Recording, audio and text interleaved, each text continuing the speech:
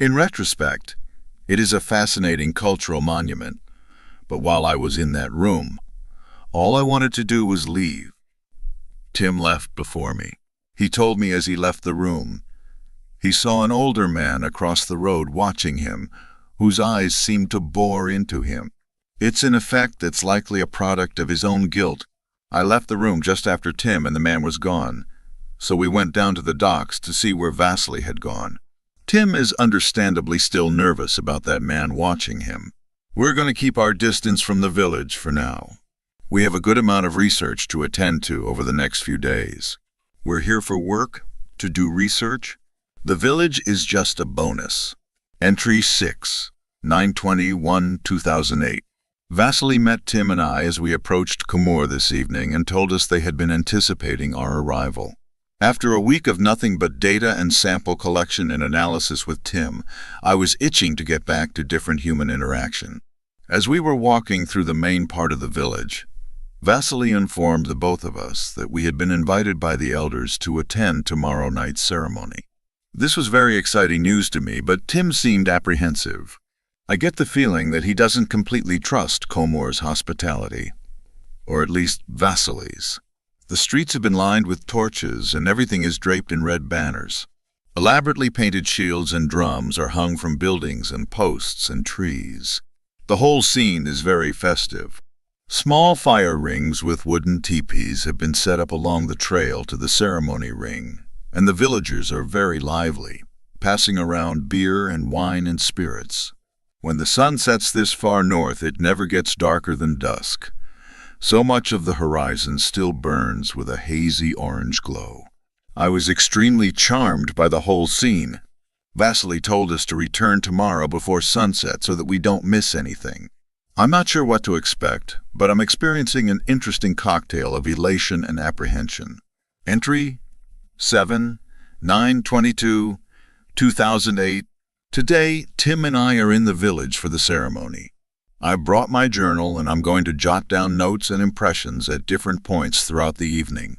The village is having a nice feast ahead of the ceremony. The village elders are seated at the front of the hall at the high table. They've donned beautiful ceremonial garments covered in ornate patterns and fur. The striking red of the fabric matches the banners, drums, and shields hung around the inside of the hall. The juxtaposition of the scarlet and the wooden interior is magical. Each elder is wearing a different headdress. One has a fur hood. One is wearing the horns of a bighorn sheep, and one is wearing some kind of beaver pelt. Vasily tells me they're significant of their ranks. Torches and braziers and candles on the tables illuminate the hall warmly. Everyone was given an entire whitefish and a healthy amount of an interesting liquor. It's positively euphoric. I'm sitting in the amphitheater. After the feast was complete, the elders rose from their table and filed out of the hall. Each table then began to leave, one at a time. It would be about 15 minutes before the next table got up and left. Tim and Vasily and I got up and began making our way toward the amphitheater. The small fires that had been built the night before were lit. Green spruce branches have been placed on them, and the smell of conifer smoke has been drifting across the valley. Thick rugs, scarves, and cushions are draped around each fire. Each one is tended by one of the elders. Some are playing carved wooden and bone flutes and sending soothing music that mingles with the smoke in the air. Vasily told me everyone receives a blessing before the ceremony. I was directed to a man a little ways off the trail. I sat down on a cushion in front of him. The fire made his face glow orange and his blue eyes amber. He was wearing an ornate red tunic and fur pants, and a large necklace beaded with claws that were tipped in red paint. He put his hands on my shoulders and spoke to me in a gruff singing language before putting his forehead to mine. He dipped his finger in a bowl of red mud and traced it across my cheeks. We looked at each other for a little longer before he gestured for me to leave. I walked down the red rock-lined trail with a group of villagers into the amphitheater. There are 4 small T-shaped posts arranged around a much larger one and a large bonfire. A separate seating area is situated on the opposite side of the ring, I assume for the elders. I haven't seen Tim since dinner. I've looked around the whole council ring but can't spot him. The elders came in bearing 4 shields and the mask of Erlich. The mask looks even more hideous in the dusky light of the fire, and the 4 posts around the larger one now bear the shields carried by the elders as they took their seats. All of the villagers and elders have the same red mud on their faces. The man wearing the headdress with the bighorn sheep horns is speaking now in the same indigenous language as the man who blessed me. I cannot communicate with anyone, so all I can do is record what happened. I feel nauseous. They brought Tim into the council ring, bound and gagged. He was clearly intoxicated. He could barely hold his head up and his feet were dragging. The elders. They crucified him. They untied his hands and then hoisted him up onto the largest post. Everyone began chanting as they put the mask on his head. It was so loud and I didn't even know what was happening, but the man in horns pulled out a knife and drove it into Tim's stomach and dragged it sideways. I screamed, but no one stopped their chanting. The fire turned red and all sounds from the trees or lakes stopped and they just kept chanting. I couldn't hear it, but I saw when Tim's intestines hit the gravel. Trees behind the elders began creaking as a creature emerged from the forest. I've never seen anything like it in my most horrifying nightmares. It had to be at least 10 feet tall, a stretched perversion of a human being with blood-red skin and limbs that were far too long. Its skin was stretched so tightly across its bones that I could see its abdominal organs pulsating inside it. It was so hideously thin and long that it was almost insectile. Its ropey muscles whipped beneath its skin, mechanically jerking its limbs around. Its face was emaciated and wrinkled. Black eyes were deeply set in bony sockets. The whole arena let out a sick wailing sound as the creature took the mask off of Tim's head and put its mouth to his. It sucked his viscera out of him. I watched him get thinner and thinner as his organs fell out his gaping wound and hit the ground one after another. It donned the mask and the villagers went into a frenzy. Its head dipped and lolled with the weight of the wooden relic. I jumped over the back row of benches and ran through the trees and the brush. I ran away from the lake, up towards the entrance to the village. I couldn't find my car. They crucified Tim, and they took the car. What are they going to do to me? How could they revere that abomination? I kept running, out into the tundra. I found another patch of trees where they might not find me. I'm writing this down. Someone has to find this. I can hear them coming. What are they going to? Investigators found this journal in the coat pocket of Dr. Daniel Moore. His body was found eviscerated in the middle of the Siberian tundra on October 28. No trace or record was ever discovered of a village by the name of Kumur. Moreover, there were no signs of villages anywhere on Lake Tamar. The current understanding is that he encountered some hallucinogenic substance or chemical in the line of his research and was attacked by wildlife after wandering into the wilderness. No sign has been found yet of his partner on the expedition, Dr. Timothy Holman.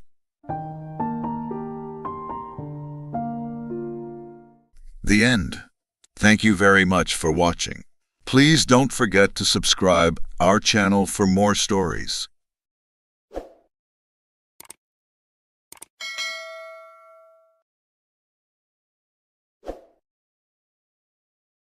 Welcome to our channel. We hope you enjoy our narrated stories. When the giant sea spider swallowed the entire town of Kabul, it was decided that something should be done about it. Flea, the next town over and slightly higher up, had watched the unfortunate event from their balconies and terraces, very pale and very shaky, and also very quiet, in case the sea spider decided to look up and think about dessert. But lucky for the town of Flea, the sea spider had poor vision. He was old as the sea in which he inhabited, and every century or so felt peckish for a town or two, depending on his appetite. Or, so the tale said. It was far more unlucky for the tourists, adventurists hoping for a selfie in front of the ruins of the last leveled town, or maybe a fridge magnet from the souvenir shop or a beer mug with 8 handles. The region was quite fond of beer. It wasn't the tourists' fault they were in the wrong place at the wrong time. They'd just chosen the worst weekend to visit. No one really knew when the sea spider would strike. Rumor had it he took very long sleeps, and when he awoke felt a certain grumbling in the belly. "We need to do something about the sea spider," the town of Flea declared, "or we'll be next." Many meetings followed. Speeches were given, some more rousing than others, like the antiques dealer from Green Street who managed to lull even the colicky baby into the deepest of slumbers. Others, like the brewer of Scram Brewery and Blood Sausage, got everyone up and yelling and talking over one another all at once. It was only many hours and days of golden ales and nutty stouts and fruity shandies later that the town came to an almost unanimous decision. Someone should kill the sea spider. The only problem was no one could figure out who that someone was exactly. Thus was born the choosing of the stones, which is really just a more distinguished name for the unlucky lottery. Here, the able-bodied and unwed men and women were to plunge their hand in a barrel of stones, blindfolded of course, and select a stone of their choosing. Now there was only one red stone out of all black, and old George the Drunk was the unlucky picker of said red stone. Naturally, he chose that very moment to suffer heart failure and collapse dead in the town square, so that the entire stone-picking business had to be redone. This became quite tedious, as cheaters abounded. Most had magically procured black stones of their own, wedged in a fist or tucked up a sleeve. After everyone had picked a stone for the second round, the red stone somehow remained at the bottom of the barrel. By the time the third picking of the stones was underway, night had fallen, and this made organizing more complicated. A third of the people in line slipped off down a dark alley or into a bush and were never seen again. There were simply not enough lanterns to go around and not enough guards to maintain the order of things. Besides, the guards didn't really want to chase after anybody because what would happen once they caught them? It was becoming rather uncomfortable for everyone. And soon talk of bed were circulating, and someone very reasonably suggested that the day had been long, and wouldn't everyone be a lot more fresh-faced come morning, after a breakfast brew? You might be starting to gather what sort of town this is. How can so many cowards exist in one place? There are 1,046. The town of Flea was in fact founded by cowards. In the Great Battle of the Desert Snakes of 1746, a small cluster of soldiers quietly slipped off before the fighting and snake-slaying had begun. They traveled many miles until they found a nice little spot overlooking the sea where they could settle, brew beer and drink it shamelessly for the rest of their days. And so it was, as the town of cowardly Flea residents started to disperse, that a boy came forward, hardly as tall as a horse's knee and just as bony, to announce in a surprisingly loud and strong voice that he would like to volunteer to kill the sea spider. The townspeople of Flea responded to this announcement with utter silence, probably because a third of them had never heard the word volunteer ever used before. Whispers spread. Someone fetched a dictionary. The apothecarist patted the boy's head, which was an astonishing tuft of blue, and asked him what his name was and who his mother and father were. "I lost my name," the boy replied, "as well as my mother and father. And now I would very much like to get on to the business of the sea spider, because it is getting late and nearly past my bedtime." "But who is this boy?" the tailor pressed. "And where did he come from?" "I come from the town of Cobble," the blue-haired boy answered, to which the town of Flea nodded collectively. "Makes sense." And so it was decided that the boy should go, as there were no other objections. And, they added, he did sound rather eager. Who were they to stand in his way? The blue-haired boy was supplied with all the tools that could be used as weapons. The butcher supplied his best cleaver. The church sweeper offered his rake. The baker gave her favorite rolling pin. The blacksmith forged a custom suit of armor, complete with a helmet and chainmail. And when it was time, the town walked the blue-haired boy down the edge of the cliff and bade him good luck as one needed for killing sea spiders, and watched as he climbed down the rugged path to the 7 caves where it was said the sea spider took up residence. The blue-haired boy did not wish to offend anyone, so as soon as he was out of sight and quite alone, he left behind the suit of armor and the wheelbarrow of weapons, and kept only the transcriber's penknife. He thought of his dead mother and father and sisters as he picked his way down into the caves that were steep and jagged and slick with salt spray. The cave was wet and cold. The ocean raged against the rocks. The last of the sunset trickled across his feet in the water. It was too quiet, and he wondered if the spider has gone back to sleep. Maybe he wasn't here at all. Maybe. "Where are you?" The blue-haired boy cried out before he could change his mind. "Come out and meet me." "Who's there?" replied not a voice but a song. "Who would dare?" The boy whirled around, but there was no one with him in the small cave. No one and nothing at all. "I seek the sea spider who destroyed my town." The boy said, "I seek the sea spider who killed my mother and father and sisters. Tell me, where can I find him?" The song chuckled. "I am she and she is me. We are one and the same but have no name. We roam from house to home. Still we are unknown." "But I saw you," demanded the boy, turning around still. "You were a spider as big as—" "Sometimes we are a spider, sometimes we are not. Sometimes we are seen, sometimes forgot."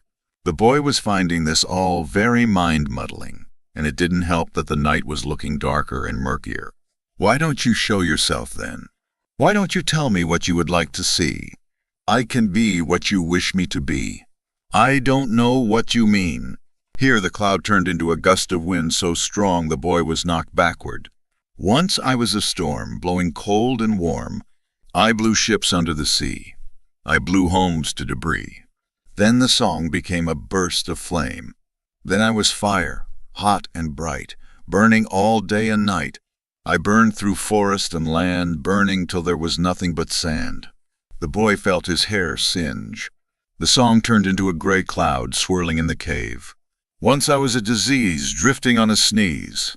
When they saw me, they cried and hid inside. But the cloud soon morphed into something else entirely. An ancient woman stooped and withered on a cane. Then I was old and poor, alone forevermore. Children scorned me, the living mourned me." The old woman regarded the boy, her eyes sagging with lines of unbearable sorrow. "Everywhere I go, I cheat, I steal, I take. I eat, I tear, I break. I ruin, I rip, I raid. This is what I am, this is how I was made. I have been there and I have been here. Some call me the future, others know me as fear." The boy took a small step forward. The knife was tight in his fist. The old woman did not flinch. "I see in your heart what is true. Do what you came here to do." The boy shook his head. "I've never killed anybody before."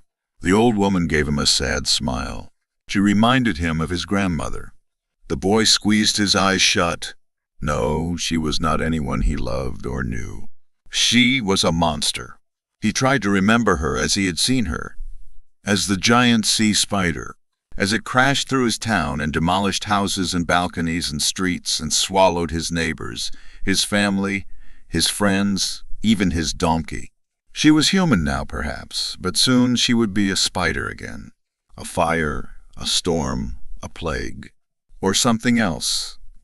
Anything else and worse, and she would never leave them in peace. There was only one thing left to do. When he opened his eyes, the old woman was gone. The knife in his hand was wet with blood. The blue-haired boy walked out of the cave. The sky was bright with morning sun. The town was waiting for him at the top of the cliff path, waiting to cheer him as their hero. But from somewhere far, moving across the sea, he swore he could still hear a song. Or was it a memory of a song now gone? He cleaned the knife and walked on.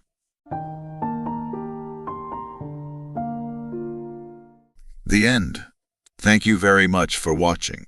Please don't forget to subscribe our channel for more stories.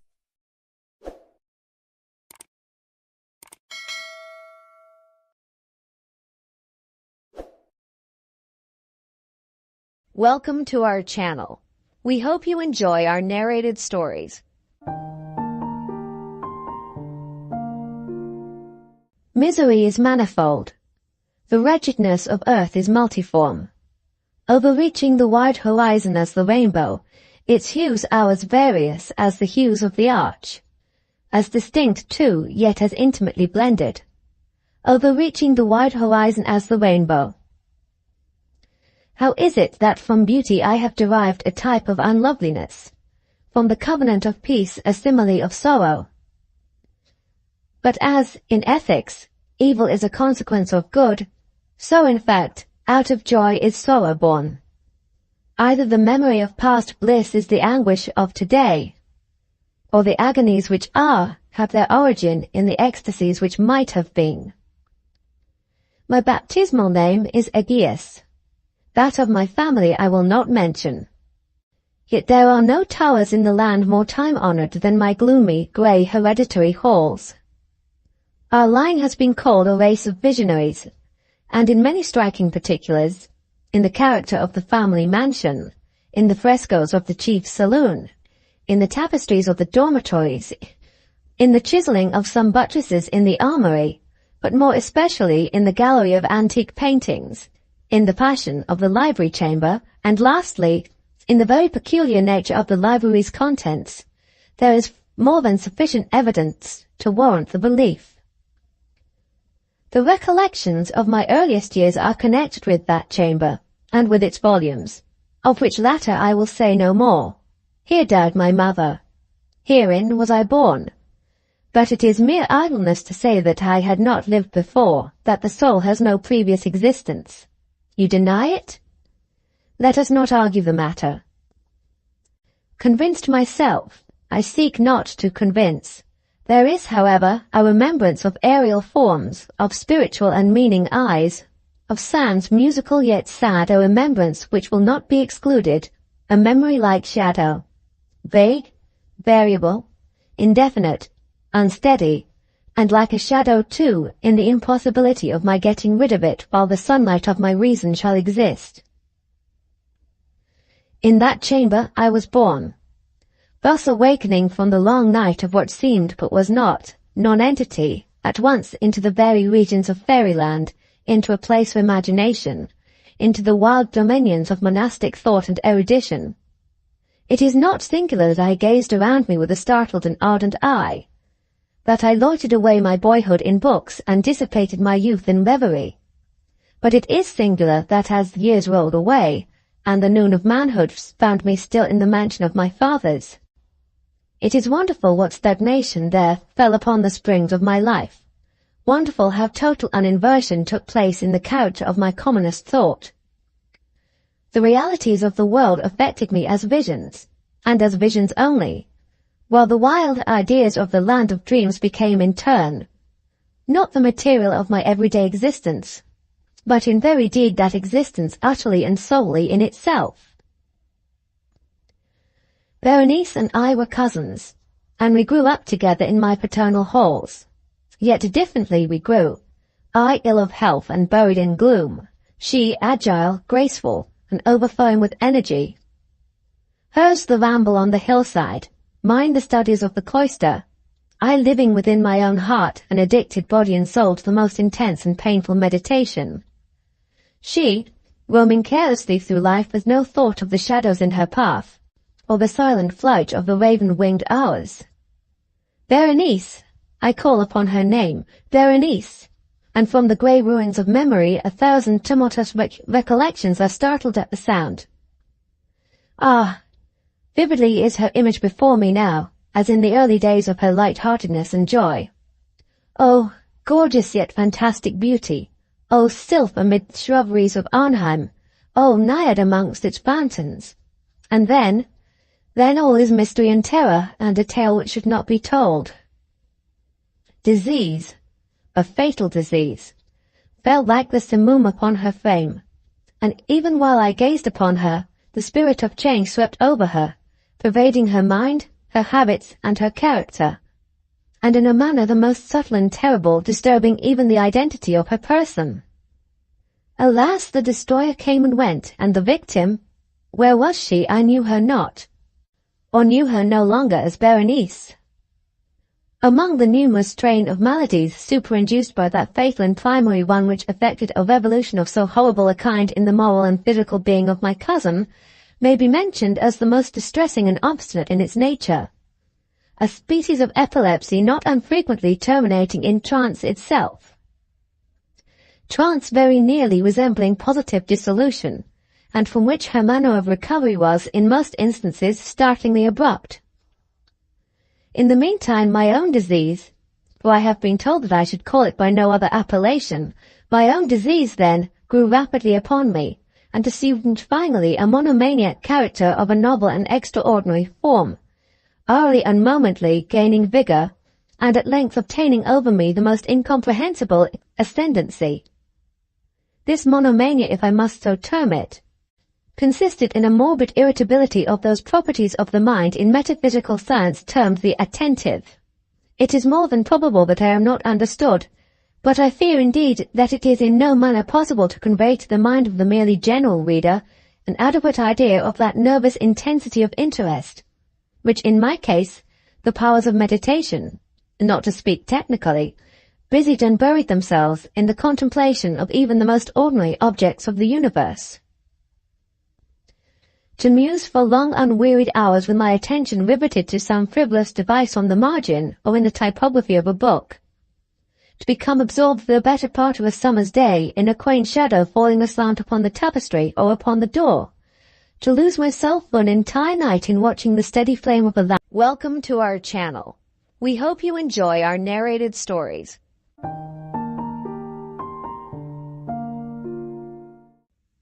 Sedibus ut soltem placidis in morte quiscam. Virgil. In relating the circumstances which have led to my confinement within this refuge for the demented, I am aware that my present position will create a natural doubt of the authenticity of my narrative. It is an unfortunate fact that the bulk of humanity is too limited in its mental vision to weigh with patience and intelligence those isolated phenomena, seen and felt only by a psychologically sensitive few, which lie outside its common experience. Men of broader intellect know that there is no sharp distinction betwixt the real and the unreal, that all things appear as they do only by virtue of the delicate individual physical and mental media through which we are made conscious of them. But the prosaic materialism of the majority condemns as madness the flashes of supersight, which penetrate the common veil of obvious empiricism. My name is Jervis Dudley, and from earliest childhood I have been a dreamer and a visionary. Wealthy beyond the necessity of a commercial life and temperamentally unfitted for the formal studies and social recreations of my acquaintances, I have dwelt ever in realms apart from the visible world, spending my youth and adolescence in ancient and little-known books, and in roaming the fields and groves of the region near my ancestral home. I do not think that what I read in these books or saw in these fields and groves was exactly what other boys read and saw there. But of this I must say little, since detailed speech would but confirm those cruel slanders upon my intellect which I sometimes overhear from the whispers of the stealthy attendants around me. It is sufficient for me to relate events, without analyzing causes. I have said that I dwelt apart from the visible world, but I have not said that I dwelt alone. This no human creature may do, for lacking the fellowship of the living, he inevitably draws upon the companionship of things that are not, or are no longer, living. Close to my home there lies a singular wooded hollow, in whose twilight deeps I spent most of my time, reading, thinking, and dreaming. Down its moss-covered slopes my first steps of infancy were taken, and around its grotesquely gnarled oak trees my first fancies of boyhood were woven. Well did I come to know the presiding dryads of those trees, and often have I watched their wild dances in the struggling beams of waning moon. But of these things I must not now speak. I will tell only of the lone tomb in the darkest of the hillside thickets. The deserted tomb of the Hydes, an old and exalted family whose last direct descendant had been laid within its black recesses many decades before my birth. The vault to which I refer is an ancient granite, weathered and discolored by the mists and dampness of generations. Excavated back into the hillside, the structure is visible only at the entrance. The door, a ponderous and forbidding slab of stone, hangs upon rusted iron hinges and is fastened ajar, in a queerly sinister way, by means of heavy iron chains and padlocks, according to a gruesome fashion of half a century ago. The abode of the race, whose scions are inurned, had once crowned the declivity which holds the tomb, but had long since fallen victim to the flames which sprang up from a disastrous stroke of lightning. Of the midnight storm which destroyed this gloomy mansion, the older inhabitants of the region sometimes speak in hushed and uneasy voices, alluding to what they call divine wrath, in a manner that in later years vaguely increased the always strong fascination which I felt for the forest-darkened sepulchre. One man only had perished in the fire. When the last of the Hydes was buried in this place of shade and stillness, the sad urnful of ashes had come from a distant land, to which the family had repaired when the mansion burned down. No one remains to lay flowers before the granite portal, and few care to brave the depressing shadows which seem to linger strangely about the water-worn stones. I shall never forget the afternoon when first I stumbled upon the half-hidden house of the dead. It was in midsummer, when the alchemy of nature transmutes the sylvan landscape to one vivid and almost homogeneous mass of green, when the senses are well nigh intoxicated with the surging seas of moist verdure and the subtly indefinable odors of the soil and the vegetation. In such surroundings, the mind loses its perspective. Time and space become trivial and unreal, and echoes of a forgotten prehistoric past beat insistently upon the enthralled consciousness.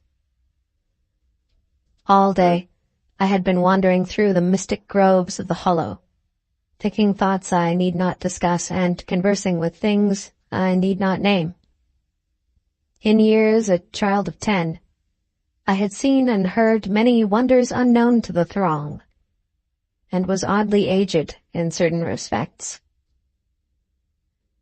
When, upon forcing my way between two savage clumps of briars, I suddenly encountered the entrance of the vault, I had no knowledge of what I had discovered. The dark blocks of granite, the door so curiously ajar, and the funereal carvings above the arch aroused in me no associations of mournful or terrible character. Of graves and tombs I knew and imagined much, but had, on account of my peculiar temperament, been kept from all personal contact with churchyards and cemeteries. The strange stone house on the woodland slope was to me only a source of interest and speculation, and its cold, damp interior, into which I vainly peered through the aperture so tantalizingly left, contained for me no hint of death or decay. But in that instant of curiosity was born the madly unreasoning desire which has brought me to this hell of confinement, spurred on by a voice which must have come from the hideous soul of the forest. I resolved to enter the beckoning gloom in spite of the ponderous chains which barred my passage. In the waning light of day, I alternately rattled the rusty impediments with a view to throwing wide the stone door, and essayed to squeeze my slight form through the space already provided. But neither plan met with success.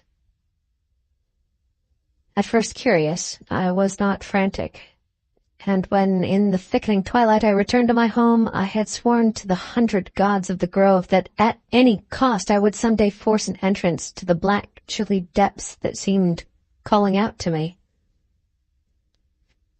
The physician with the iron-gray beard who comes each day to my room once told a visitor that this decision marked the beginnings of a pitiful monomania. But I will leave final judgment to my readers when they shall have learned all. The months following my discovery were spent in futile attempts to force the complicated padlock of the slightly open vault, and in carefully guarded inquiries regarding the nature and history of the structure. With the traditionally receptive ears of the small boy, I learned much, though an habitual secretiveness caused me to tell no one of my information or my resolve. It is perhaps worth mentioning that I was not at all surprised or terrified on learning of the nature of the vault.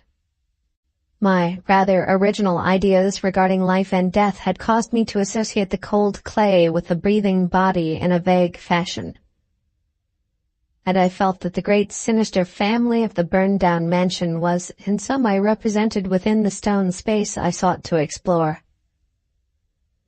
Mumbled tales of the weird rites and godless revels of bygone years in the ancient hall gave to me a new and potent interest in the tomb, before whose door I would sit for hours at a time each day.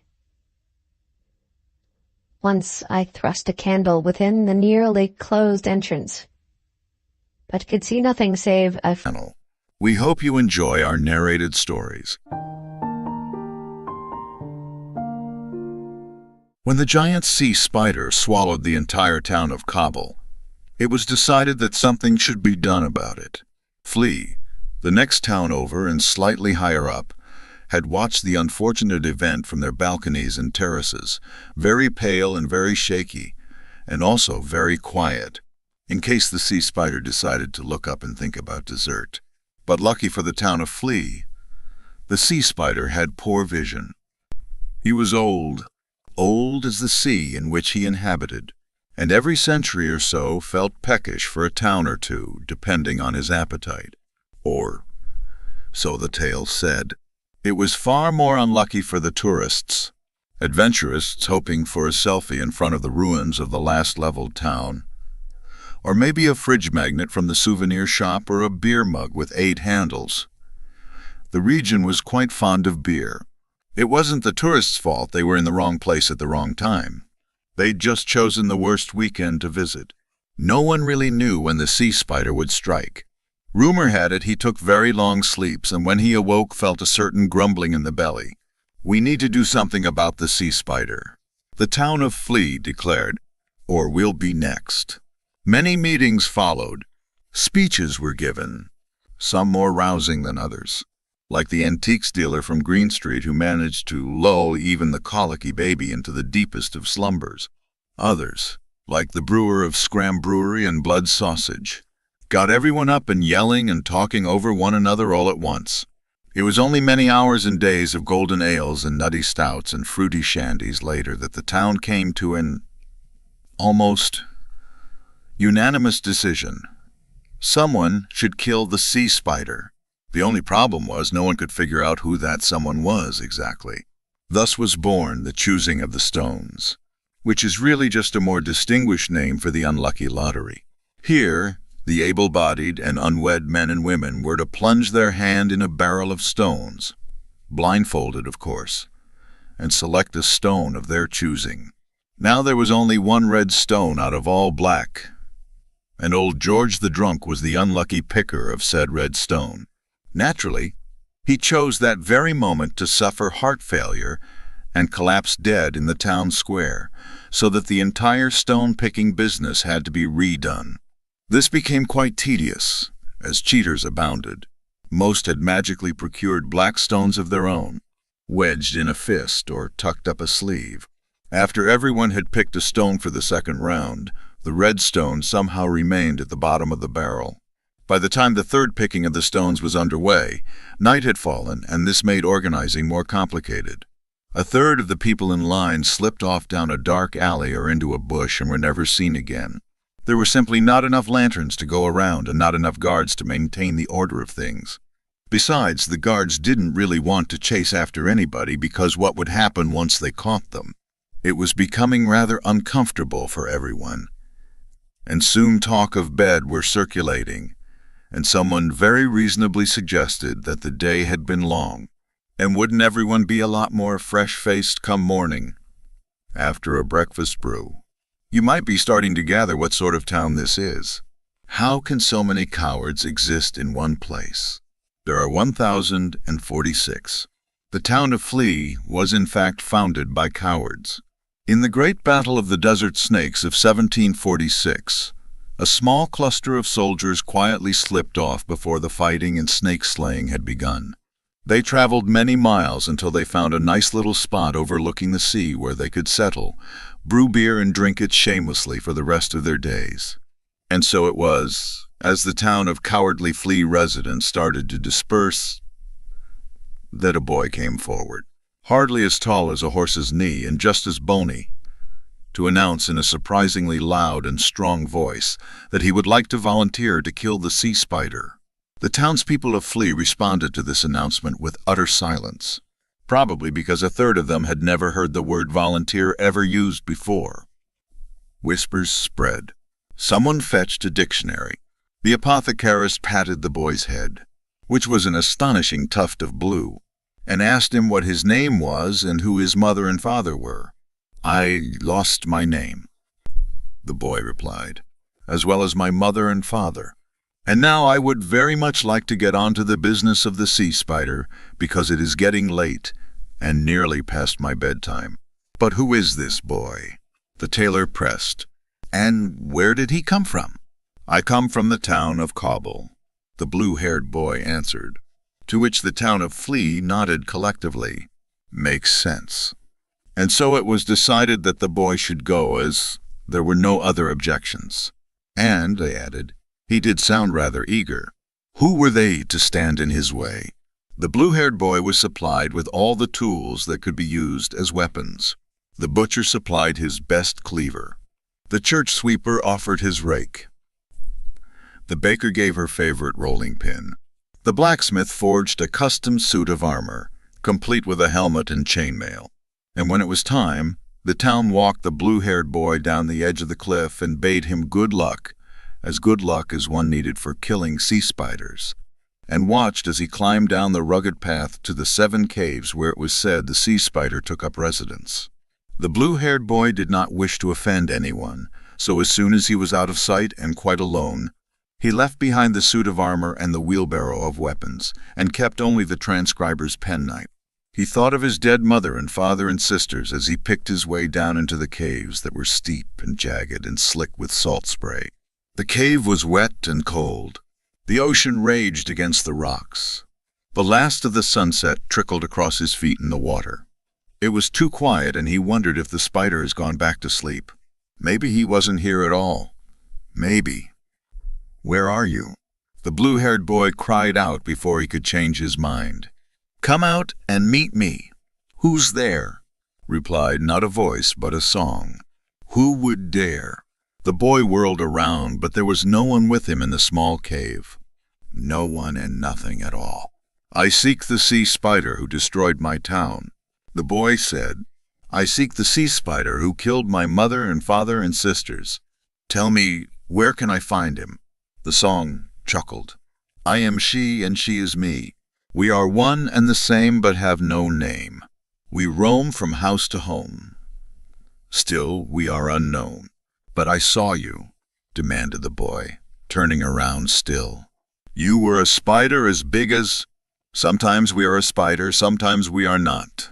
Sometimes we are seen, sometimes forgot. The boy was finding this all very mind-muddling, and it didn't help that the night was looking darker and murkier. "Why don't you show yourself then? Why don't you tell me what you would like to see? I can be what you wish me to be. I don't know what you mean." Here the cloud turned into a gust of wind so strong the boy was knocked backward. "Once I was a storm, blowing cold and warm. I blew ships under the sea. I blew homes to debris.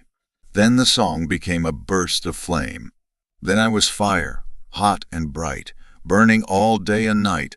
I burned through forest and land, burning till there was nothing but sand." The boy felt his hair singe. The song turned into a gray cloud swirling in the cave. "Once I was a disease, drifting on a sneeze. When they saw me, they cried and hid inside. But the cloud soon morphed into something else entirely. An ancient woman stooped and withered on a cane. Then I was old and poor, alone forevermore. Children scorned me, the living mourned me." The old woman regarded the boy, her eyes sagging with lines of unbearable sorrow. "Everywhere I go, I cheat, I steal, I take. I eat, I tear, I break. I ruin, I rip, I raid. This is what I am, this is how I was made. I have been there and I have been here. Some call me the future, others know me as fear." The boy took a small step forward. The knife was tight in his fist. The old woman did not flinch. "I see in your heart what is true. Do what you came here to do." The boy shook his head. "I've never killed anybody before." The old woman gave him a sad smile. She reminded him of his grandmother. The boy squeezed his eyes shut. No, she was not anyone he loved or knew. She was a monster. He tried to remember her as he had seen her, as the giant sea spider, as it crashed through his town and demolished houses and balconies and streets and swallowed his neighbors, his family, his friends, even his donkey. She was human now, perhaps, but soon she would be a spider again. A fire, a storm, a plague, or something else. Anything else and worse, and she would never leave them in peace. There was only one thing left to do. When he opened his eyes, the old woman was gone. The knife in his hand was wet with blood. The blue-haired boy walked out of the cave. The sky was bright with morning sun. The town was waiting for him at the top of the cliff path, waiting to cheer him as their hero. But from somewhere afar, moving across the sea, he swore he could still hear a song. Or was it a memory of a song now gone? He cleaned the knife and walked on.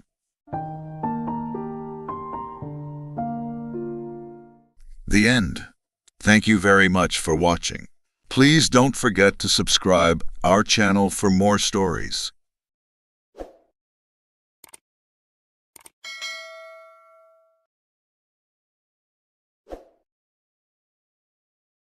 Welcome to our channel. We hope you enjoy our narrated stories.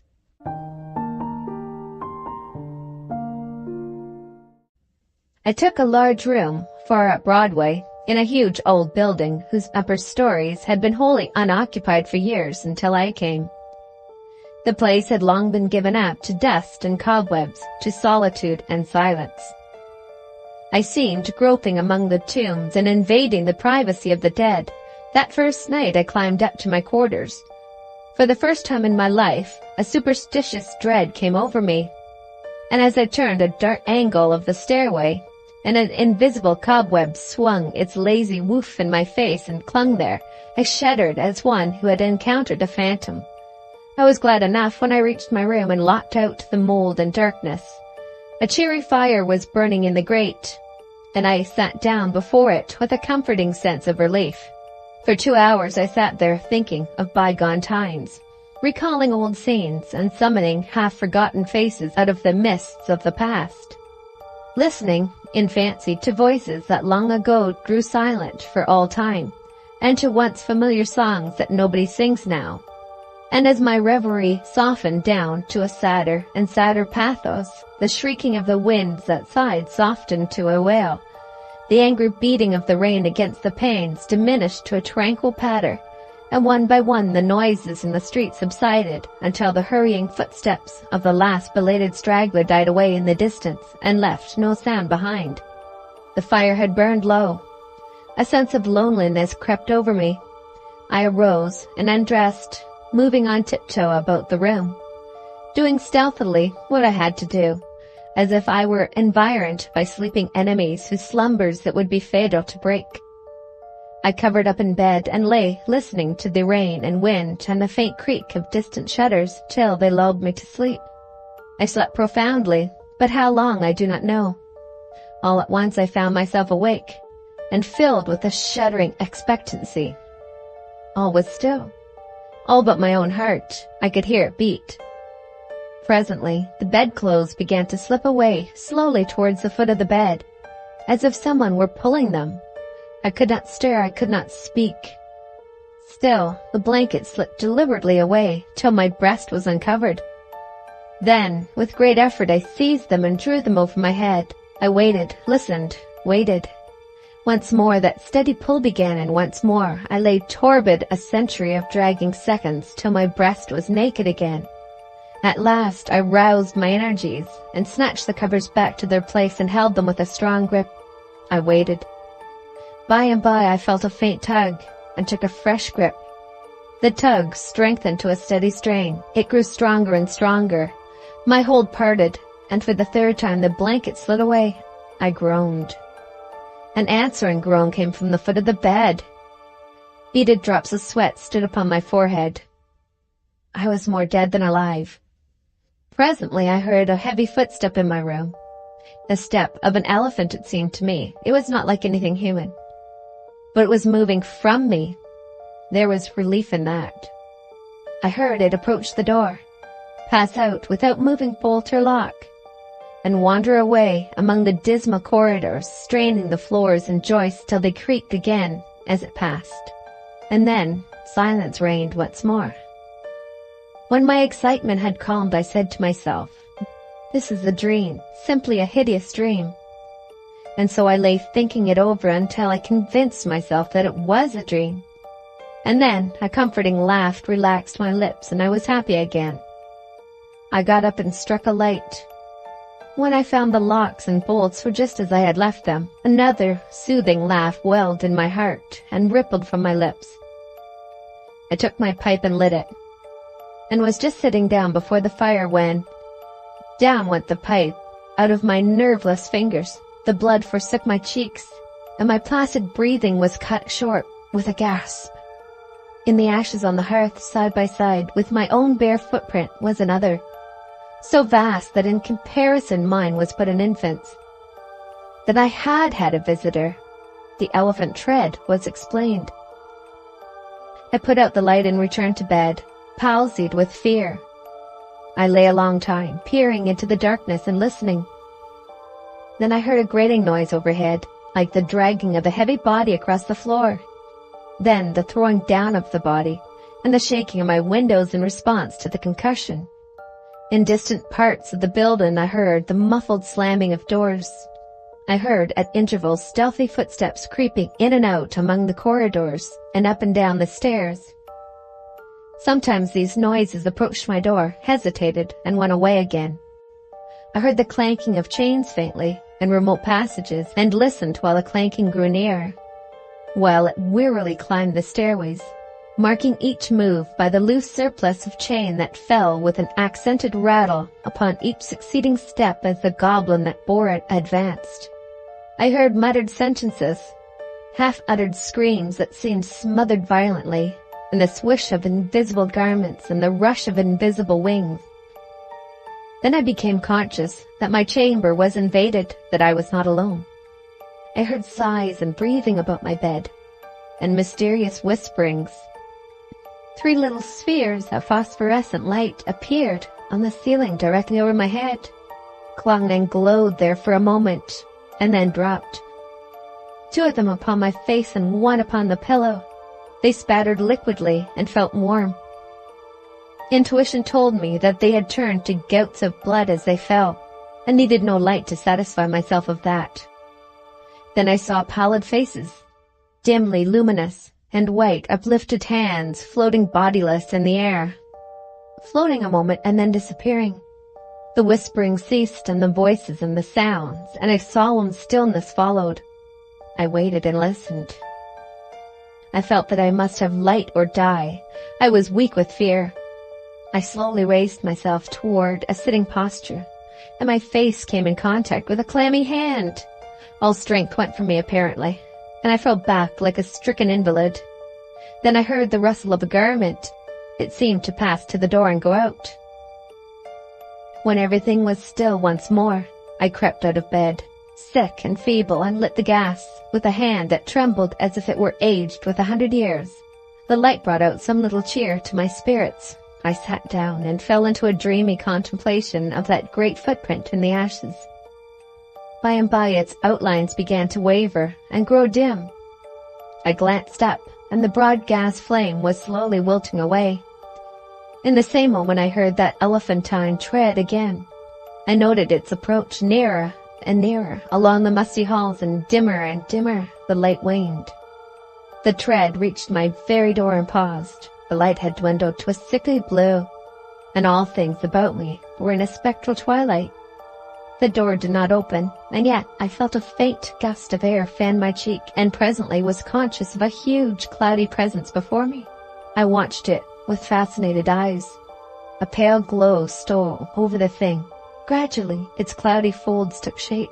An arm appeared, then legs, then a body, and at last a great sad face looked out of the vapor. Stripped of its filmy housings, naked, muscular, and comely, the majestic Cardiff giant loomed above me. All my misery vanished, for a child might know that no harm could come with that benignant countenance. My cheerful spirits returned at once, and in sympathy with them the gas turned up brightly again. Never a lone outcast was so glad to welcome company as I was to greet the friendly giant. I said, "Why is it nobody but you? Do you know I have been scared to death for the last 2 or 3 hours? I am most honestly glad to see you. I wish I had a chair. Here, don't try to sit down in that thing." But it was too late. He was in before I could stop him, and down he went. I never saw a chair slivered so in my life. Stop, you'll ruin it." Too late. There was another crash, and another chair was resolved into its original elements. "Confound it! Haven't you any judgment at all? Do you want to ruin all the furniture on the place? Here, you petrified fool." But it was no use. Before I could arrest him, he sat down on the bed, and it was a melancholy ruin. "Now what sort of way is that to do? First you come lumbering about the place, bringing a legion of vagabond goblins along with you to worry me to death, and then, when I overlook an indelicacy of costume, which would not be tolerated anywhere by cultivated people except in a respectable theater, and not even there if the nudity were of your sex, you repay me by wrecking all the furniture you can find to sit down on. And why will you? You damage yourself as much as you do me. You have broken off the end of your spinal column, and littered up the floor with the chips of your hands till the place looks like a marble yard. You ought to be ashamed of yourself. You are big enough to know better." "Well, I will not break any more furniture, but what am I to do? I had not a chance to sit down for a century." And the tears came into his eyes. "Poor devil," I said. "I should not have been so harsh with you. And you were an orphan too, no doubt. But sit down on the floor here. Nothing else can stand your weight, and, besides, we cannot be sociable with you, away up there above me. I want you down where I can perch on this high counting-house stool and gossip with you face to face." So he sat down on the floor and lit a pipe which I gave him, threw one of my red blankets over his shoulders, inverted my sitz-bath on his head, helmet fashion, and made himself picturesque and comfortable. Then he crossed his ankles while I renewed the fire, and exposed the flat, honeycomb bottoms of his prodigious feet to the grateful warmth. "What is the matter with the bottom of your feet and the back of your legs, that they are gouged up so?" "Infernal chilblains, I caught them clear up to the back of my head, roosting out there under the Newells farm. But I love this place. I love it as one loves his old home. There is no peace for me like the peace I feel when I am there." We talked along for an hour, and then I noticed that he looked tired and I spoke of it. Tired? He said. Well, I should think so. And now I will tell you all about it since you have treated me so well. I am the spirit of the petrified man that lies across the street, there, in the museum. I am the ghost of the Cardiff giant. I can have no rest, no peace, till they have given that poor body burial again. Now, what was the most natural thing for me to do?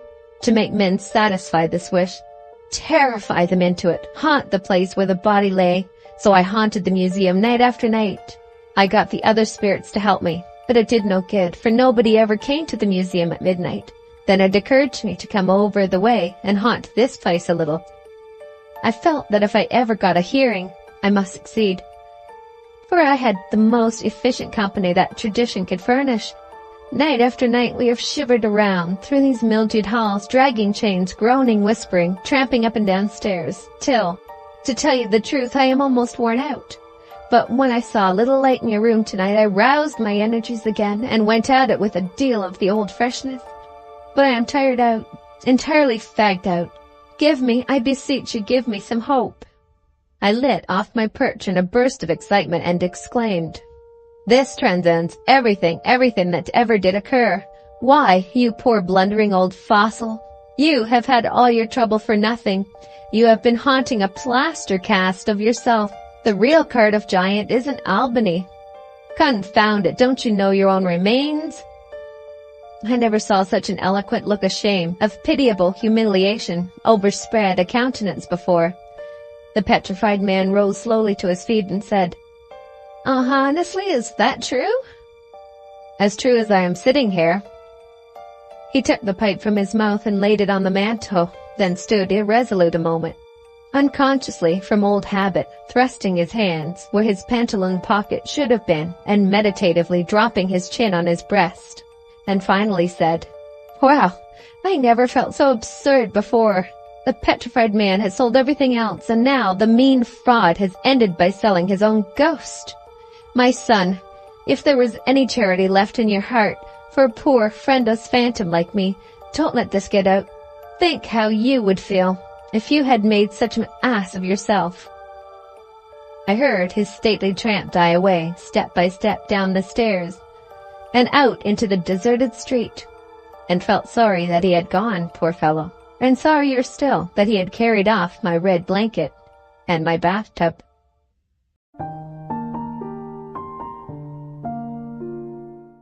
The end. Thank you very much for watching. Please don't forget to subscribe our channel for more stories.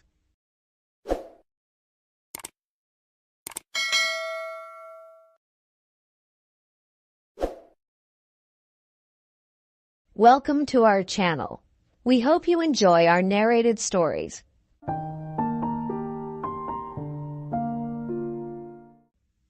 Sedibus ut soltem placidis in morte quiscam. Virgil. In relating the circumstances which have led to my confinement within this refuge for the demented, I am aware that my present position will create a natural doubt of the authenticity of my narrative. It is an unfortunate fact that the bulk of humanity is too limited in its mental vision to weigh with patience and intelligence those isolated phenomena, seen and felt only by a psychologically sensitive few, which lie outside its common experience. Men of broader intellect know that there is no sharp distinction betwixt the real and the unreal, that all things appear as they do only by virtue of the delicate individual physical and mental media through which we are made conscious of them. But the prosaic materialism of the majority condemns as madness the flashes of supersight, which penetrate the common veil of obvious empiricism. My name is Jervis Dudley, and from earliest childhood I have been a dreamer and a visionary. wealthy beyond the necessity of a commercial life and temperamentally unfitted for the formal studies and social recreations of my acquaintances.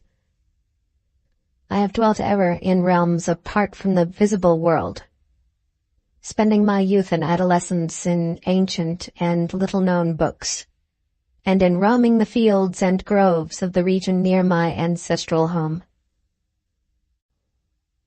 I do not think that what I read in these books or saw in these fields and groves was exactly what other boys read and saw there.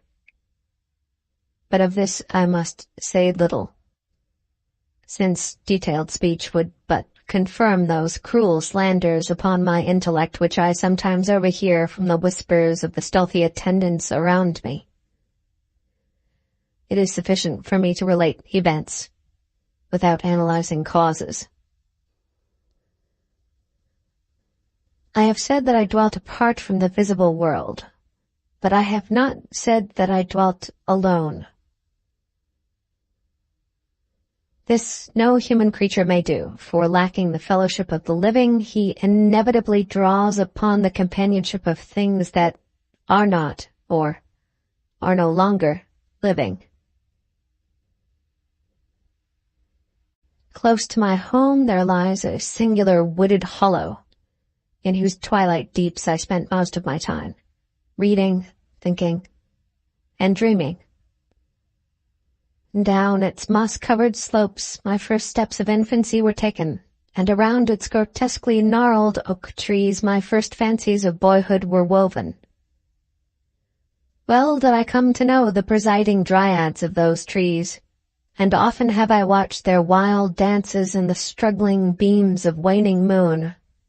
But of these things I must not now speak. I will tell only of the lone tomb in the darkest of the hillside thickets. The deserted tomb of the Hydes, an old and exalted family whose last direct descendant had been laid within its black recesses many decades before my birth.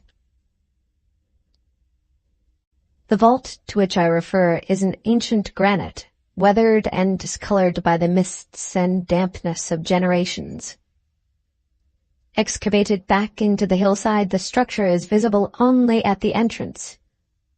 The door, a ponderous and forbidding slab of stone, hangs upon rusted iron hinges and is fastened ajar, in a queerly sinister way, by means of heavy iron chains and padlocks, according to a gruesome fashion of half a century ago.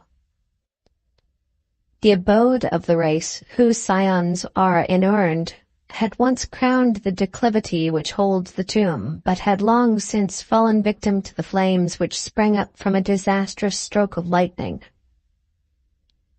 Of the midnight storm which destroyed this gloomy mansion, the older inhabitants of the region sometimes speak in hushed and uneasy voices, alluding to what they call divine wrath, in a manner that in later years vaguely increased the always strong fascination which I felt for the forest-darkened sepulchre. One man only had perished in the fire. When the last of the Hydes was buried in this place of shade and stillness, the sad urnful of ashes had come from a distant land, to which the family had repaired when the mansion burned down. No one remains to lay flowers before the granite portal, and few care to brave the depressing shadows which seem to linger strangely about the water-worn stones. I shall never forget the afternoon when first I stumbled upon the half-hidden house of the dead. It was in midsummer, when the alchemy of nature transmutes the sylvan landscape to one vivid and almost homogeneous mass of green, when the senses are well nigh intoxicated with the surging seas of moist verdure and the subtly indefinable odors of the soil and the vegetation. In such surroundings, the mind loses its perspective. Time and space become trivial and unreal, and echoes of a forgotten prehistoric past beat insistently upon the enthralled consciousness. All day, I had been wandering through the mystic groves of the hollow, thinking thoughts I need not discuss and conversing with things I need not name. In years a child of 10, I had seen and heard many wonders unknown to the throng, and was oddly aged in certain respects. When, upon forcing my way between two savage clumps of briars, I suddenly encountered the entrance of the vault, I had no knowledge of what I had discovered. The dark blocks of granite, the door so curiously ajar, and the funereal carvings above the arch aroused in me no associations of mournful or terrible character. Of graves and tombs I knew and imagined much, but had, on account of my peculiar temperament, been kept from all personal contact with churchyards and cemeteries. The strange stone house on the woodland slope was to me only a source of interest and speculation, and its cold, damp interior, into which I vainly peered through the aperture so tantalizingly left, contained for me no hint of death or decay. But in that instant of curiosity was born the madly unreasoning desire which has brought me to this hell of confinement. Spurred on by a voice which must have come from the hideous soul of the forest, I resolved to enter the beckoning gloom in spite of the ponderous chains which barred my passage. In the waning light of day, I alternately rattled the rusty impediments with a view to throwing wide the stone door, and essayed to squeeze my slight form through the space already provided. But neither plan met with success.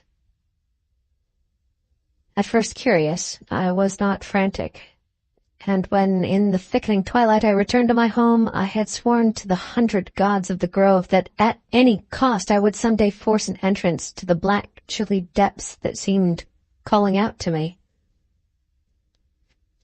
The physician with the iron-gray beard who comes each day to my room once told a visitor that this decision marked the beginnings of a pitiful monomania. But I will leave final judgment to my readers when they shall have learned all. The months following my discovery were spent in futile attempts to force the complicated padlock of the slightly open vault, and in carefully guarded inquiries regarding the nature and history of the structure.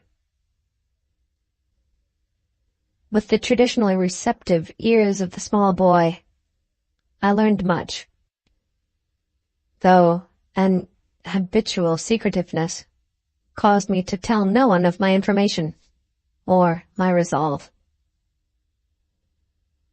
It is perhaps worth mentioning that I was not at all surprised or terrified on learning of the nature of the vault.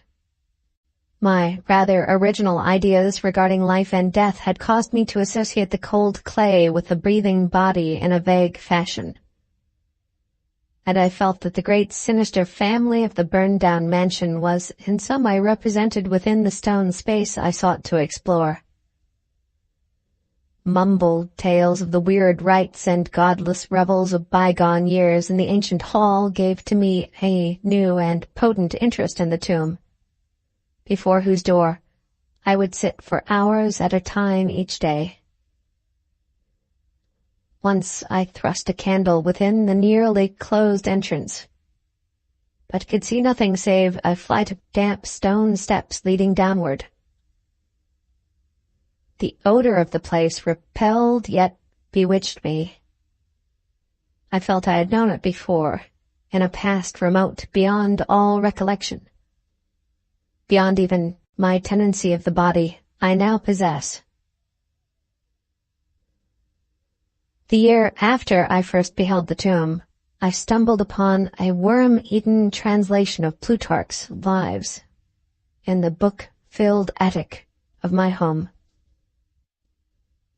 Reading the life of Theseus, I was much impressed by that passage telling of the great stone beneath which the boyish hero was to find his tokens of destiny, whenever he should become old enough to lift its enormous weight. This legend had the effect of dispelling my keenest impatience to enter the vault, for it made me feel that the time was not yet ripe. Later, I told myself, I should grow to a strength and ingenuity which might enable me to unfasten the heavily chained door with ease. But until then, I would do better by conforming to what seemed the will of fate. Accordingly, my watches by the dank portal became less persistent, and much of my time was spent in other, though equally strange, pursuits.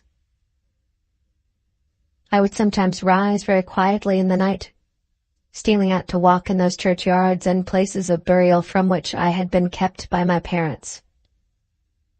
What I did there I may not say, for I am not now sure of the reality of certain things. But I know that on the day after such a nocturnal ramble I would often astonish those about me with my knowledge of topics almost forgotten for many generations. It was after a night like this that I shocked the community with a queer conceit about the burial of the rich and celebrated Squire Brewster, a maker of local history who was interred in 1711, and whose slate headstone, bearing a graven skull and crossbones, was slowly crumbling to powder.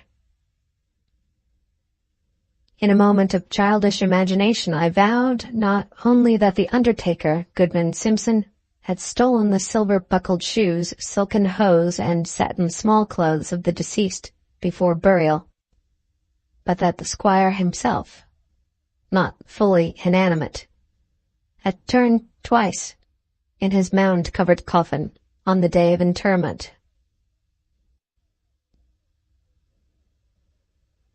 But the idea of entering the tomb never left my thoughts, being indeed stimulated by the unexpected genealogical discovery that my own maternal ancestry possessed at least a slight link with the supposedly extinct family of the Hydes. Last of my paternal race, I was likewise the last of this older and more mysterious line. I began to feel that the tomb was mine, and to look forward with hot eagerness to the time when I might pass within that stone door and down those slimy stone steps in the dark. I now formed the habit of listening very intently at the slightly open portal, choosing my favorite hours of midnight stillness for the odd vigil.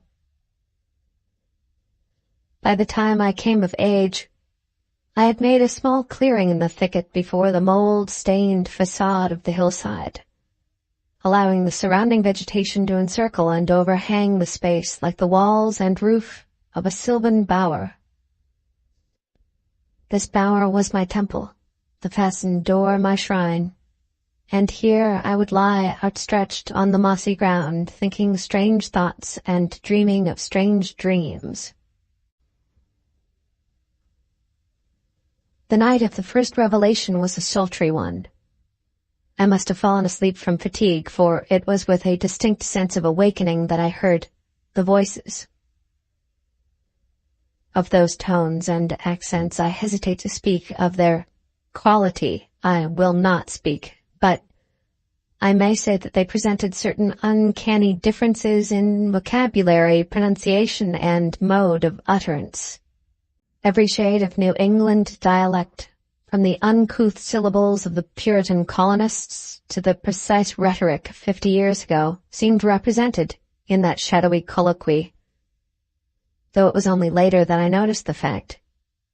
At the time, indeed, my attention was distracted from this matter by another phenomenon, a phenomenon so fleeting that I could not take oath upon its reality. I barely fancied that, as I awoke, a light had been hurriedly extinguished within the sunken sepulchre. I do not think I was either astounded or panic-stricken, but I know that I was greatly and permanently changed that night. Upon returning home, I went with much directness to a rotting chest in the attic, wherein I found the key which, next day, unlocked with ease the barrier I had so long stormed in vain.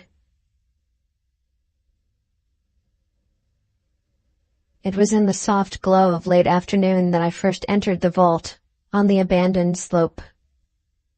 A spell was upon me, and my heart leapt with an exultation I can but ill describe.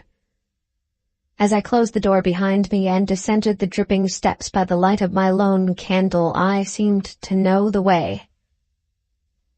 And though the candle sputtered with the stifling reek of the place, I felt singularly at home in the musty, charnel house air. Looking about me, I beheld many marble slabs bearing coffins, or the remains of coffins. Some of these were sealed and intact, but others had nearly vanished, leaving the silver handles and plates isolated amidst certain curious heaps of whitish dust. Upon one plate, I read the name of Sir Geoffrey Hyde, who had come from Sussex in 1640 and died here a few years later. In a conspicuous alcove was one fairly well-preserved and untenanted casket, adorned with a single name which brought me both a smile and a shudder. An odd impulse caused me to climb upon the broad slab, extinguish my candle, and lie down within the vacant box. In the gray light of dawn, I staggered from the vault and locked the chain of the door behind me.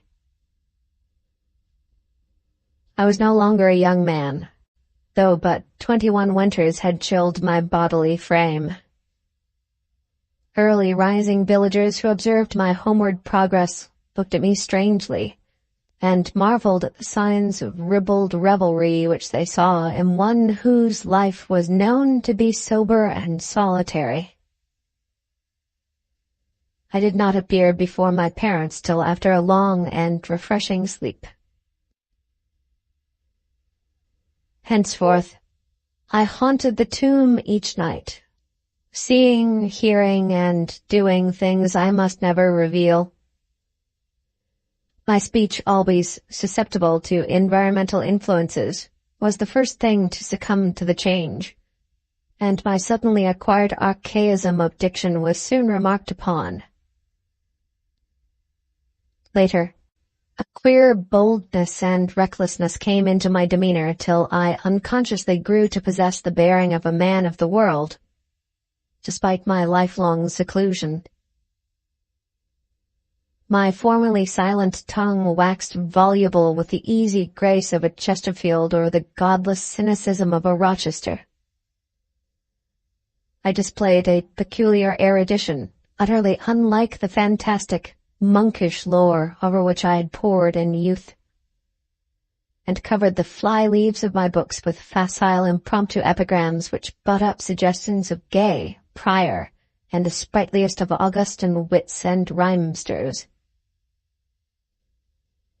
One morning at breakfast I came close to disaster by declaiming in palpably licorice accents an effusion of 18th-century bacchanalian mirth, a bit of Georgian playfulness never recorded in a book. It read something like this. Come hither, my lads, with your tankards of ale, and drink to the present before it shall fail. Pile each on your platter a mountain of beef, for 'tis eating and drinking that bring us relief. So fill up your glass, so life will soon pass. When you're dead, you'll ne'er drink to your king or your lass. Anacreon had a red nose, so they say, but what's a red nose if you're happy and gay? Gad split me, I'd rather be red whilst I'm here than white as a lily and dead half a year. So Betty, my miss, come give me a kiss. In hell there's no innkeeper's daughter like this. Young Harry, propped up just as straight as he's able, will soon lose his wig and slip under the table, but fill up your goblets and pass 'em around.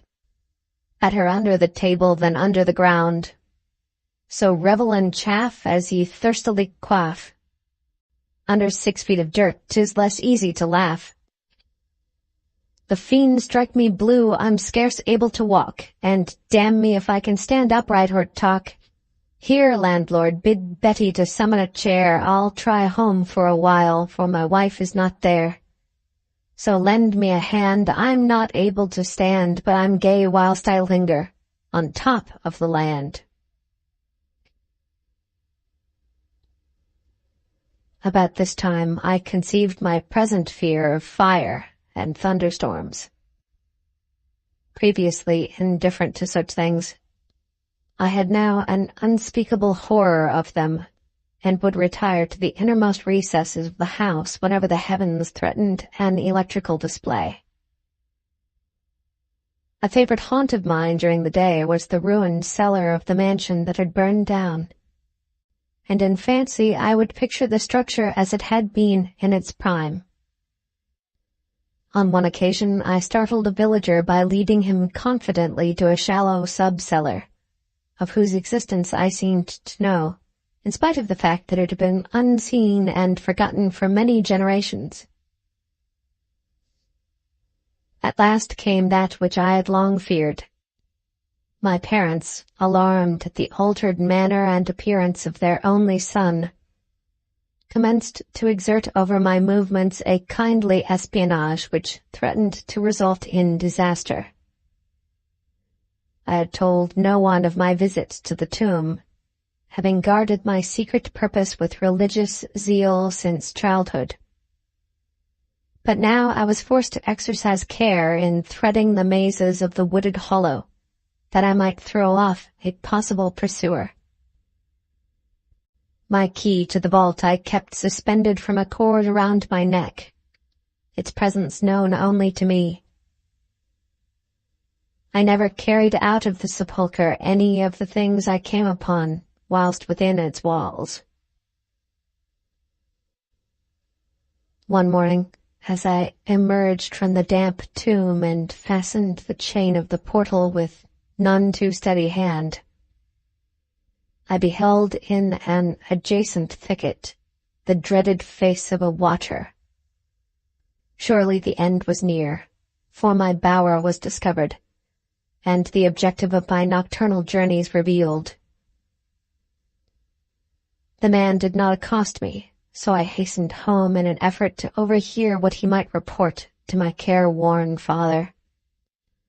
Were my sojourns beyond the chained door about to be proclaimed to the world? Imagine my delighted astonishment on hearing the spy inform my parent in cautious whisper that I had spent the night in the bower outside the tomb. My sleep-filmed eyes fixed upon the crevice where the padlocked portal stood ajar. By what miracle had the watcher been thus deluded?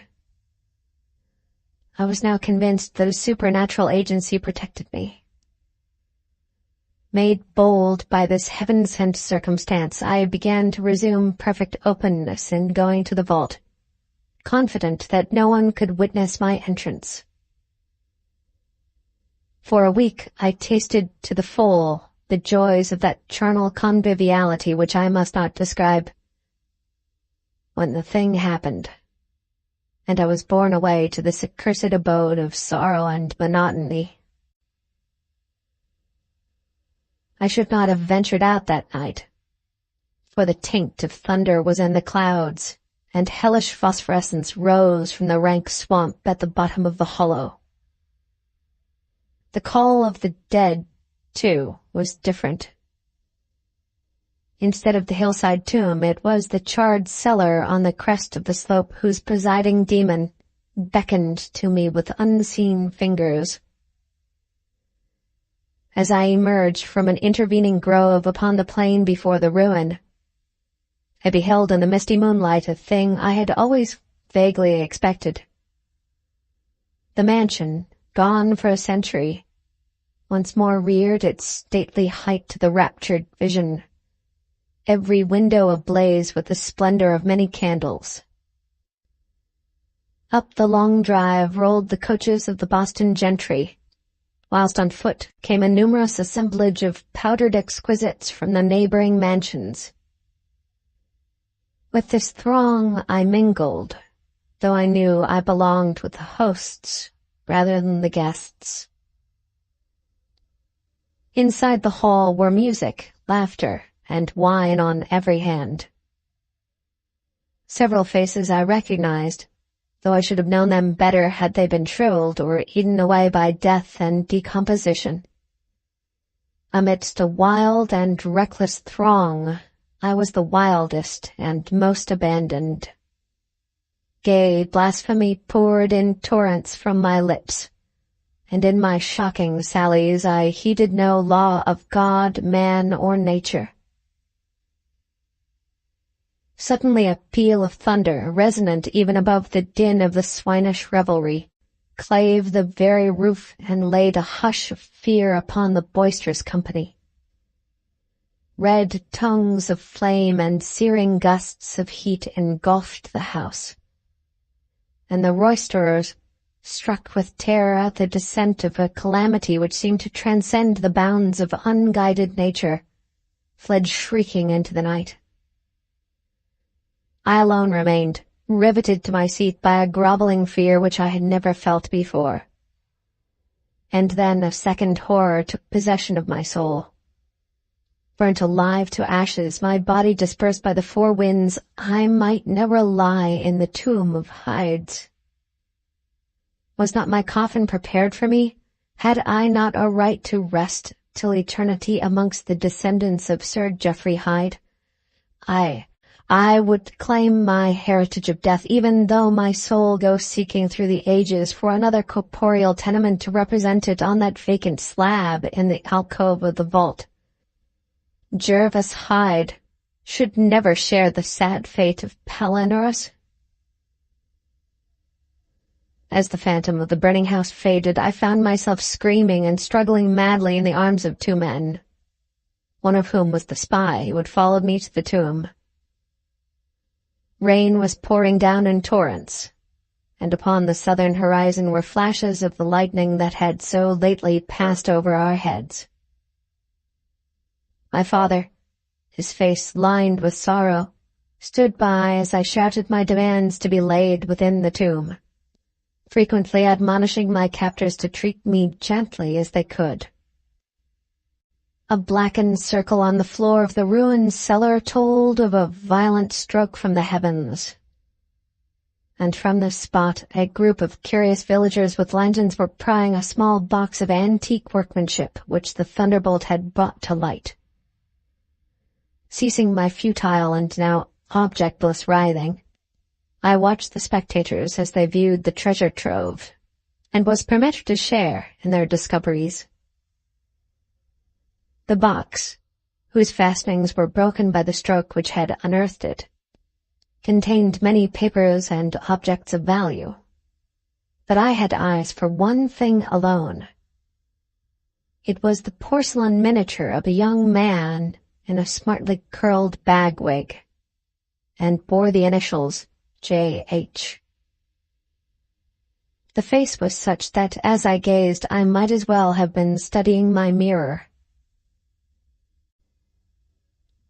On the following day I was brought to this room with the barred windows. But I have been kept informed of certain things through an aged and simple-minded servitor, for whom I bore a fondness in infancy, and who, like me, loves the churchyard. What I have dared relate of my experiences within the vault has brought me only pitying smiles. My father, who visits me frequently, declares that at no time did I pass the chained portal, and swears that the rusted padlock had not been touched for 50 years when he examined it. He even says that all the village knew of my journeys to the tomb, and that I was often watched as I slept in the bower outside the grim facade, my half-open eyes fixed on the crevice that leads to the interior. Against these assertions I have no tangible proof to offer, since my key to the padlock was lost in the struggle on that night of horrors. The strange things of the past which I learnt during those nocturnal meetings with the dead he dismisses as the fruits of my lifelong and omnivorous browsing amongst the ancient volumes of the family library. Had it not been for my old servant Hiram, I should have by this time become quite convinced of my madness. But Hiram, loyal to the last, has held faith in me, and has done that which impels me to make public at least a part of my story. A week ago, he burst open the lock which chains the door of the tomb perpetually ajar, and descended with a lantern into the murky depths. On a slab at an alcove he found an old but empty coffin, whose tarnished plate bears the single word, Jervis. In that coffin, and in that vault, they have promised me I shall be buried.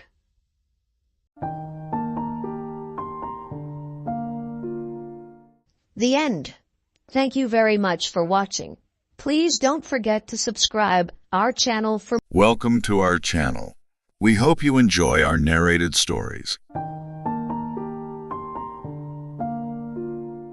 Anna knew the snake wanted to eat him, even if his mother said it only ate the cats and dogs scurrying over the trash pile. Anand held up one open hand, and then a single finger on the other, examining the years of his life in nicked and dirty scars. His family was Dale, the untouchables, only suited to garbage collection or cleaning toilets, as anything they touched turned to trash. He wanted to get to 2 full hands, and then he could join the men picking up the trash in town and not battle against the snake for its treasures. Slithering scales moved just under the surface. The trash shifted beneath his bare feet. Eyes wide, his body froze. A movement against his leg caused a lightning bolt of fear to erupt into a scream. "Anand, you fool!" The slap on the back of his head knocked him down into the trash pile. "Maya!" Anand cried. "I saw the snake. You spend too much time in dreams?" His mother's bright eyes glared at him under her green hijab. "Show me what you found." Lost in his battle against the snake, he hadn't even looked for treasures. One hand buried in the pile, pressed on something hard. He offered it up. The sun glinted off the tarnished metal cup, big in his tiny hand with a flat, thin handle. "I found this." He hoped it would be enough to make her happy. His mother snatched it, brought it to her eyes to squint at it. "Is it for a candle? Like a lamp?" Anne's eyes went wide. A lamp, maybe it is magic. He remembered the story his father told him of a magic lamp that gave out 3 wishes. He imagined himself a prince in shoes and a glittering gold suit, riding an elephant. He wished to be off this pile and safe from the snake. His mother's fingers, with better vision than her eyes, turned it around, found scratched letters on the thin handle. "Oh no, it's a measuring cup. At least it is metal. Go sell it to Badia." She threw it at his feet and left, off on her own search. Anand shivered at the name of the man who bought the treasures his family found. He had only ever gone with his brother to see him, never by himself, but that was before. The possibilities of a magic lamp vibrated in his head, erasing any fears. He could never let Badia have this wonder, and kneeled down to stare at it, scared to touch it. What should he wish for? Always hungry, his stomach clenched. Nayan, just the idea of the soft bread made his mouth water. He remembered the nayan and samosas they had from the cart vendor a few weeks ago. He didn't believe his brother Sona when he told him his plan. Careful of police, they found a street vendor who preferred to sip from his bottle of Fini, then attend to his cart. Sona showed him how to touch the samosas, fingering each one, then to breathe on the nayan, with big huffs. Anand had to get on his tiptoes to get over the side of the cart, just up for a minute until the shouts began. Then they ran. Anand flew, almost keeping up with Sona, diving between legs and carts. The dogs joined them for the game, running alongside with joyful barks. The police cursed and threw rocks, but Sona knew a hiding place through an alley that stunk worse than the trash pile. They waited until dark and the vendor carts left. Sona knew just where to look too, finding it in a garbage pile. Real food, just thrown away.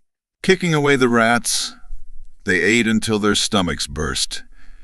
Deep-fried samosas and pillowy, fresh nayan, so much of it they brought more home for Maya. He wanted to eat like that again. He closed his eyes and wished for naan and samosas, but nothing happened. And tried to remember father's story. He had to rub it. Yes, that was what made the genie come out.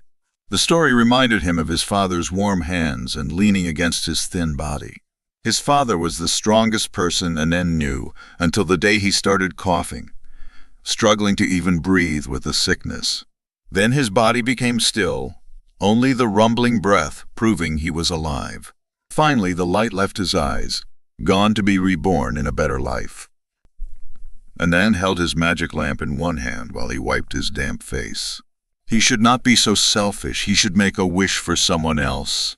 Sona, his older brother and best friend, now had the same disease as their father, slowly wasting away. All night he coughed, making Maya cry and forget she had another son. If Sona was better. Anand rubbed the metal lamp with his hand, his thoughts on his brother, wishing he was healthy. A small plastic bottle appeared in the magic lamp, yellow with a white cap. Anand's mouth dropped open. He picked it up to feel its physical existence. Examining it closely, he saw writing on the side, a magical code holding secrets he wished he understood. He tried to open the top, but it just spun. He prodded, twisted, and pushed until finally the bottle opened. Many white little balls rolled inside. How does this help? He put his nose in and found a sugary smell. He tried one, frowning at the gritty, sour taste. He swallowed it quickly, but his stomach only growled. The magic bottle must be a sign that Sona was better. Anand leapt up to run to his home, and the multicolored cloth stretched between the bent poles. "Sona, are you cured?" Anand needed only a glance to see he was no better. On the ground, pale and gaunt, Anand stood and stared at his still form, the heavy rumbling breath. He pushed on Sona's shoulder until he saw his wet eyes, showed him the magic bottle, and then left the tent. What else? He should wish for money, to make his mother happy. He closed his eyes and wished for rupees, for the air to be as thick and full of the yellow, blue, and green paper as a monsoon pouring down on him, and the trash pile turned to a hill of gold and silver coins. Anand rubbed hard, using his full palm. This time a small plastic card appeared in the small metal lamp, with raised numbers and words. Anand picked it up and turned it around. Not rupees, not gold, just a piece of plastic, a black strip on the back. He gritted his teeth. The trash pile was full of plastic. He couldn't even sell this to Badiya. He might as well sell the lamp. It obviously didn't work. Maya had more things to sell to Badiya, and Anand walked slow through the narrow street, dragging his fear along with the weight of the bag. Badiya had black, narrow eyes and a huge nose. His tongue licked his teeth as Anand approached, keeping a safe distance. "Is this all you have, boy?" Badiya picked through the Anand's bag of treasures, each dark finger ending in a sharp claw. "I have one more thing of metal. A small lamp." Anand's eyes were glued to the talons. "Show me." Badiya growled. "I thought it was a magic lamp, but it doesn't work," and then stepped closer to show the man. Badiya sneered, his black eyes glancing at the small object before going Anand, moving up and down. "It is only a cup for measuring rice or flour." Badiya snatched Anand's arm in a vice grip and held him tight. "I do have need of a boy, though. One with a pretty face." A single claw caressed Anand's cheek. "I have a very important buyer who would like you very much." Badiya bared his teeth. Anand knew of boys who went with Badiya, like his cousin PK, who left and never came back. Anand closed his eyes and rubbed the magic lamp, his fingers desperate. He had one last wish. Anand felt the power course through his body, changing him. He leapt toward Badiya to touch him, his fangs tasting Badiya's neck. He twisted and coiled around him, squeezing the light from him before he released to slither down onto the side of the road. In a wide grin, his tongue flicked in and out, tasting the air and freedom.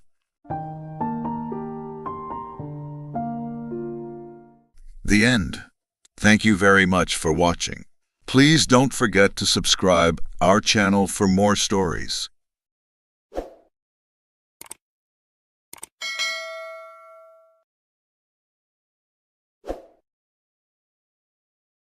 Welcome to our channel. We hope you enjoy our narrated stories.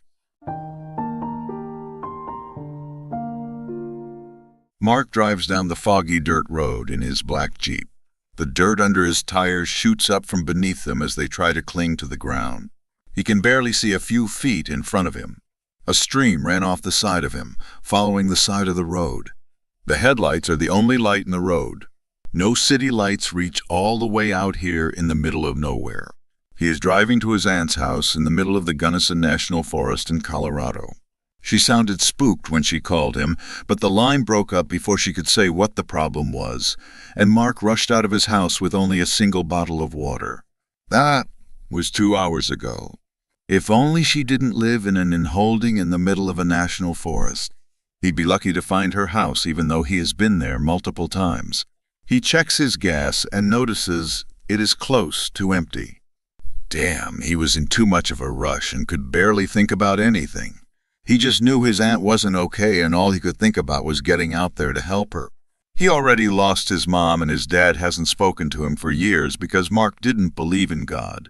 The blood flow slows a little just as his eyes close and everything goes dark. Like there could be any ghosts or anything like that. What you see is what we get, Dad. He hopes the gas will hold up until he can find her place.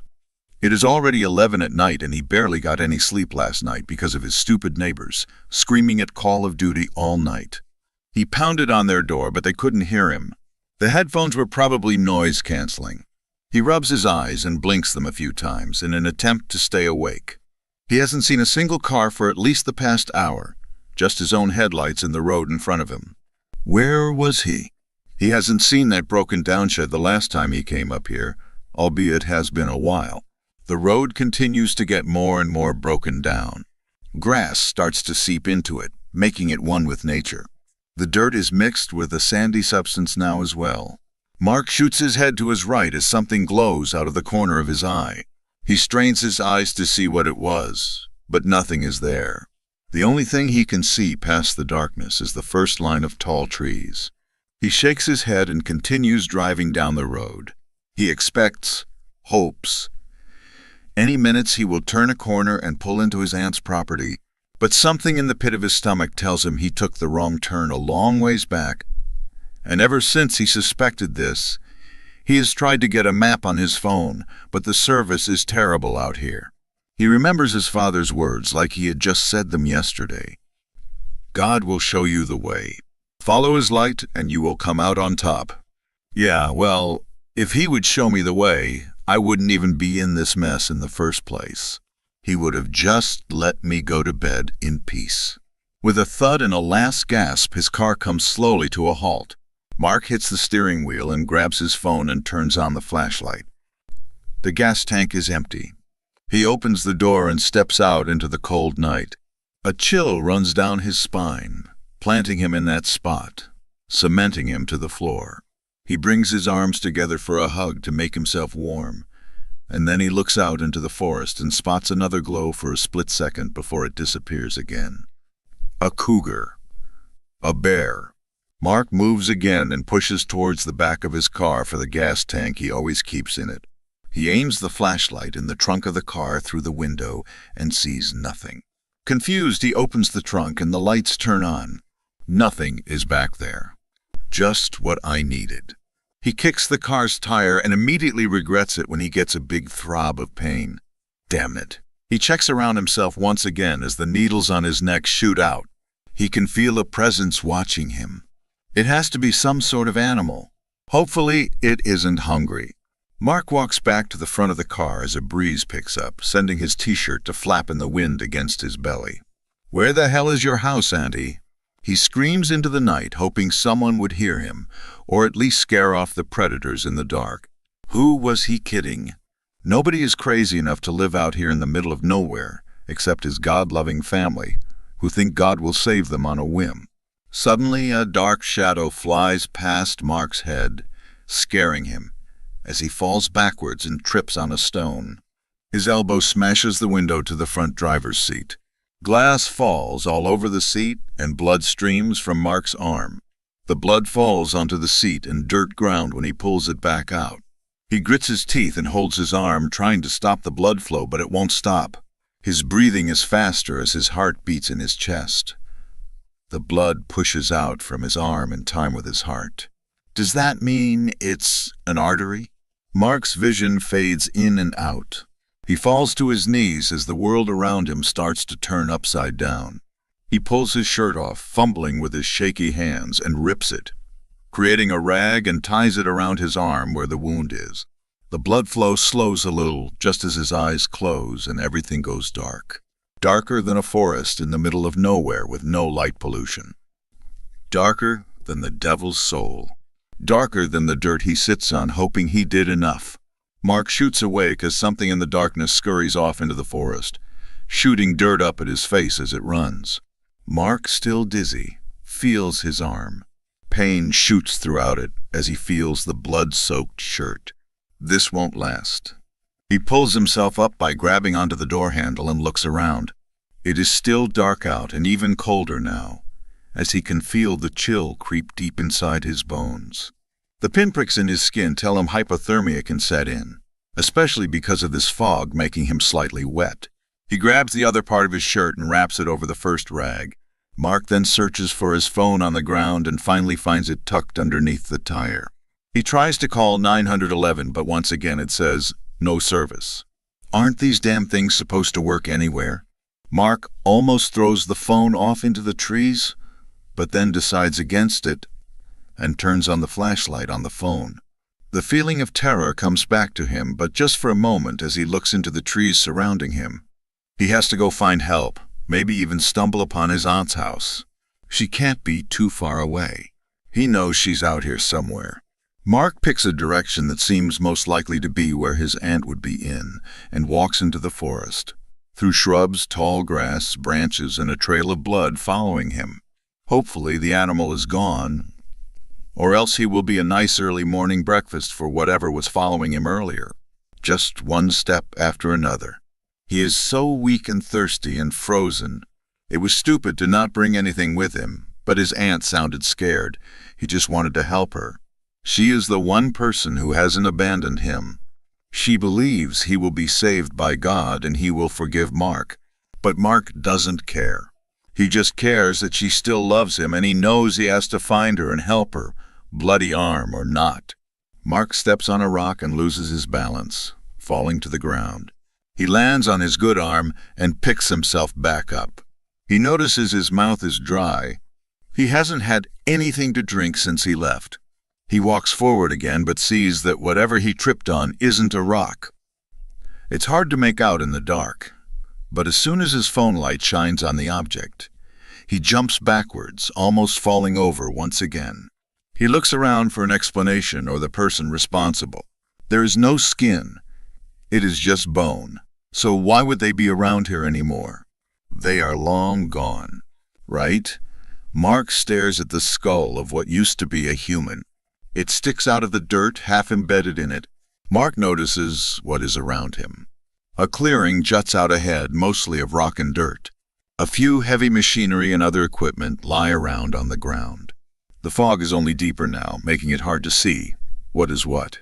Just then, Mark notices a movement come from the side of one bulldozer in the clearing, and then moves behind it. It was a man that looked as if he was glowing, almost as if he was glowing from inside himself. "Hey, sir, I'm lost. I could use some help." Mark runs over towards the truck as the ground turns more wet, making Mark slip and slide on the mud. "Please, I need some water." Mark turns the corner behind the bulldozer, but nobody is there. He looks around, confused. Where could the man have gone? Behind the bulldozer is a big clearing, and to the left is a small mountainside. Jackets lay on the floor, and lunchboxes are sprawled all over the place. Half-eaten sandwiches with mold growing on them sit inside. A chainsaw lies on a large rock, and next to it is an upside-down construction helmet. Bloodstains coat the helmet red. Chunks pooled and dried in the inside of it. What the hell? Mark swallows his fear and continues his search for safety. It is like this place was suddenly evacuated. Like everybody here just up and vanished. Chills run down Mark's spine, making his arms shoot out with pain. This place feels off, like someone is watching him, like something dark happened here, and if he doesn't leave, it will happen to him as well. But that is stupid to think. What could possibly happen to him that is worse than bleeding out in the middle of a dark forest with no way to call for help? Nothing bad happened here. They probably just cut themselves on something and the blood pooled in the helmet and they all left because the job was called off. Right? No. Then why leave all the equipment? Maybe for a night, but it feels like it's been a lot longer than that. The feeling of being watched comes back over him as he searches through the bulldozer's windows. He spots a bottle of water. He looks around him back to the forest surrounding the clearing and then opens the door to the bulldozer and steps inside. He grabs the half-empty water and chugs it, not caring if it's infected with disease. His dry throat fills with the water, but the cracks and desert-like feelings stay. It didn't help. He needs to find his aunt. Suddenly, his heart beats fast and a pure feeling of adrenaline and fear rolls through his body much more intensely than before. He hears sounds coming from far off in the distance in the woods somewhere. People are out there. They could help him. Just as he tries to leave the truck, the door slams shut in front of him. He tries to open it, but it won't budge. He looks all around him through the windows as the screams of people get even louder and more focused. It is like they are right in front of him now. Screaming, crying. He hears lots of footsteps running on the forest floor. Mark looks around, but everything is still completely dark. Darker even than when he was outside as the light from his phone glares so he can only see himself through the window. His heart beats faster as he fumbles with his phone, trying to turn off the light. This isn't funny. Someone better let me out of here. Mark's chest feels as if it will explode. His bandaged arm starts to bleed all over the inside of the bulldozer. He has to calm down or else he will bleed out in here, but he can't. His breathing is rapid, like he just ran 10 miles. His head is on fire, every neuron firing. Finally, his shaky hands turn off the light. Outside stand these white figures in mining clothes from a long time ago. They are covered in dust and dirt. The screaming is even louder now as Mark tries to cover his ears, but it only makes it louder. His head feels like it is going to explode.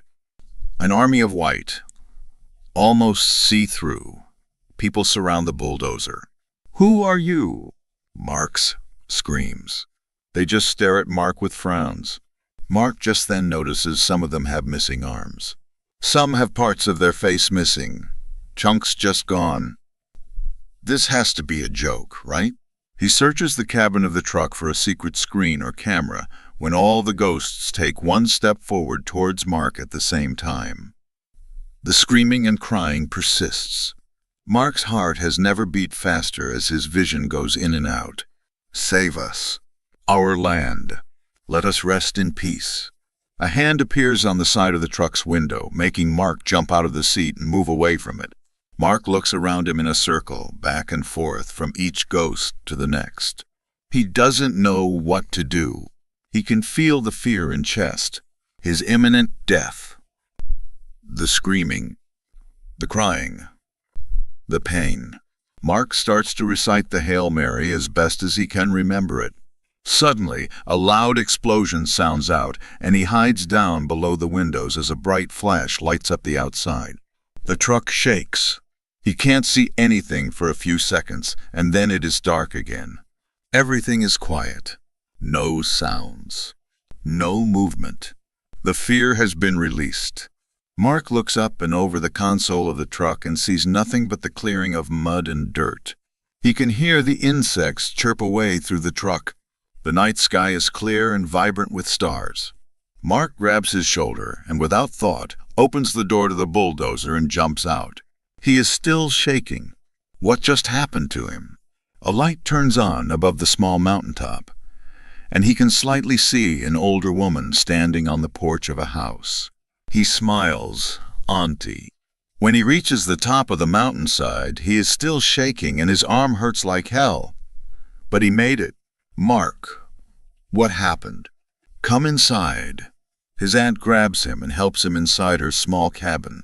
He sits in a living room with shelves of pictures of family. Books line one of the walls, one of them being the Bible. A fire is going, lighting up the room, a nice, glowing orange. Mark's aunt hands him a glass of tea and puts a blanket over his back. He just stares ahead at the wall, not blinking. I called an ambulance. They are on their way. Mark doesn't move, Mark. Mark looks towards her at the floor. There were so many of them. I could see through their bodies, young men, older men, missing limbs. I could barely breathe. It was so loud. What do you mean? What happened? His aunt sits down next to him on the sofa and puts an arm around him. Is this about the site they are digging up? I told them not to. They are not letting the dead rest in peace. His aunt smiles. He just stares ahead at the wall. A long time ago, there was a mining accident down there. Plenty of people died in a large explosion. Mark shudders in fear. Are you okay? I believe, Auntie. I believe in God. Mark puts down his tea on the table in front of him and suddenly looks worried. Why did you call me earlier? Is everything all right? His aunt looks at him, confused, and then shines with a smile. Oh, yes.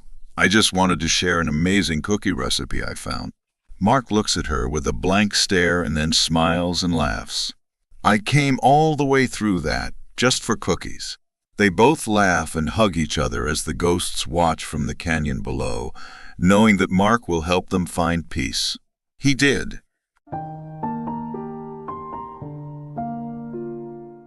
The end. Thank you very much for watching. Please don't forget to subscribe our channel for more stories.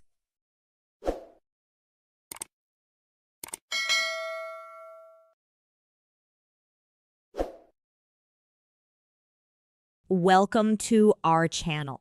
We hope you enjoy our narrated stories.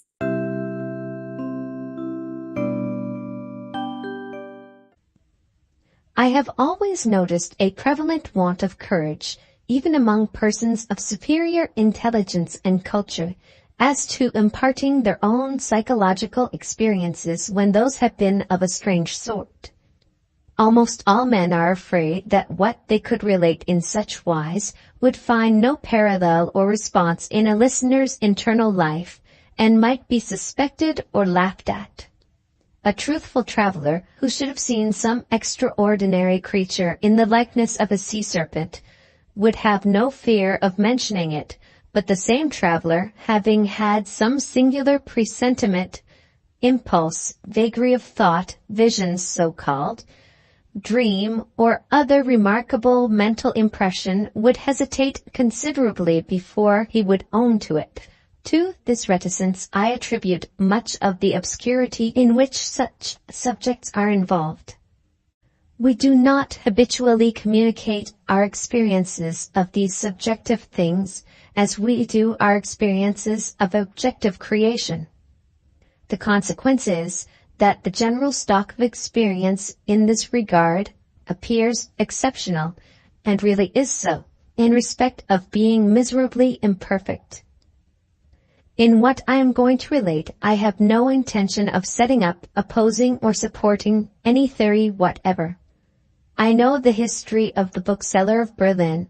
I have studied the case of the wife of a late astronomer royal, as related by Sir David Brewster, and I have followed the minutest details of a much more remarkable case of spectral illusion occurring within my private circle of friends. It may be necessary to state, as to this last, that the sufferer, a lady, was in no degree, however distant, related to me. A mistaken assumption on that head might suggest an explanation of a part of my own case, but only a part, which would be wholly without foundation. I cannot be referred to my inheritance of any developed peculiarity, nor had I ever before any at all similar experience, nor have I ever had any at all similar experience since. It does not signify how many years ago, or how few, a certain murder was committed in England, which attracted great attention. We hear more than enough of murderers as they rise in succession to their atrocious eminence, and I would bury the memory of this particular brute, if I could, as his body was buried in Newgate Jail. I purposely abstained from giving any direct clue to the criminal's individuality. When the murder was first discovered, no suspicion fell, or I ought to say, for I cannot be too precise in my facts, it was nowhere publicly hinted that any suspicion fell on the man who was afterwards brought to trial. As no reference was at that time made to him in the newspapers, it is obviously impossible that any description of him can at that time have been given in the newspapers. It is essential that this fact be remembered. Unfolding at breakfast my morning paper containing the account of that first discovery, I found it to be deeply interesting, and I read it with close attention. I read it twice, if not 3 times. The discovery had been made in a bedroom, and when I laid down the paper, I was aware of a flash, rush, flow. I do not know what to call it. No word I can find is satisfactorily descriptive, in which I seemed to see that bedroom passing through my room, like a picture impossibly painted on a running river.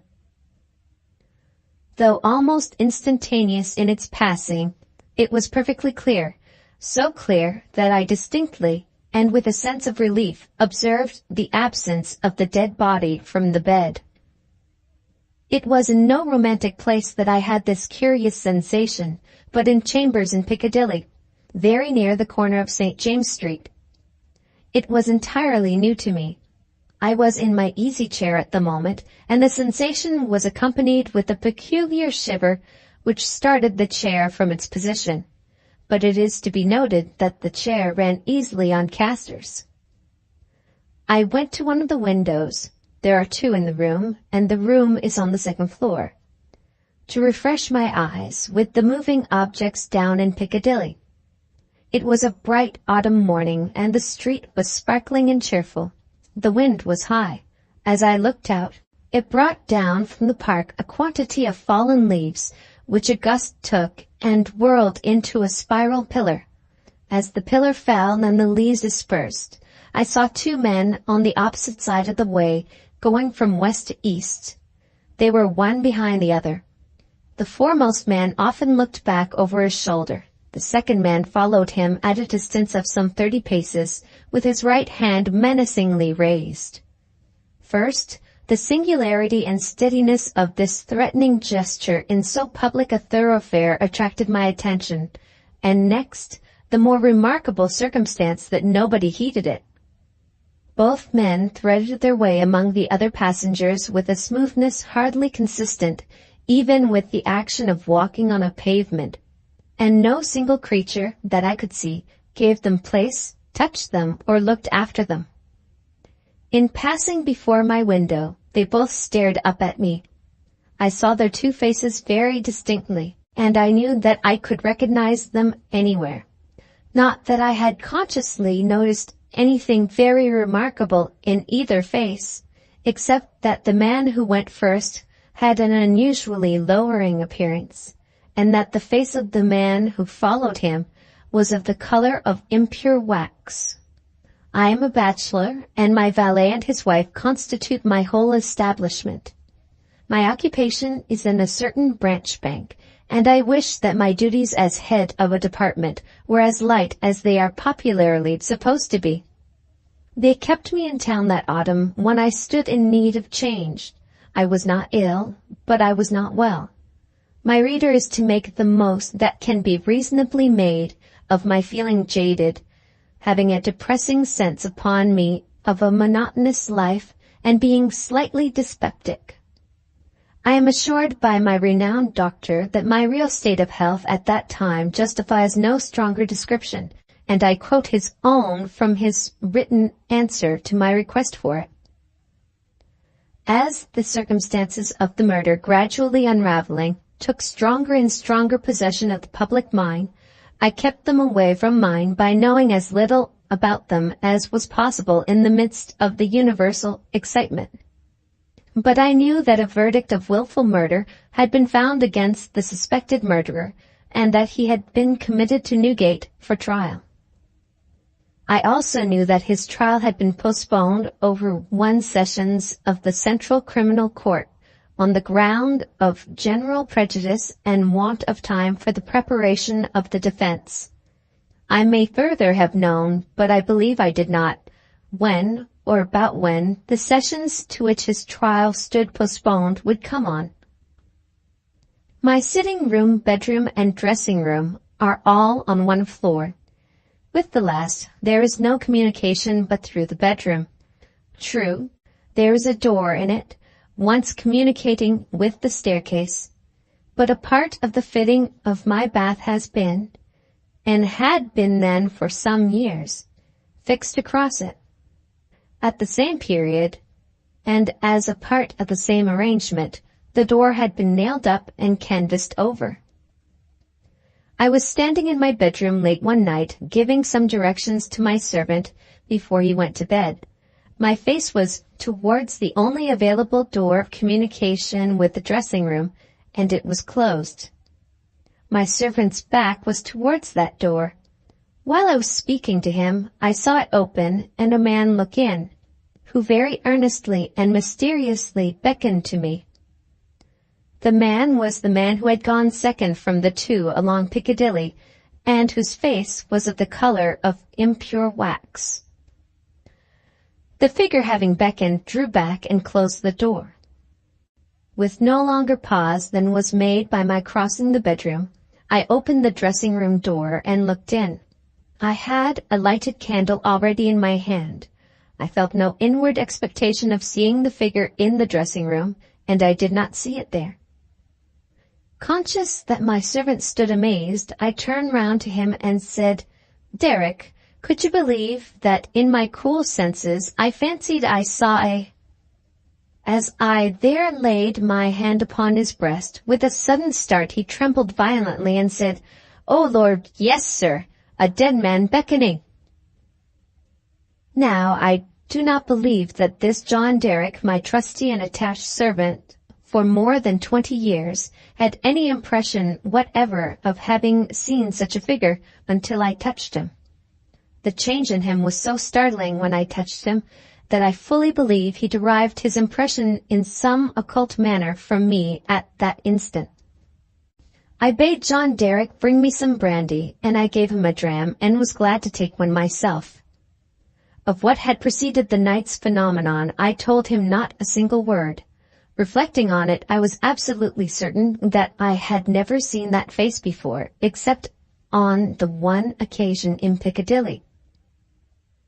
Comparing its expression when beckoning at the door with its expression when it had stared up at me as I stood at my window, I came to the conclusion that on the first occasion it had sought to fasten itself upon my memory, and on the second occasion it had made sure of being immediately remembered. I was not very comfortable that night, though I felt a certainty, difficult to explain, that the figure would not return. At daylight I fell into a heavy sleep, from which I was awakened by John Derek's coming to my bedside with a paper in his hand.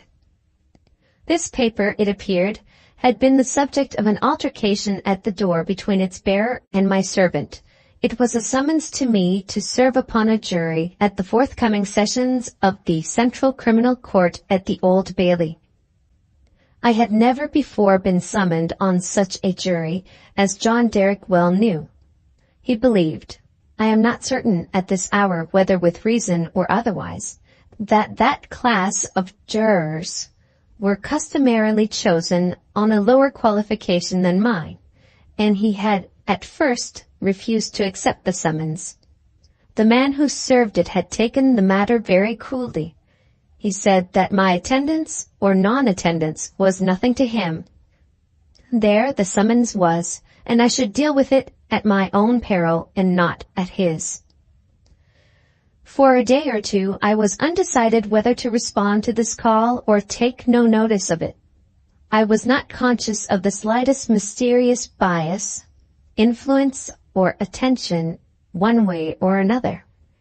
Of that I am as strictly sure as of every other statement that I make here. Ultimately, I decided, as a break in the monotony of my life, that I would go. The appointed morning was a raw morning in the month of November. There was a dense brown fog in Piccadilly, and it became positively black, and in the last degree oppressive, east of Temple Bar. I found the passages and staircases of the courthouse flaringly lighted with gas, and the court itself similarly illuminated. I think that until I was conducted by officers into the old court and saw its crowded state, I did not know that the murderer was to be tried that day. I think that until I was so helped into the old court with considerable difficulty, I did not know into which of the two courts sitting my summons would take me. But this must not be received as a positive assertion, for I am not completely satisfied in my mind on either point. I took my seat in the place appropriated to jurors in waiting, and I looked about the court as well as I could through the cloud of fog and breath that was heavy in it. I noticed the black vapor hanging like a murky curtain outside the great windows, and I noticed the stifled sound of wheels on straw or tan that was littered in the street. Also, the hum of the people gathered there, which a shrill whistle or a louder song or hail than the rest occasionally pierced. Soon afterwards, the judges, 2 in number, entered and took their seats. The buzz in the court was awfully hushed. The direction was given to put the murderer to the bar. He appeared there, and in that same instant I recognized in him the first of the 2 men who had gone down Piccadilly. If my name had been called then, I doubt if I could have answered to it audibly. But it was called about 6th or 8th in the panel, and I was by that time able to say, "Here." Now observe, as I stepped into the box, the prisoner who had been looking on attentively, but with no sign of concern, became violently agitated and beckoned to his attorney. The prisoner's wish to challenge me was so manifest that it occasioned a pause, during which the attorney, with his hand upon the dock, whispered with his client and shook his head. I afterwards had it from that gentleman that the prisoner's first affrighted words to him were, "At all hazards, challenge that man!" But that as he could give no reason for it, and admitted that he had not even known my name until he heard it called and I appeared, it was not done.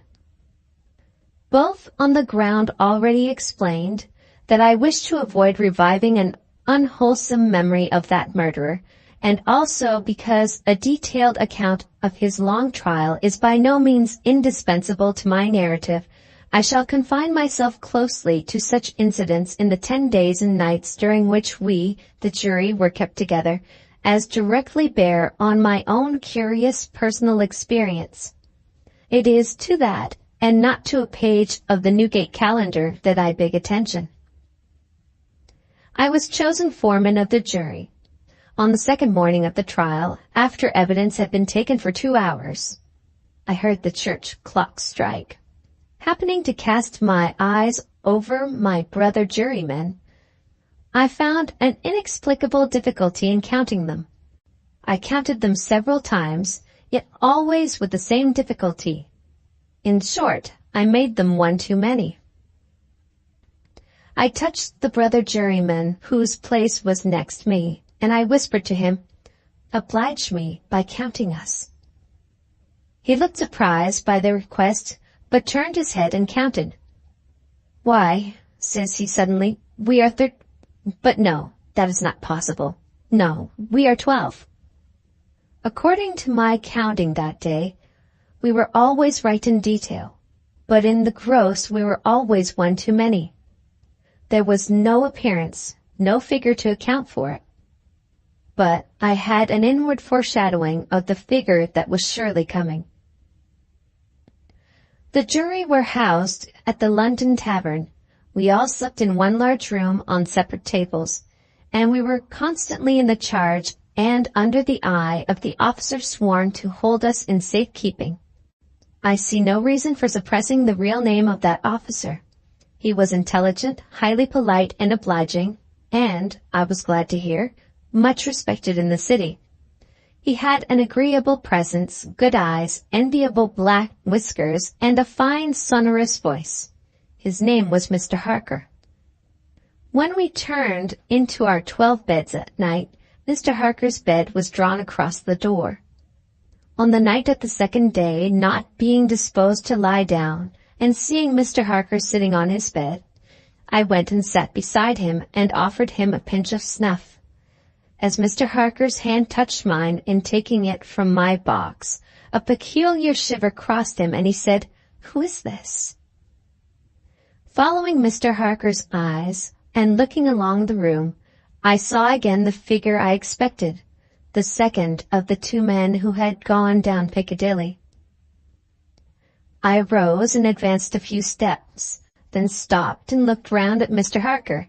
He was quite unconcerned, laughed, and said in a pleasant way, "I thought for a moment we had a 13th juryman without a bed, but I see it is the moonlight."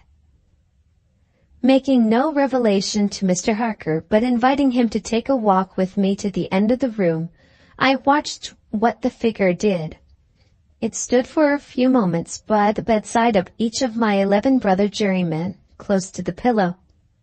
It always went to the right-hand side of the bed, and always passed out, crossing the foot of the next bed. It seemed, from the action of the head, merely to look down pensively at each recumbent figure. It took no notice of me or of my bed, which was the nearest to Mr. Harker's. It seemed to go out where the moonlight came in, through a high window, as by an aerial flight of stairs. Next morning, at breakfast, it appeared that everybody present had dreamed of the murdered man last night, except myself and Mr. Harker. I now felt as convinced that the second man who had gone down Piccadilly was the murdered man, so to speak, as if it had been borne into my comprehension by his immediate testimony. But even this took place, and in a manner for which I was not at all prepared.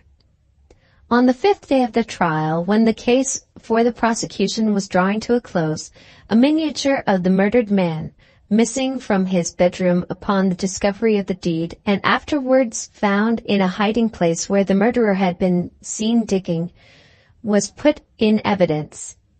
Having been identified by the witness under examination, it was handed up to the bench, and thence handed down to be inspected by the jury. As an officer in a black gown was making his way with it across to me, the figure of the second man, who had gone down Piccadilly, impetuously stared from the crowd, caught the miniature from the officer, and gave it to me in his own hands, at the same time saying in a low and hollow tone, before I saw the miniature, which was in a locket, "I was younger then, and my face was not then drained of blood." It also came between me and the brother juryman, to whom I would have given the miniature, and between him and the brother juryman, to whom he would have given it. And so it passed on through the whole of our number, and back into my possession. Not one of them, however, detected this. At table, and generally when we were shut up together in Mr. Harker's custody, we had from the first naturally discussed the day's proceedings a good deal. On that 5th day, the case for the prosecution being closed, and we having that side of the question in a completed shape before us, our discussion was more animated and serious.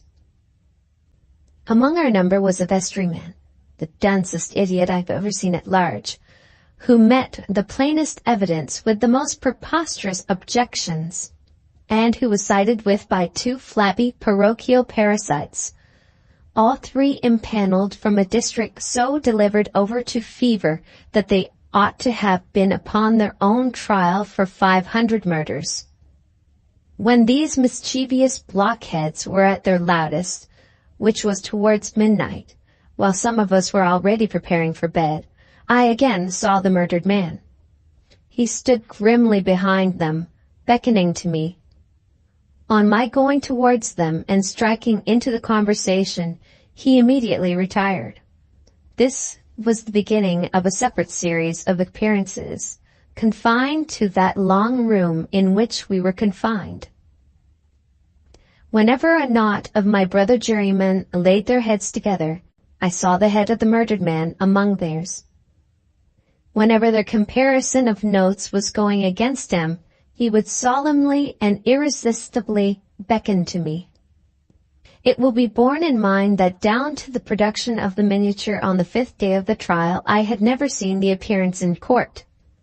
3 changes occurred now as we entered on the case for the defense.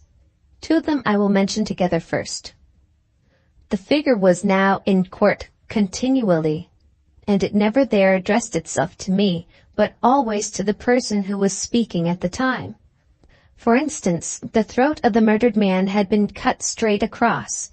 In the opening speech for the defense, it was suggested that the deceased might have cut his own throat. At that very moment, the figure, with its throat in the dreadful condition referred to, this it had concealed before, stood at the speaker's elbow, motioning across its windpipe, now with the right hand, now with the left, vigorously suggesting to the speaker himself the impossibility of such a wound having been self-inflicted by either hand. For another instance, a witnessed character, a woman, deposed to the prisoner's being the most amiable of mankind. The figure at that instant stood on the floor before her, looking her full in the face and pointing out the prisoner's evil countenance with an extended arm and an outstretched finger. The third change now to be added impressed me strongly as the most marked and striking of all. I do not theorize upon it. I accurately state it and there leave it.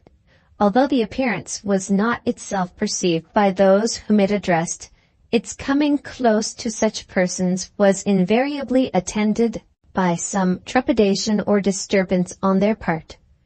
It seemed to me as if it were prevented by laws to which I was not amenable from fully revealing itself to others, and yet as if it could invisibly, dumbly, and darkly overshadow their minds.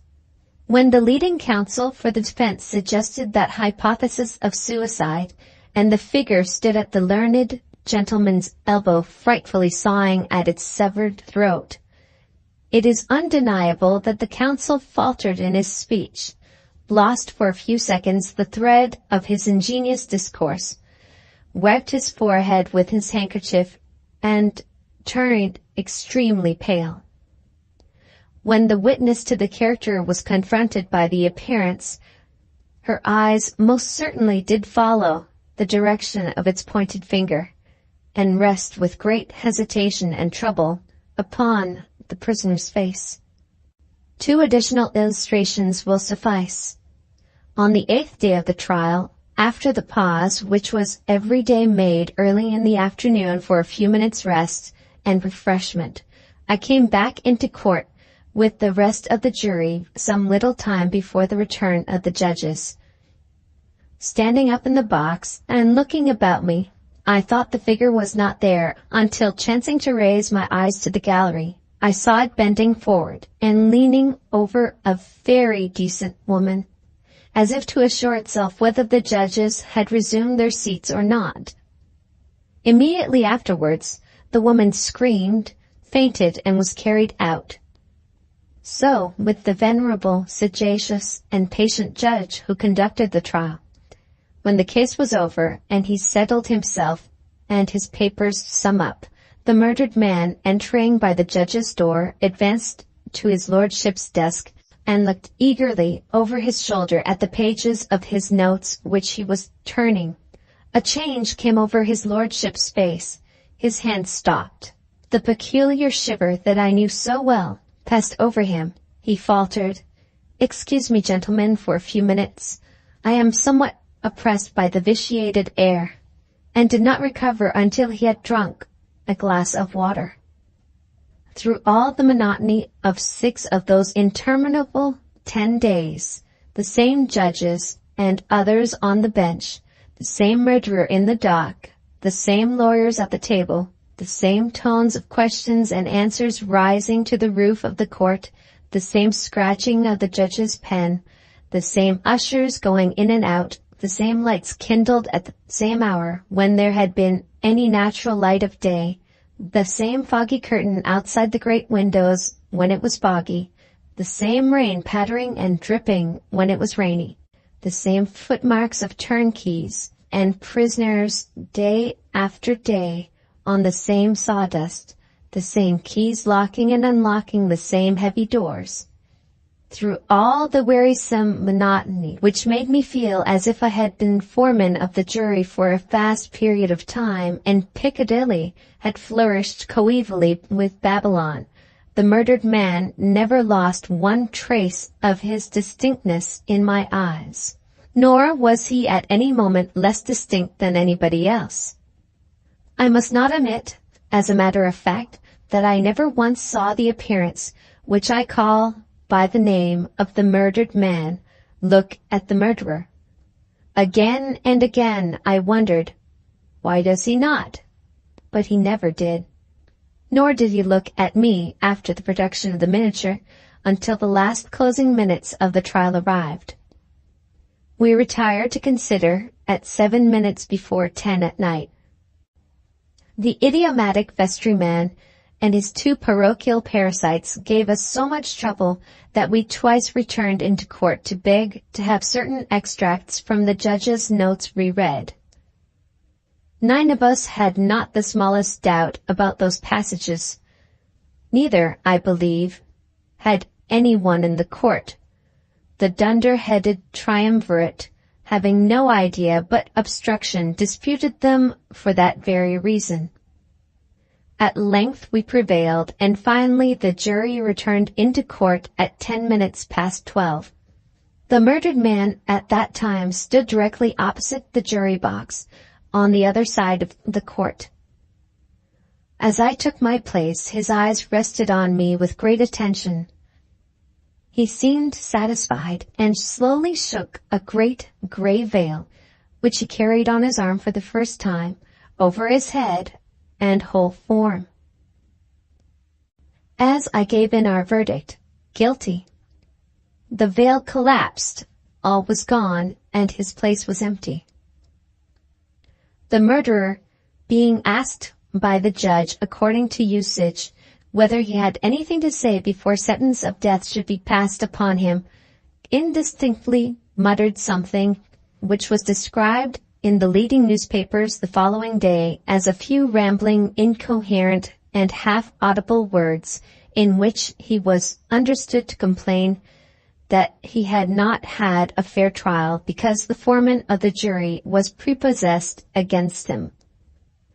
The remarkable declaration that he really made was this: "My lord, I knew I was a doomed man when the foreman of my jury came into the box.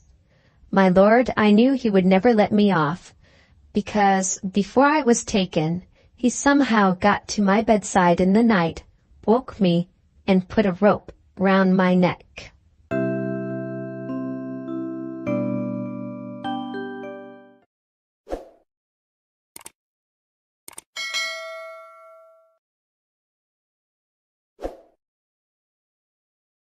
Welcome to our channel. We hope you enjoy our narrated stories.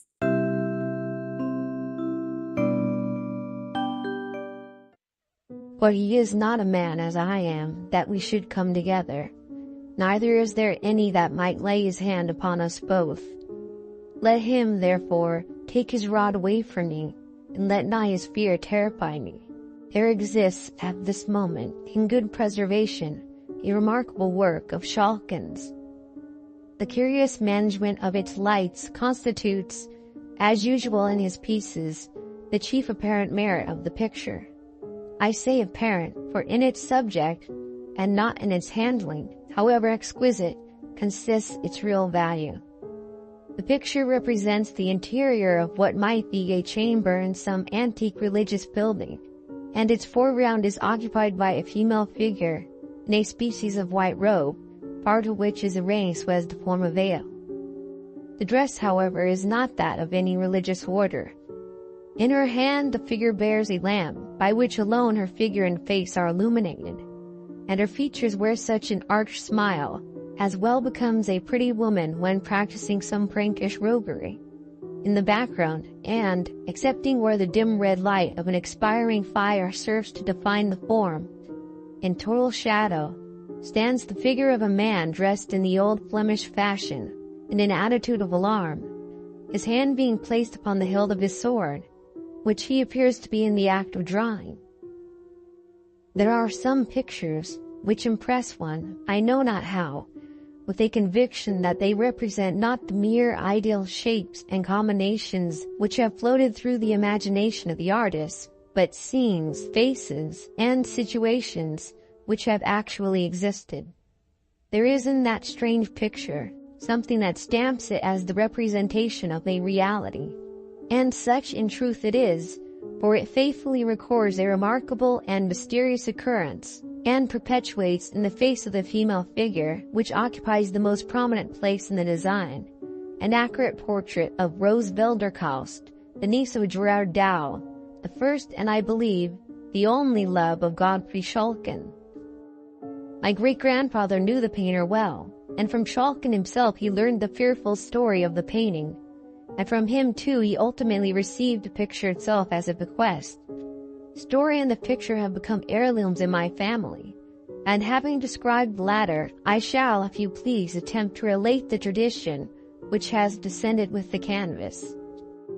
There are few forms on which the mantle of romance hangs more ungracefully than upon that of the uncouth Schalken, the boorish but most cunning worker in oils, whose pieces delight the critics of our day almost as much as his manners disgusted the refined of his own. And yet this man, so rude, so dogged, so slovenly, in the midst of his celebrity, had in his obscure but happier days played the hero in a wild romance of mystery and passion. When Schalken studied under the immortal Gerard Dow, he was a very young man, and in spite of his phlegmatic temperament, he at once fell over head and ears in love with the beautiful niece of his wealthy master. Rose Velderkaus was still younger than he, having not yet attained her 17th year, and, if tradition speaks truth, possessed all the soft and dimpling charms of the fair, light-haired Flemish maidens. The young painter loved honestly and fervently. His frank adoration was rewarded. He declared his love, and extracted a faltering confession in return. He was the happiest and proudest painter in all Christendom. But there was somewhat to dash his elation. He was poor and undistinguished. He dared not ask old Gerard for the hand of his sweet ward. He must first win a reputation and a competence. There were, therefore, many dread uncertainties and cold days before him. He had to fight his way against sore odds, but he had won the heart of dear Rose Velderkaust, and that was half the battle. It is needless to say his exertions were redoubled, and his lasting celebrity proves that his industry was not unrewarded by success. These ardent labors, and worse still, the hopes that elevated and beguiled them, were, however, destined to experience a sudden interruption of a character so strange and mysterious as to baffle all inquiry, and to throw over the events themselves a shadow of preternatural horror. Schalken had one evening outstayed all his fellow pupils, and still pursued his work in the deserted room. As the daylight was fast falling, he laid aside his colors, and applied himself to the completion of a sketch in which he had expressed extraordinary pains. It was a religious composition, and represented the temptations of a pot-bellied Saint Anthony.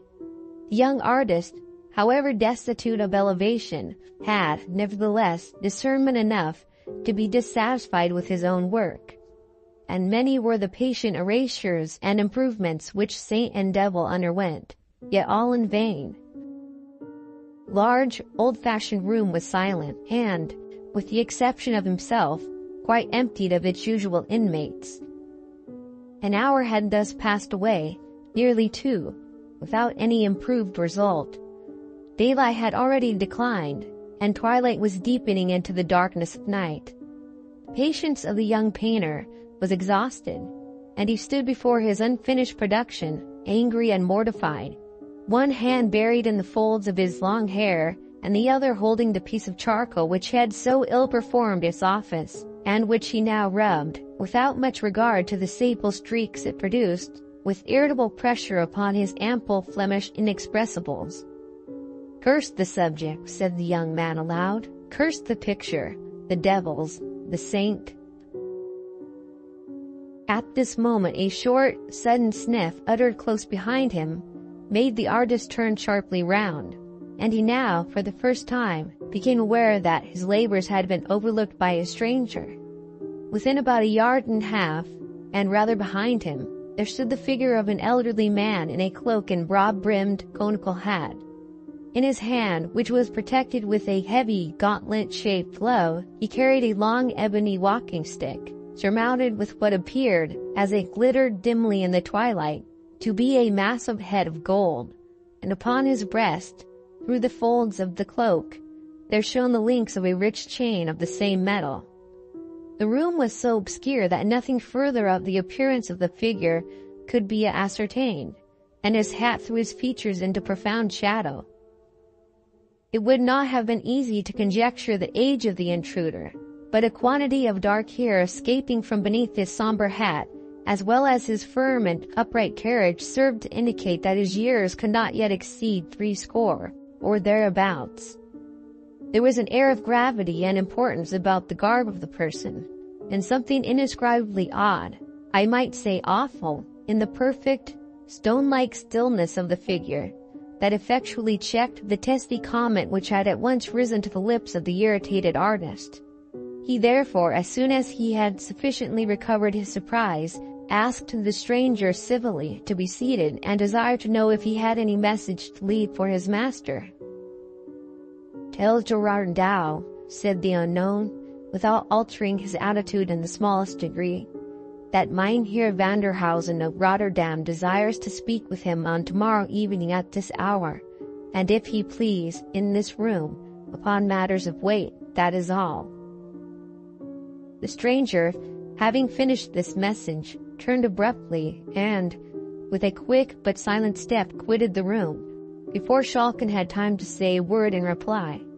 The young man felt a curiosity to see in what direction the burgher of Rotterdam would turn on quitting the studio, and for that purpose he went directly to the window which commanded the door.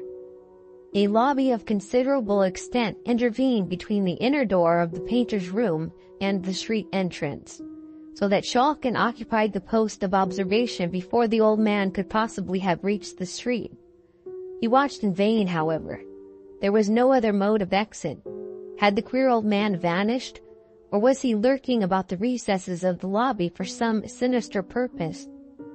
This last suggestion filled the mind of Schalken with a vague uneasiness, which was so unaccountably intense as to make him alike afraid to remain in the room alone and reluctant to pass through the lobby. However, with an effort which appeared very disproportioned to the occasion, he summoned resolution to leave the room, and, having locked the door and thrust the key in his pocket, without looking to the right or left, he traversed the passage which had so recently, perhaps still, contained the person of his mysterious visitant, scarcely venturing to breathe till he had arrived in the open street.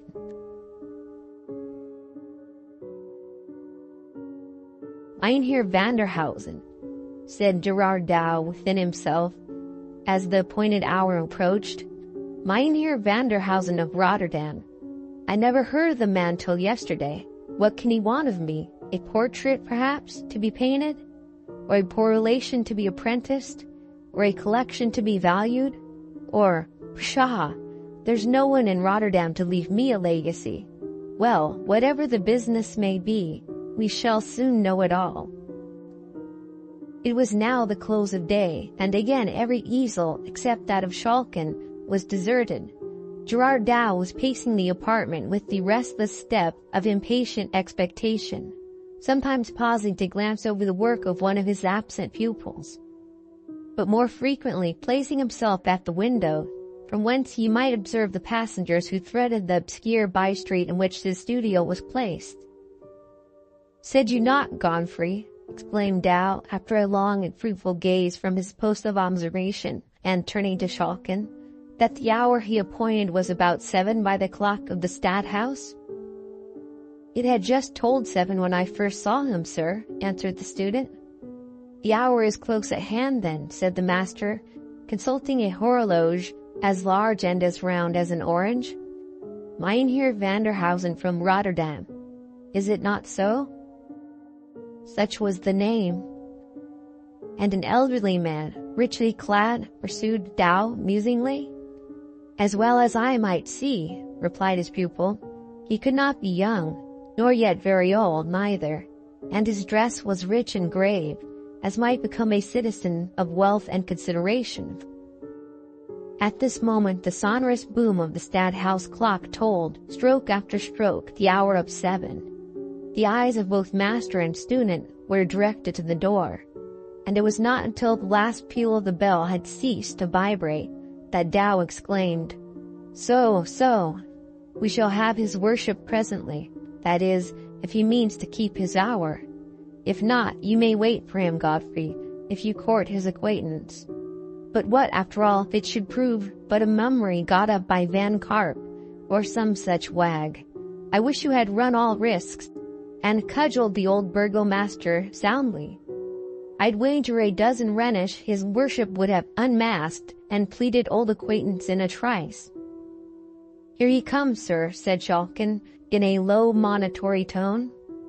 And instantly, upon turning towards the door, Gerard Dow observed the same figure which had, on the day before, so unexpectedly greeted his pupil Shulkin.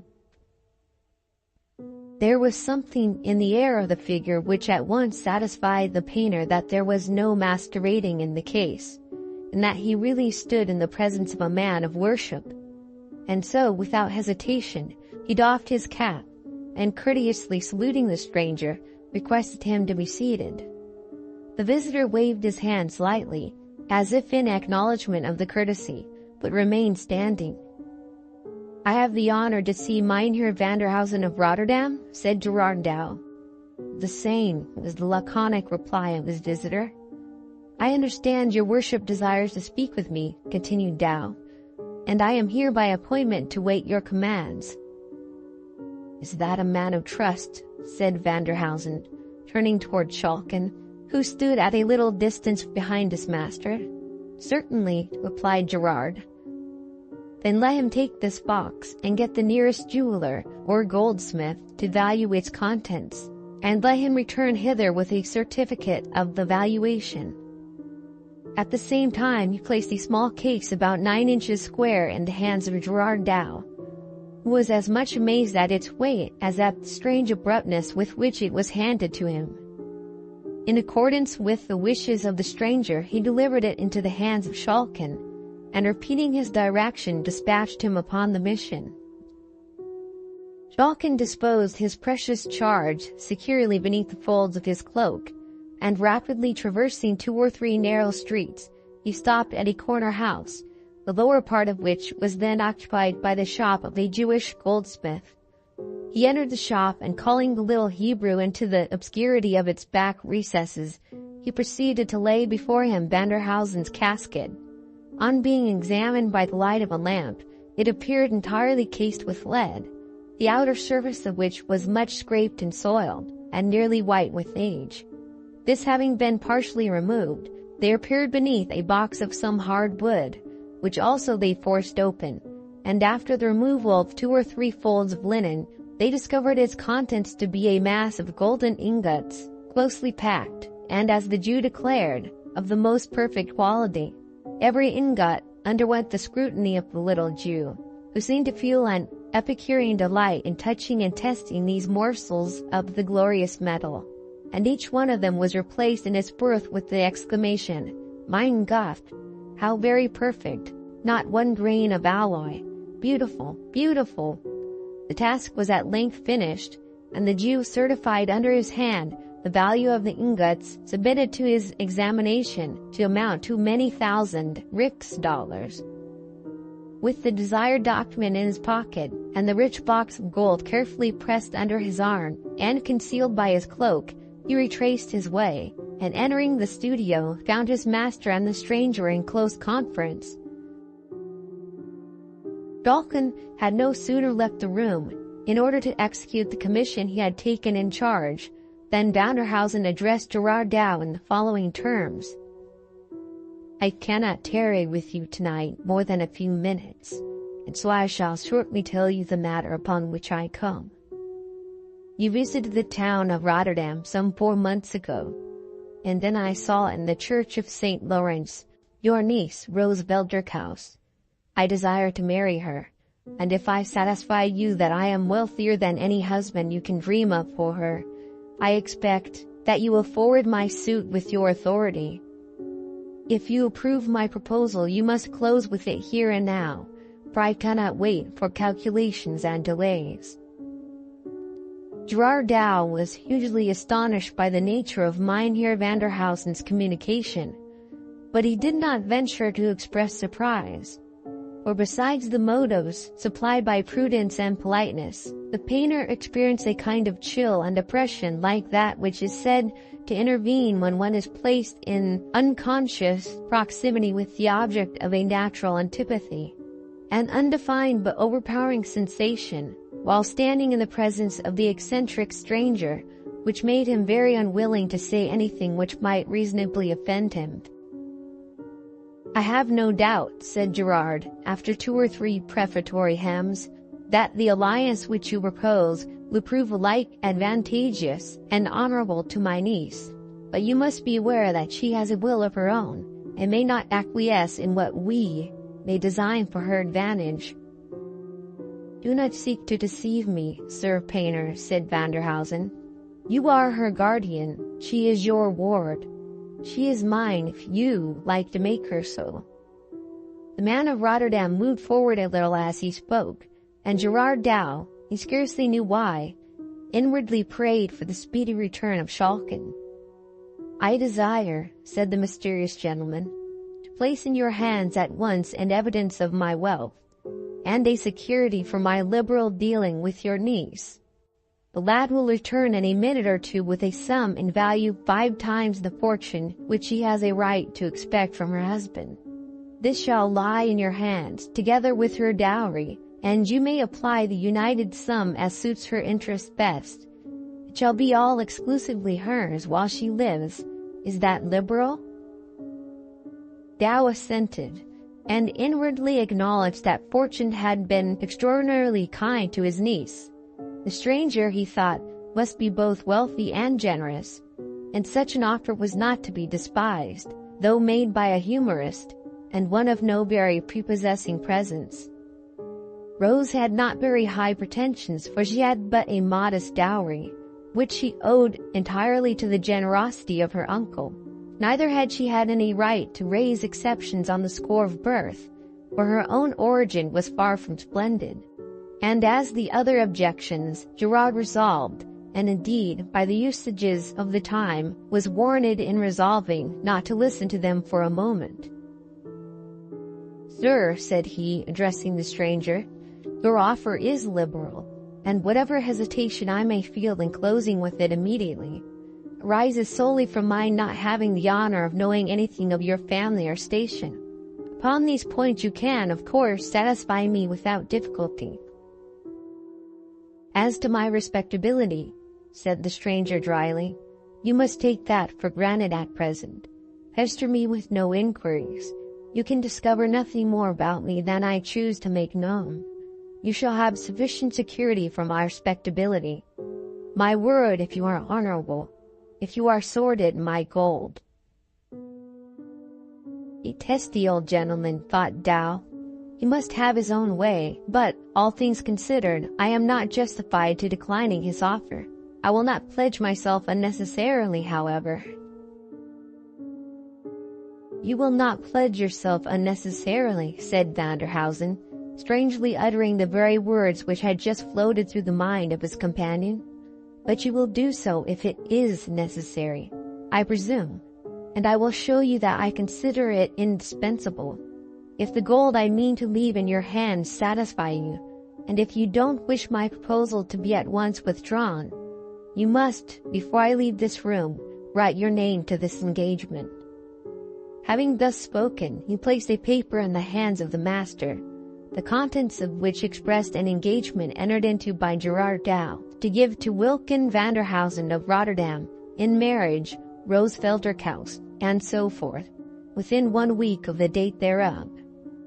While the painter was employed in reading this covenant, by the light of a twinkling oil lamp in the far wall of the room, Schalken, as we have stated, entered the studio, and having delivered the box and the valuation of the Jew into the hands of the stranger, he was about to retire, when Vanderhausen called to him to wait, and, presenting the case and the certificate to Gerard Dow, he paused in silence until he had satisfied himself, by an inspection of both, respecting the value of the pledge left in his hands. At length he said, "Are you content?" Painter said he would fain have another day to consider. "Not an hour," said the suitor apathetically. "Well then," said Dow with a sore effort, "I am content. It is a bargain." "Then sign at once," said Vanderhausen, "for I am weary." At the same time he produced a small case of writing materials, and Gerard signed the important document. "Let this youth witness the covenant," said the old man. And Godfrey Schalken unconsciously attested the instrument which forever bereft him of his dear Rose Velderkaus.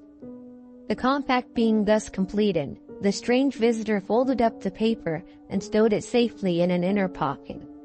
"I will visit you tomorrow night at 9 o'clock at your own house, Gerard Dow, and will see the object of our contract." And so saying, Wilken Vanderhausen moved stiffly but rapidly out of the room. Schalken, eager to resolve his doubts, had placed himself by the window in order to watch the street entrance. But the experiment served only to support his suspicions, for the old man did not issue from the door. This was very strange, odd, nay, fearful. He and his master returned together, and talked but little on the way, for each had his own subjects of reflection, of anxiety, and of hope. Schalken, however, did not know the ruin which menaced his dearest projects.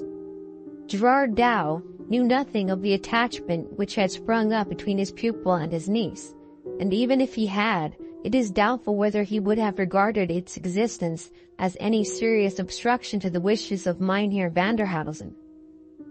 Marriages were then and there matters of traffic and calculation, and it would have appeared as absurd in the eyes of the guardian to make a mutual attachment an essential element in a contract of the sort, as it would have been to draw up his bonds and receipts in the language of romance. The painter, however, did not communicate to his niece the important step which he had taken in her behalf, a forbearance caused not by any anticipated opposition on her part, but solely by a ludicrous consciousness that if she were to ask him for a description of her destined bridegroom, he would be forced to confess that he had not once seen his face, and if called upon, would find it absolutely impossible to identify him. On the next day, Gerard Dow, after dinner, called his niece to him, and having scanned her person with an air of satisfaction, he took her hand, and looking upon her pretty innocent face with a smile of kindness, he said, "Rose, my girl, that face of yours will make your fortune." Rose blushed and smiled. Such faces and such tempers seldom go together, and when they do, the compound is a love charm. Few heads or hearts can resist. Trust me, you will soon be a bride, girl. But this is trifling, and I am pressed for time, so make ready the large room by 8 o'clock tonight, and give directions for supper at 9. I expect a friend, and observe me, child, do you trick yourself out handsomely. I will not have him think us poor or sluttish." With these words he left her, and took his way to the room in which his pupils worked. When the evening closed in, Gerard called Schalken, who was about to take his departure to his own obscure and comfortless lodgings, and supped with Rose and Vanderhausen. The invitation was, of course, accepted, and Gerard Dow and his pupils soon found themselves in the handsome and, even then, antique chamber which had been prepared for the reception of the stranger. A cheerful wood fire blazed in the hearth, a little at one side of which an old-fashioned table, which shone in the firelight like burnished gold, was awaiting the supper, for which preparations were going forward. And ranged with exact regularity stood the tall-backed chairs, whose ungracefulness was more than compensated by their comfort. The little party, consisting of Rose, her uncle, and the artist, awaited the arrival of the expected visitor with considerable impatience. 9 o'clock at length came, and with it a summons at the street door, which being speedily answered, was followed by a slow and emphatic tread upon the staircase. Steps moved heavily across the lobby. The door of the room in which the party we have described were assembled slowly opened, and there entered a figure which startled, almost appalled, the phlegmatic Dutchman, and nearly made Rose scream with terror. It was the form, and arrayed in the garb of Mynheer Vanderhausen. The air, the gait, the height were the same, but the features had never been seen by any of the party before. The stranger stopped at the door of the room, and displayed his form and face completely. He wore a dark-colored cloth cloak, which was short and full, not falling quite to his knees. His legs were cased in dark purple silk stockings, and his shoes were adorned with roses of the same color. The opening of the cloak in front showed the undersuit to consist of some very dark, perhaps sable material, and his hands were enclosed in a pair of heavy leather gloves, which ran up considerably above the wrist, in the manner of a gauntlet. In one hand he carried his walking stick and his hat, which he had removed, and the other hung heavily by his side. A quantity of grizzled hair descended in long tresses from his head, and rested upon the plaits of a stiff ruff, which effectually concealed his neck. So far all was well, but the face, all the flesh of the face was colored with the bluish leaden hue, which is sometimes produced by metallic medicines administered in excessive quantities. The eyes showed an undue proportion of muddy white, and had a certain indefinable character of insanity. The hue of the lips, bearing the usual relation to that of the face, was, consequently, nearly black, and the entire character of the face was sensual, malignant, and even satanic. It was remarkable that the worshipful stranger suffered as little as possible of his flesh to appear, and that during his visit he did not once remove his gloves. Having stood for some moments at the door, Gerard Dow at length found breath and collectedness to bid him welcome, and with a mute inclination of the head, the stranger stepped forward into the room. There was something indescribably odd, even horrible, about all his motions, something undefinable, that was unnatural, unhuman. It was as if the limbs were guided and directed by a spirit unused to the management of bodily machinery. The stranger spoke hardly at all during his visit, which did not exceed half an hour, and the host himself could scarcely muster courage enough to utter the few necessary salutations and courtesies. And indeed, such was the nervous terror which the presence of Vanderhausen inspired, that very little would have made all his entertainers fly in downright panic from the room. They had not so far lost all self-possession, however, as to fail to observe two strange peculiarities of their visitor. During his stay his eyelids did not once close, or, indeed, move in the slightest degree, and farther, there was a death-like stillness in his whole person, owing to the absence of the heaving motion of the chest caused by the process of respiration. These two peculiarities, though when told they may appear trifling, produced a very striking and unpleasant effect when seen and observed.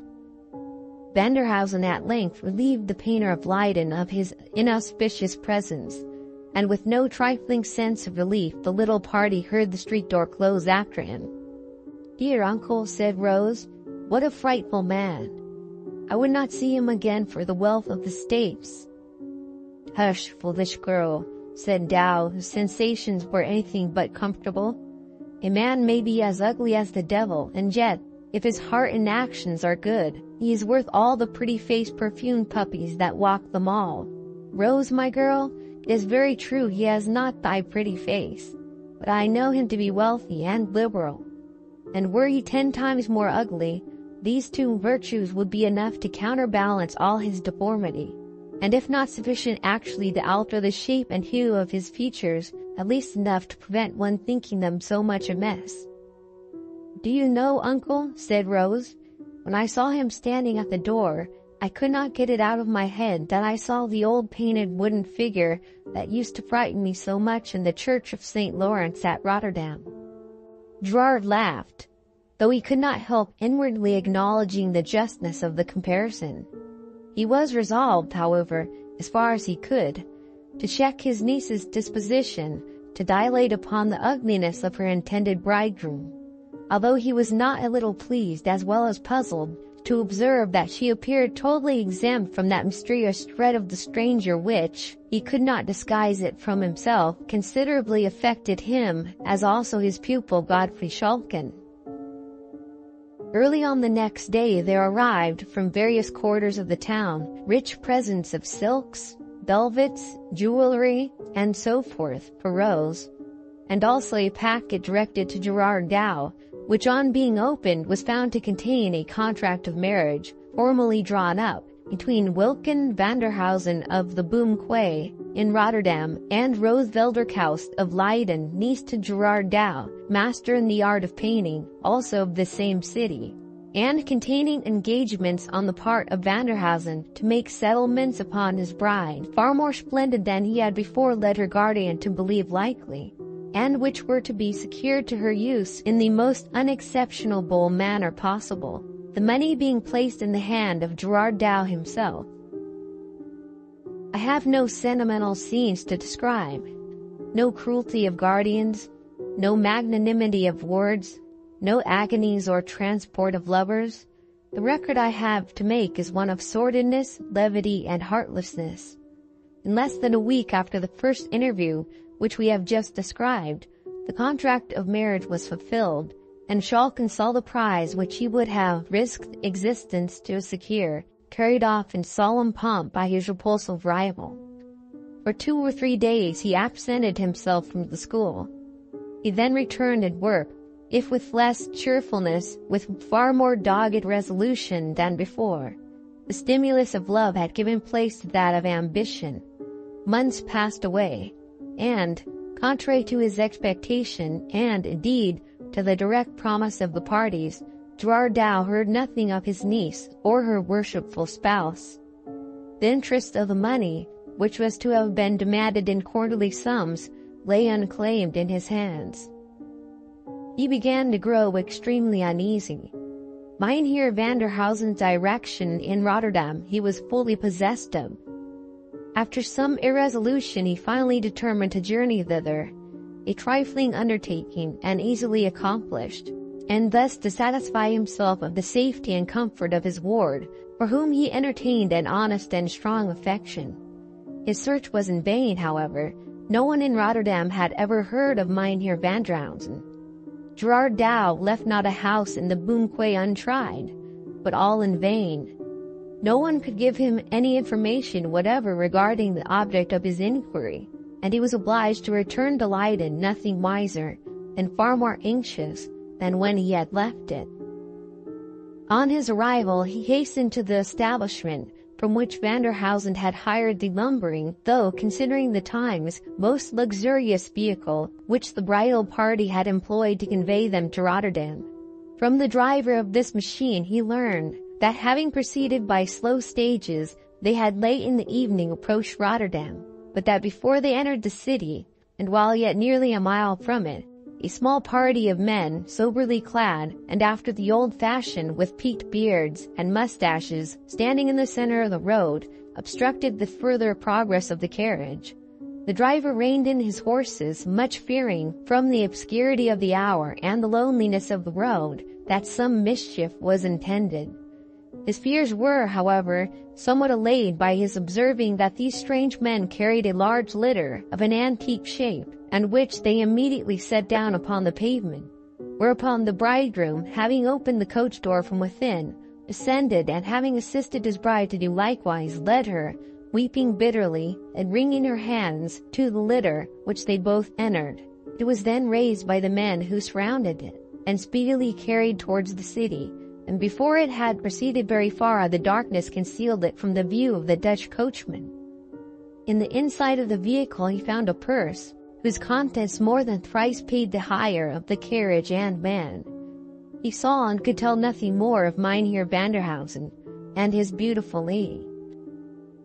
This mystery was a source of profound anxiety and even grief to Gerard Dow.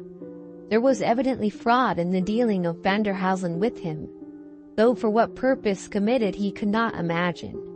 He greatly doubted how far it was possible for a man possessing such a countenance to be anything but a villain, and every day that passed without his hearing from or of his niece, instead of inducing him to forget his fears, on the contrary, tended more and more to aggravate them.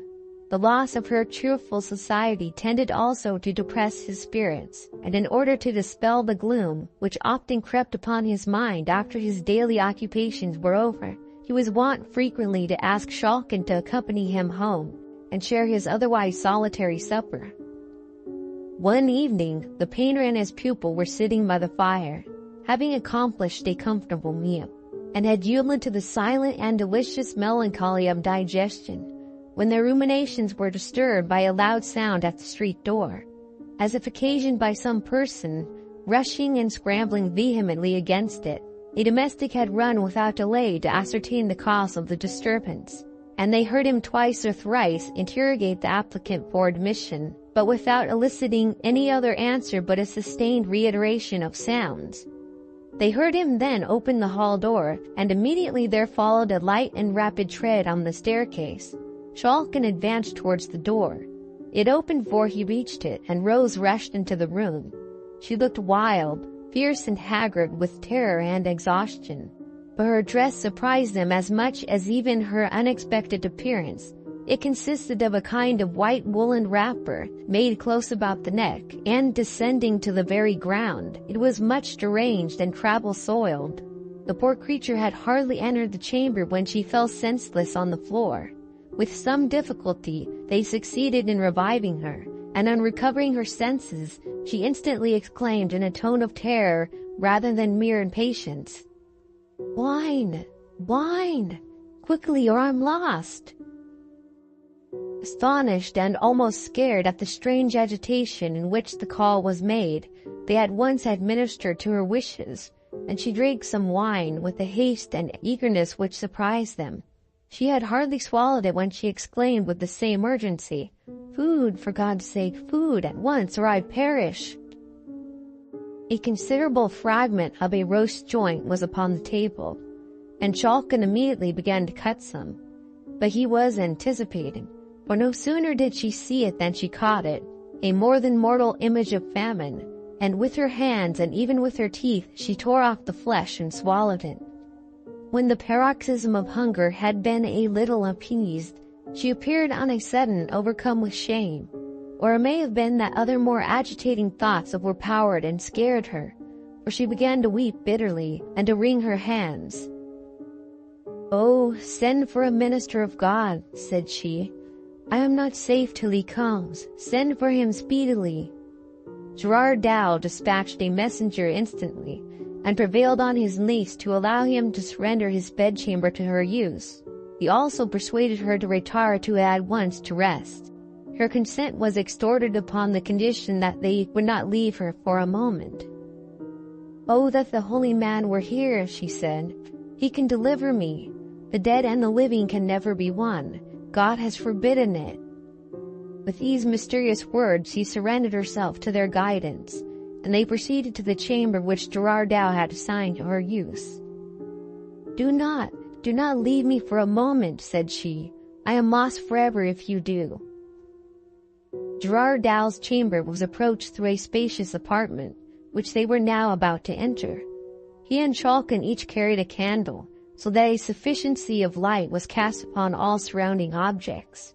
They were now entering the large chamber, which, as I have said, communicated with Dow's apartment, when Rose suddenly stopped, and, in a whisper which thrilled them both with horror, she said, "Oh God, he is here! He is here!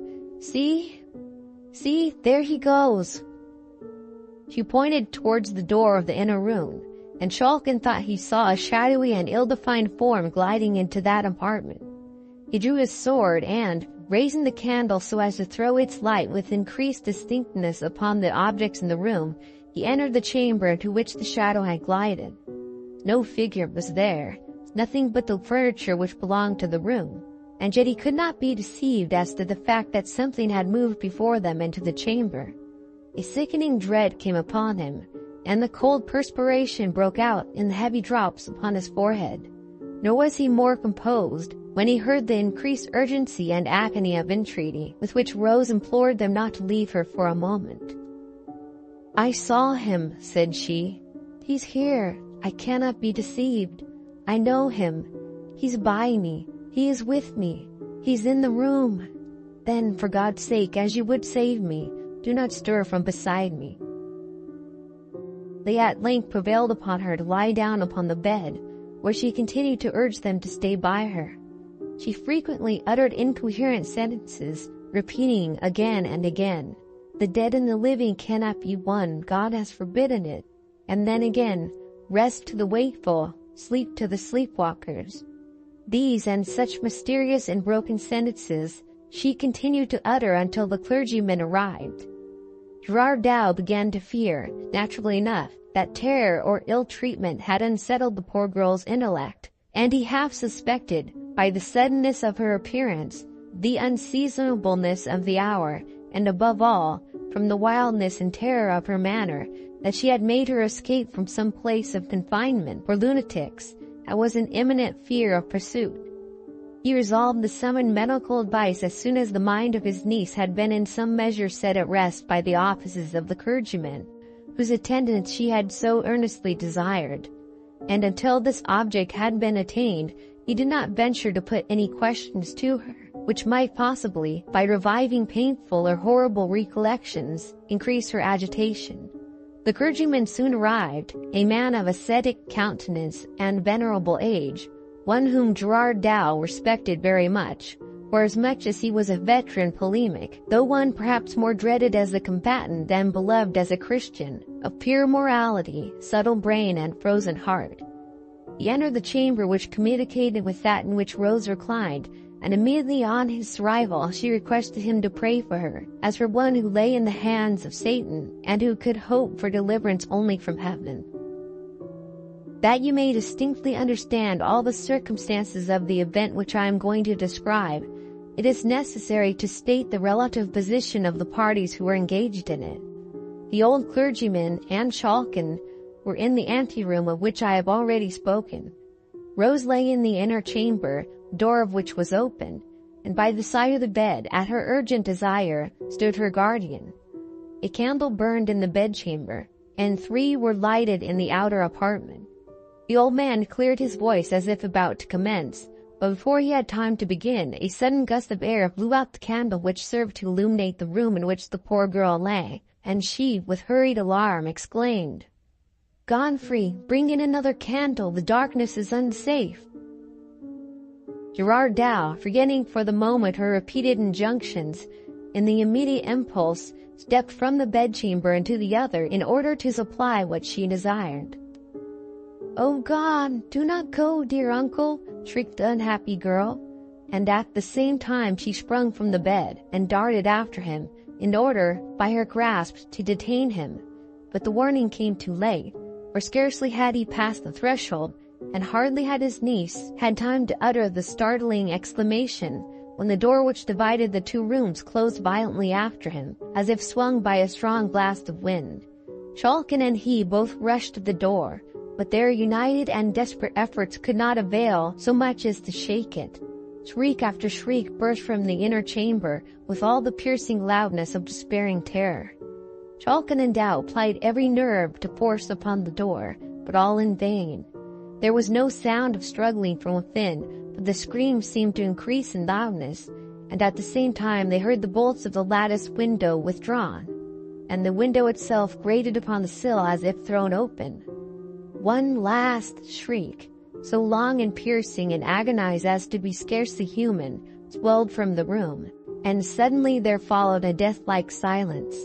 A light step was heard crossing the floor, as if from the bed to the window, and almost at the same instant the door gave way, and, yielding to the pressure of the external applicants, nearly precipitated them into the room. It was empty. The window was open, and Chalkin sprung to a chair and gazed out upon the street and canal below. He saw no form, but he saw, or thought he saw, the waters of the broad canal beneath settling ring after ring in heavy circles, as if a moment before disturbed by the submission of some ponderous body. No trace of Rose was ever after found, nor was anything certain respecting her mysterious wooer discovered or even suspected. No clue whereby to trace the intricacies of the labyrinth and to arrive at its solution presented itself, but an incident occurred, which, though it will not be received by our rational readers in lieu of evidence, produced nevertheless a strong and a lasting impression upon the mind of Chalkin. Many years after the events which we have detailed, Chalkin, then residing far away, received an intimation of his father's death and of his intended burial upon a fixed day in the church of Rotterdam. It was necessary that a very considerable journey should be performed by the funeral procession, which, as it will be readily believed, was not very numerously attended. Chalkin with difficulty arrived in Rotterdam late in the day upon which the funeral was appointed to take place. It had not then arrived. Evening closed in, and still it did not appear. Chalkin strolled down to the church. He found it open. Notice of the arrival of the funeral had been given, and the vault in which the body was to be laid had been opened. The sexton, on seeing a well-dressed gentleman, whose object was to attend the expected obsequies, pacing the aisle of the church, hospitably invited him to share with him the comforts of a blazing fire, which, as was his custom in winter-time upon such occasions, he had kindled in the hearth of a chamber, in which he was accustomed to await the arrival of such grisly guests, and which communicated, by a flight of steps, with the vault below.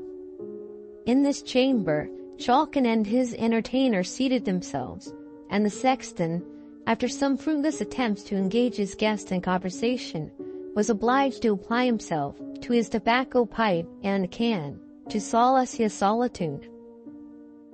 In spite of his grief and cares, the fatigues of a rapid journey of nearly 40 hours gradually overcame the mind and body of Godfrey Chalkin, and he sank into a deep sleep, from which he awakened by someone's shaking him gently by the shoulder.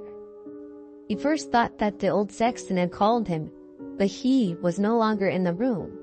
He roused himself, and as soon as he could clearly see what was around him, he perceived a female form, clothed in a kind of light robe of white, part of which was so disposed as to form a veil, and in her hand she carried a lamp.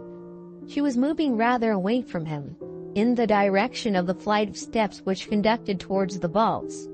Chalkin felt a vague alarm at the sight of this figure, and at the same time an irresistible impulse to follow its guidance. He followed it towards the vaults, but when it reached the head of the stairs he paused. The figure paused also, and, turning gently round, displayed, by the light of the lamp it carried, the face and features of his first love, Rose Velderkaust. There was nothing horrible, or even sad, in the countenance. On the contrary, it wore the same arch smile which used to enchant the artist long before in his happy days. A feeling of awe and interest, too intense to be resisted, prompted him to follow the spectre, if spectre it were. She descended the stairs, he followed, and turning to the left, through a narrow passage, she led him, to his infinite surprise, into what appeared to be an old-fashioned Dutch apartment, such as the pictures of Gerard Dow have served to immortalize. It Abundance of costly antique furniture was disposed about the room, and in one corner stood a four-post bed with heavy black cloth curtains around it. The figure frequently turned towards him with the same arch smile, and when she came to the side of the bed, she drew the curtains, and, by the light of the lamp which she held towards its contents, she disclosed to the horror-stricken painter, sitting bolt upright in the bed, the livid and demoniac form of Banderhausen. Schalken had hardly seen him when he fell senseless upon the floor, where he lay until discovered on the next morning by persons employed in closing the passages into the vaults. He was lying in a cell of considerable size, which had not been disturbed for a long time, and he had fallen beside a large coffin, which was supported upon small pillars, a security against the attacks of vermin. To his dying day, Schalken was satisfied of the reality of the vision which he had witnessed, and he has left behind him a curious evidence of the impression which it wrought upon his fancy, in a painting executed shortly after the event I have narrated, and which is valuable as exhibiting not only the peculiarities which have made Schalken's pictures sought after, but even more so, as presenting a portrait of his early love, Rose Velderkaust, whose mysterious fate must always remain matter of speculation.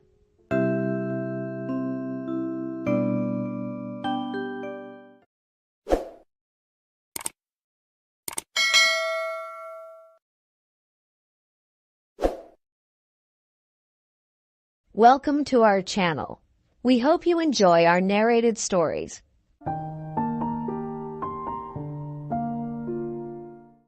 Your gods and my gods. Do you or I know which are the stronger? Native proverb. East of Suez, some hold, the direct control of providence ceases, man being there handed over to the power of the gods and devils of Asia, and the Church of England providence only exercising an occasional and modified supervision in the case of Englishmen. This theory accounts for some of the more unnecessary horrors of life in India. It may be stretched to explain my story. My friend Strickland of the police, who knows as much of natives of India as is good for any man, can bear witness to the facts of the case. Dumois, our doctor, also saw what Strickland and I saw. The inference which he drew from the evidence was entirely incorrect. He is dead now. He died in a rather curious manner, which has been elsewhere described. When Fleet came to India, he owned a little money and some land in the Himalayas, near a place called Dharamsala. Both properties had been left him by an uncle, and he came out to finance them. He was a big, heavy, genial, and inoffensive man. His knowledge of natives was, of course, limited, and he complained of the difficulties of the language. He rode in from his place in the hills to spend New Year in the station, and he stayed with Strickland. On New Year's Eve there was a big dinner at the club, and the night was excusably wet. When men foregather from the utmost ends of the empire, they have a right to be riotous. The frontier had sent down a contingent of catch-em-alive-os who had not seen 20 white faces for a year, and were used to ride 15 miles to dinner at the next fort, at the risk of a Khyberee bullet where their drinks should lie. They profited by their new security, for they tried to play pool with a curled-up hedgehog found in the garden, and one of them carried the marker round the room in his teeth. Half a dozen planters had come in from the south and were talking horse to the biggest liar in Asia, who was trying to cap all their stories at once. Everybody was there, and there was a general closing up of ranks and taking stock of our losses in dead or disabled that had fallen during the past year. It was a very wet night, and I remember that we sang Auld Lang Syne with our feet in the Polo Championship Cup and our heads among the stars, and swore that we were all dear friends. Then some of us went away and annexed Burma, and some tried to open up the Sudan and were opened up by fuzzies in that cruel scrub outside Suakim. And some found stars and medals, and some were married, which was bad, and some did other things which were worse. and the others of us stayed in our chairs and strove to make money on insufficient experiences. Fleet began the night with sherry and bitters, drank champagne steadily up to dessert, then raw, rasping Capri with all the strength of whiskey, took Benedictine with his coffee, 4 or 5 whiskeys and sodas to improve his pool strokes, beer and bones at 2:30, winding up with old brandy. Consequently, when he came out at 3:30 in the morning, into 14 degrees of frost, he was very angry with his horse for coughing, and tried to leapfrog into the saddle. The horse broke away and went to his stables, so Strickland and I formed a guard of dishonor to take Fleet home. Our road lay through the bazaar, close to a little temple of Hanuman, the monkey god, who was a leading divinity worthy of respect. All gods have good points, just as have all priests. Personally, I attach much importance to Hanuman, and am kind to his people, the great gray apes of the hills. One never knows when one may want a friend. There was a light in the temple, and as we passed, we could hear voices of men chanting hymns. In a native temple, the priests rise at all hours of the night to do honor to their god. Before we could stop him, Fleet dashed up the steps, patted 2 priests on the back, and was gravely grinding the ashes of his cigar butt into the forehead of the red stone image of Hanuman. Strickland tried to drag him out, but he sat down and said solemnly, "See that? Mark of the beast. I made it. Isn't it fine?" In half a minute the temple was alive and noisy, and Strickland, who knew what came of polluting gods, said that things might occur. He, by virtue of his official position, long resided in the country, and weakness for going among the natives was known to the priests, and he felt unhappy. Fleet sat on the ground and refused to move. He said that girl Hanuman made a very soft pillow. Then, without any warning, a silver man came out of a recess behind the image of the god. He was perfectly naked in that bitter, bitter cold, and his body shone like frosted silver, for he was what the Bible calls a leper as white as snow. Also, he had no face, because he was a leper of some years' standing, and his disease was heavy upon him. We too stooped to haul Fleet up, and the temple was filling and filling with folk who seemed to spring from the earth, when the silver man ran in under our arms, making a noise exactly like the mewing of an otter, caught Fleet round the body, and dropped his head on Fleet's breast before we could wrench him away. Then he retired to a corner and sat mewing, while the crowd blocked all the doors. The priests were very angry until the silver man touched Fleet. That nuzzling seemed to sober them. At the end of a few minutes' silence, one of the priests came to Strickland and said in perfect English, "Take your friend away. He has done with Hanuman, but Hanuman has not done with him."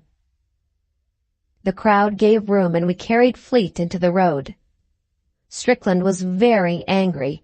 He said that we might all 3 have been knifed, and that Fleet should thank his stars that he had escaped without injury. Fleet thanked no one. He said that he wanted to go to bed. He was gorgeously drunk. We moved on, Strickland silent and wrathful, until Fleet was taken with violent shivering fits and sweating. He said that the smells of the bazaar were overpowering, and he wondered why slaughterhouses were permitted so near English residences. "Can't you smell the blood?" said Fleet. We put him to bed at last, just as the dawn was breaking, and Strickland invited me to have another whiskey and soda. While we were drinking, he talked of the trouble in the temple, and admitted that it baffled him completely. Strickland hates being mystified by natives, because his business in life is to overmatch them with their own weapons. He has not yet succeeded in doing this, but in 15 or 20 years he will have made some small progress. "They should have mauled us," he said, "instead of mewing at us. I wonder what they meant. I don't like it one little bit." I said that the managing committee of the temple would in all probability bring a criminal action against us for insulting their religion. There was a section of the Indian Penal Code which exactly met Fleet's offense. Strickland said he only hoped and prayed that they would do this. Before I left, I looked into Fleet's room and saw him lying on his right side, scratching his left breast. Then I went to bed, cold, depressed, and unhappy, at 7 o'clock in the morning. At 1 o'clock I rode over to Strickland's house to inquire after Fleet's head. I imagined that it would be a sore one. Fleet was breakfasting and seemed unwell. His temper was gone, for he was abusing the cook for not supplying him with an underdone chop. A man who can eat raw meat after a wet night is a curiosity. I told Fleet this and he laughed. "You'll breed queer mosquitoes in these parts," he said. "I've been bitten to pieces, but only in one place." "Let's have a look at the bite," said Strickland. "It may have gone down since this morning." While the chops were being cooked, Fleet opened his shirt and showed us, just over his left breast, a mark, the perfect double of the black rosettes, the 5 or 6 irregular blotches arranged in a circle, on a leopard's hide. Strickland looked and said, "It was only pink this morning. It's grown black now." Fleet ran to a glass. "By Jove," he said, "this is nasty. What is it?" We could not answer. Here the chops came in, all red and juicy, and Fleet bolted 3 in a most offensive manner.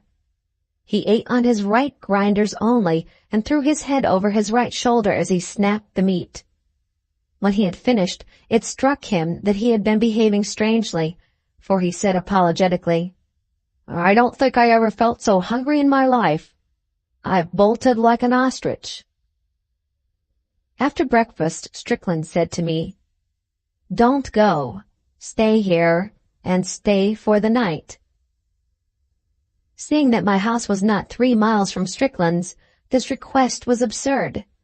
But Strickland insisted, and was going to say something when Fleet interrupted by declaring in a shamefaced way that he felt hungry again. Strickland sent a man to my house to fetch over my bedding and a horse, and we 3 went down to Strickland's stables to pass the hours until it was time to go out for a ride. The man who has a weakness for horses never wearies of inspecting them, and when 2 men are killing time in this way, they gather knowledge and lies the one from the other. There were 5 horses in the stables, and I shall never forget the scene as we tried to look them over. They seemed to have gone mad. They reared and screamed and nearly tore up their pickets. They sweated and shivered and lathered and were distraught with fear. Strickland's horses used to know him as well as his dogs, which made the matter more curious. We left the stable for fear of the brutes throwing themselves in their panic. Then Strickland turned back and called me. The horses were still frightened, but they let us gentle and make much of them, and put their heads in our bosoms. "They aren't afraid of us," said Strickland. "Do you know, I'd give 3 months' pay if Outrage here could talk." But Outrage was dumb, and could only cuddle up to his master and blow out his nostrils, as is the custom of horses when they wish to explain things but can't. Fleet came up when they were in the stalls, and as soon as the horses saw him, their fright broke out afresh. It was all that we could do to escape from the place unkicked. Strickland said, "They don't seem to love you, Fleet." "Nonsense," said Fleet. "My mare will follow me like a dog." He went to her. She was in a loose box, but as he slipped the bar, she plunged, knocked him down, and broke away into the garden. I laughed, but Strickland was not amused. He took his mustache in both fists and pulled at it till it nearly came out. Fleet, instead of going off to chase his property, yawned, saying that he felt sleepy. He went to the house to lie down, which was a foolish way of spending New Year's Day. Strickland sat with me in the stables and asked if I had noticed anything peculiar in Fleet's manner. I said that he ate his food like a beast, but that this might have been the result of living alone in the hills out of the reach of society as refined and elevating as ours, for instance. Strickland was not amused. I do not think that he listened to me, for his next sentence referred to the mark on Fleet's breast, and I said that it might have been caused by blister flies, or that it was possibly a birthmark, newly born and now visible for the first time. We both agreed that it was unpleasant to look at, and Strickland found occasion to say that I was a fool. "I can't tell you what I think now," he said, "because you would call me a madman. But you must stay with me for the next few days if you can. I want you to watch Fleet, but don't tell me what you think till I have made up my mind." "But I am dining out tonight," I said. "So am I," said Strickland, "and so is Fleet. At least if he doesn't change his mind." We walked about the garden smoking but saying nothing, because we were friends and talking spoils good tobacco, till our pipes were out. Then we went to wake up Fleet. He was wide awake and fidgeting about his room. "I say, I want some more chops," he said. "Can I get them?" We laughed and said, "Go and change, the ponies will be round in a minute." "All right," said Fleet. "I'll go when I get the chops. Underdone ones, mind." He seemed to be quite in earnest. It was 4 o'clock and we had had breakfast at 1.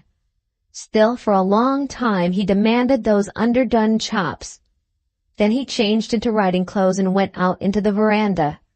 His pony, the mare had not been caught, would not let him come near.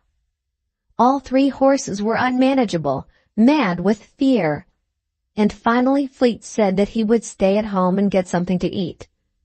Strickland and I rode out, wondering.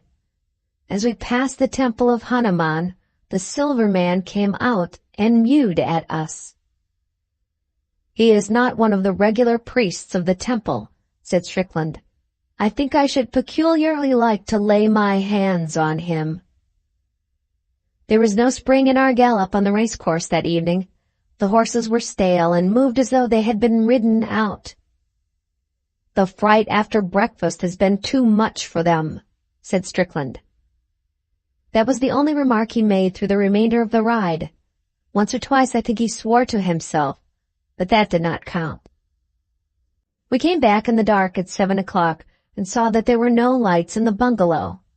"Careless ruffians my servants are," said Strickland. My horse read something on the carriage drive, and Fleet stood up under its nose.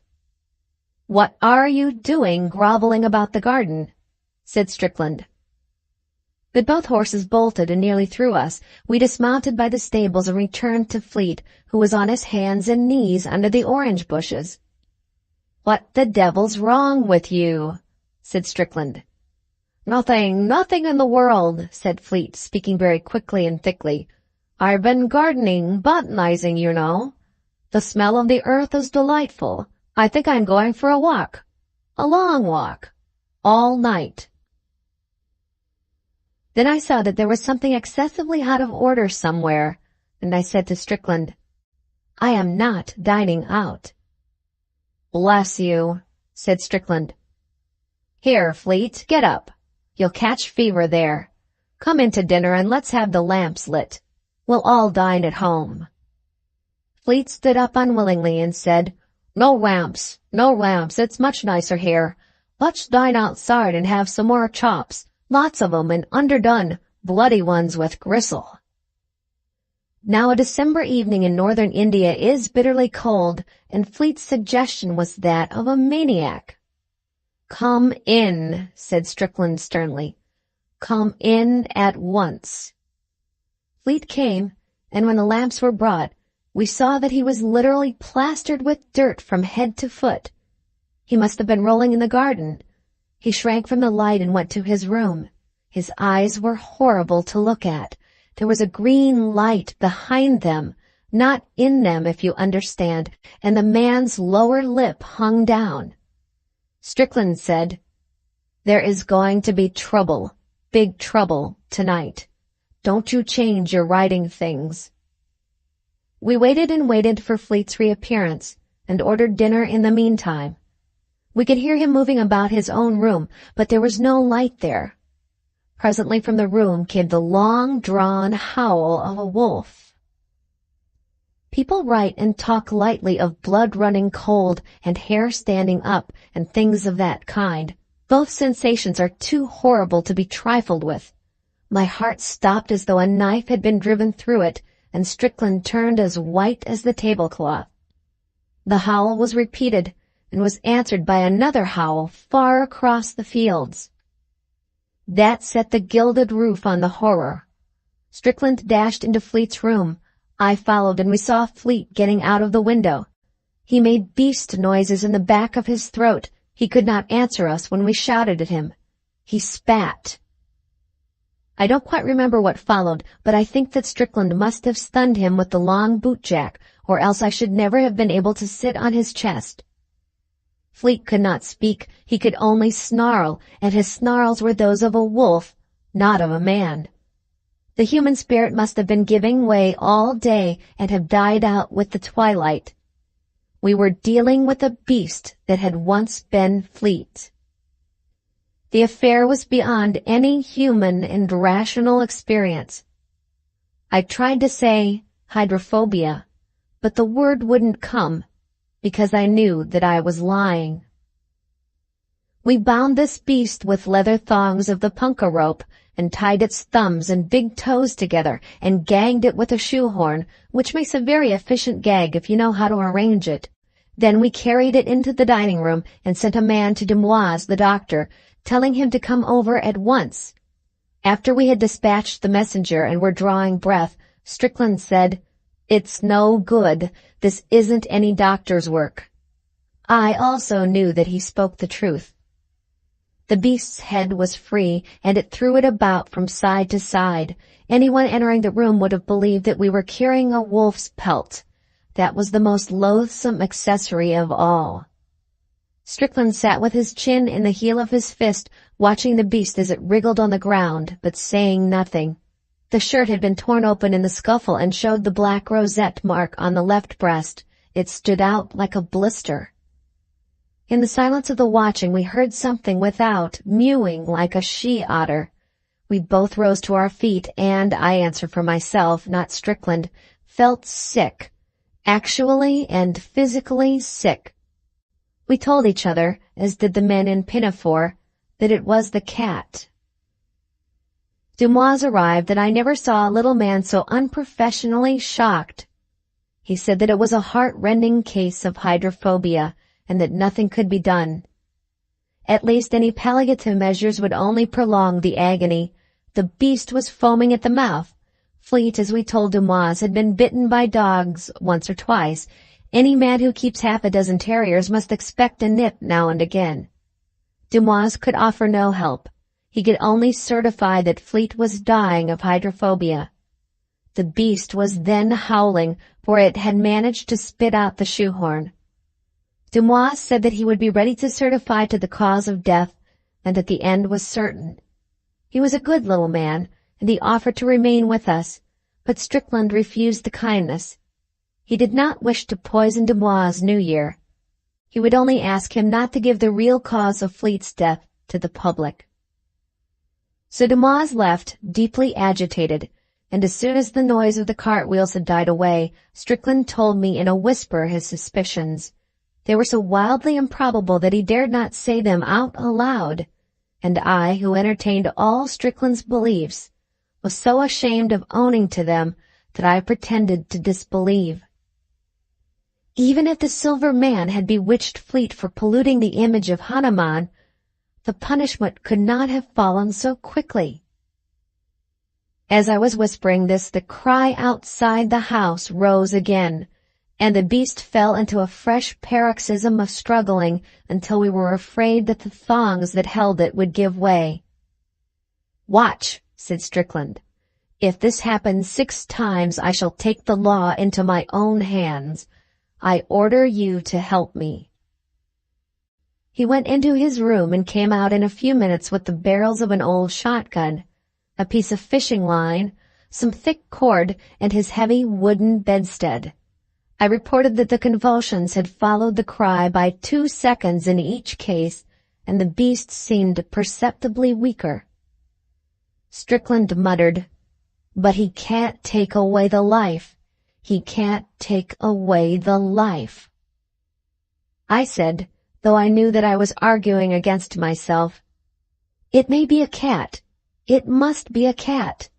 If the Silver Man is responsible, why does he dare to come here?" Strickland arranged the wood on the hearth, put the gun barrels into the glow of the fire, spread the twine on the table, and broke a walking stick in 2. There was 1 yard of fishing line, gut, lapped with wire, such as is used for manseer fishing, and he tied the 2 ends together in a loop. Then he said, "How can we catch him? He must be taken alive and unhurt." I said that we must trust in Providence and go out softly with polo sticks into the shrubbery at the front of the house. The man or animal that made the cry was evidently moving round the house as regularly as a night watchman. We could wait in the bushes till he came by and knock him over. Strickland accepted the suggestion, and we slipped out from a bathroom window into the front veranda, and then across the carriage drive into the bushes. In the moonlight we could see the leper coming round the corner of the house. He was perfectly naked, and from time to time he mewed and stopped to dance with his shadow. It was an unattractive sight, and thinking of poor Fleet, brought to such degradation by so foul a creature, I put away all my doubts and resolved to help Strickland from the heated gun barrels to the loop of twine, from the loins to the head and back again, with all tortures that might be needful. The leper halted in the front porch for a moment, and we jumped out on him with the sticks. He was wonderfully strong, and we were afraid that he might escape or be fatally injured before we caught him. We had an idea that lepers were frail creatures, but this proved to be incorrect. Strickland knocked his legs from under him, and I put my foot on his neck. He mewed hideously, and even through my riding boots I could feel that his flesh was not the flesh of a clean man. He struck at us with his hand and feet stumps. We looped the lash of a dog whip around him, under the armpits, and dragged him backwards into the hall, and so into the dining room where the beast lay. There we tied him with trunk straps. He made no attempt to escape, but mewed. When we confronted him with the beast, the scene was beyond description. The beast doubled backwards into a bow as though he had been poisoned with strychnine, and moaned in the most pitiable fashion. Several other things happened also, but they cannot be put down here. "I think I was right," said Strickland. "Now we will ask him to cure this case." But the leper only mewed. Strickland wrapped the towel round his hand and took the gun barrels out of the fire. I put the half of the broken walking stick through the loop of the fishing line and buckled the leper comfortably to Strickland's bedstead. I understood then how men and women and little children can endure to see a witch burnt alive, for the beast was moaning on the floor, and though the Silver Man had no face, you could see horrible feelings passing through the slab that took its place, exactly as waves of heat play across red-hot iron. Gun barrels, for instance. Strickland shaded his eyes with his hands for a moment, and we got to work. This part is not to be printed. The dawn was beginning to break when the leper spoke. His mewings had not been satisfactory up to that point. The beast had fainted from exhaustion, and the house was very still. We unstrapped the leper and told him to take away the evil spirit. He crawled to the beast and laid his hand upon the left breast. That was all. Then he fell face down and whined, drawing in his breath as he did so. We watched the face of the beast and saw the soul of Fleet coming back into the eyes. Then a sweat broke out on the forehead, and the eyes, they were human eyes, closed. We waited for an hour, but Fleet still slept. We carried him to his room and bade the leper go, giving him the bedstead and the sheet on the bedstead to cover his nakedness, the gloves and the towels with which we had touched him, and the whip that had been hooked around his body. He put the sheet about him and went out into the early morning without speaking or mewing. Strickland wiped his face and sat down. A night gong, far away in the city, made 7 o'clock. "Exactly 24 hours, said Strickland, "and I've done enough to ensure my dismissal from the service, besides permanent quarters in a lunatic asylum. Do you believe that we are awake?" The red-hot gun barrel had fallen on the floor and was singeing the carpet. The smell was entirely real. That morning at 11 we two together went to wake up Fleet.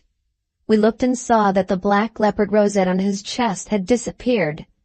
He was very drowsy and tired, but as soon as he saw us he said, "Oh, confound you fellows! Happy New Year to you! Never mix your liquors. I'm nearly dead." "Thanks for your kindness, but you're over time," said Strickland. "Today is the morning of the 2nd. You slept the clock round with a vengeance." The door opened, and little Dumoise put his head in. He had come on foot and fancied that we were laying out Fleet. "I brought a nurse," said Dumoise. "I suppose that you can come in for what is necessary?" "By all means," said Fleet cheerily, sitting up in bed.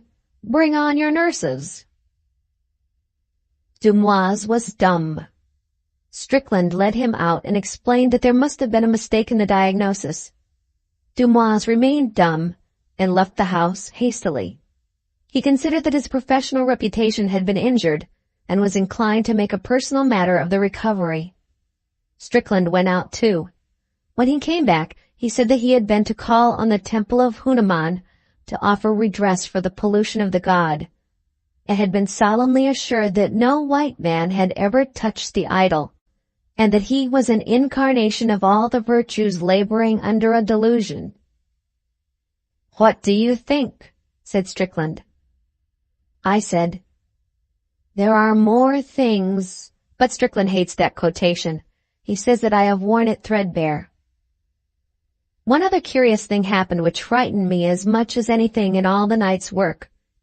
When Fleet was dressed, he came into the dining room and sniffed. He had a quaint trick of moving his nose when he sniffed. "Horrid doggy smell here," said he. "You should really keep those terriers of yours in better order. Try sulphur, Strick." But Strickland did not answer. He caught hold of the back of a chair and, without warning, went into an amazing fit of hysterics. It is terrible to see a strong man overtaken with hysteria. Then it struck me that we had fought for Fleet's soul with the silver man in that room, and had disgraced ourselves as Englishmen forever. And I laughed and gasped and gurgled just as shamefully as Strickland, while Fleet thought that we had both gone mad. We never told him what we had done. Some years later, when Strickland had married and was a church-going member of society for his wife's sake, we reviewed the incident dispassionately, and Strickland suggested that I should put it before the public. I cannot myself see that this step is likely to clear up the mystery, because, in the first place, no one will believe a rather unpleasant story, and, in the second, it is well known to every right-minded man that the gods of the heathen are stone and brass, and any attempt to deal with them otherwise is justly condemned. The end. Thank you very much for watching. Please don't forget to subscribe our channel for more stories.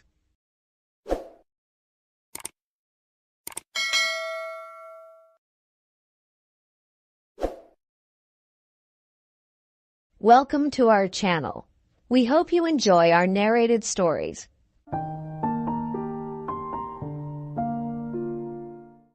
When I drew nigh the nameless city, I knew it was accursed. I was traveling in a parched and terrible valley under the moon, and afar I saw it protruding uncannily above the sands, as parts of a corpse may protrude from an ill-made grave. Fear spoke from the age-worn stones of this hoary survivor of the deluge, this great-grandfather of the eldest pyramid. And a viewless aura repelled me, and bade me retreat from antique and sinister secrets that no man should see, and no man else had dared to see. Remote in the desert of Araby lies the nameless city, crumbling and inarticulate, its low walls nearly hidden by the sands of uncounted ages. It must have been thus before the first stones of Memphis were laid, and while the bricks of Babylon were yet unbaked. There is no legend so old as to give it a name, or to recall that it was ever alive. But it is told of in whispers around campfires, and muttered about by grandams in the tents of sheiks, so that all the tribes shun it without wholly knowing why. It was of this place that Abdul al-Hazred, the mad poet, dreamed of the night before he sang his unexplained couplet, "That is not dead which can eternal lie, and with strange aeons death may die." I should have known that the Arabs had good reason for shunning the nameless city, the city told of in strange tales but seen by no living man. Yet I defied them, and went into the untrodden waste with my camel. I alone have seen it, and that is why no other face bears such hideous lines of fear as mine, why no other man shivers so horribly when the night wind rattles the windows. When I came upon it in the ghastly stillness of unending sleep, it looked at me, chilly from the rays of a cold moon amidst the desert's heat. And as I returned its look, I forgot my triumph at finding it, and stopped still with my camel to wait for the dawn. For hours I waited, till the east grew gray and the stars faded, and the gray turned to roseate light edged with gold.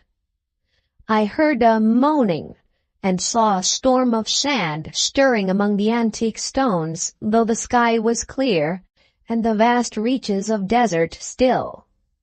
Then suddenly, above the desert's far rim, came the blazing edge of the sun, seen through the tiny sandstorm which was passing away, and in my fevered state I fancied that from some remote depth there came a crash of musical metal to hail the fiery disk, as Memnon hails it from the banks of the Nile.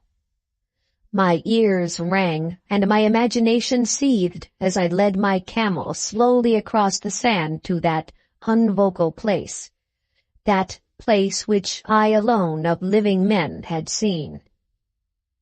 In and out amongst the shapeless foundations of houses and places I wandered, finding never a carving or inscription to tell of these men, if men they were, who built this city and dwelt therein so long ago. The antiquity of the spot was unwholesome, and I longed to encounter some sign or device to prove that the city was indeed fashioned by mankind. There were certain proportions and dimensions in the ruins which I did not like. I had with me many tools, and dug much within the walls of the obliterated edifices. But progress was slow, and nothing significant was revealed. When night and the moon returned, I felt a chill wind which brought new fear, so that I did not dare to remain in the city.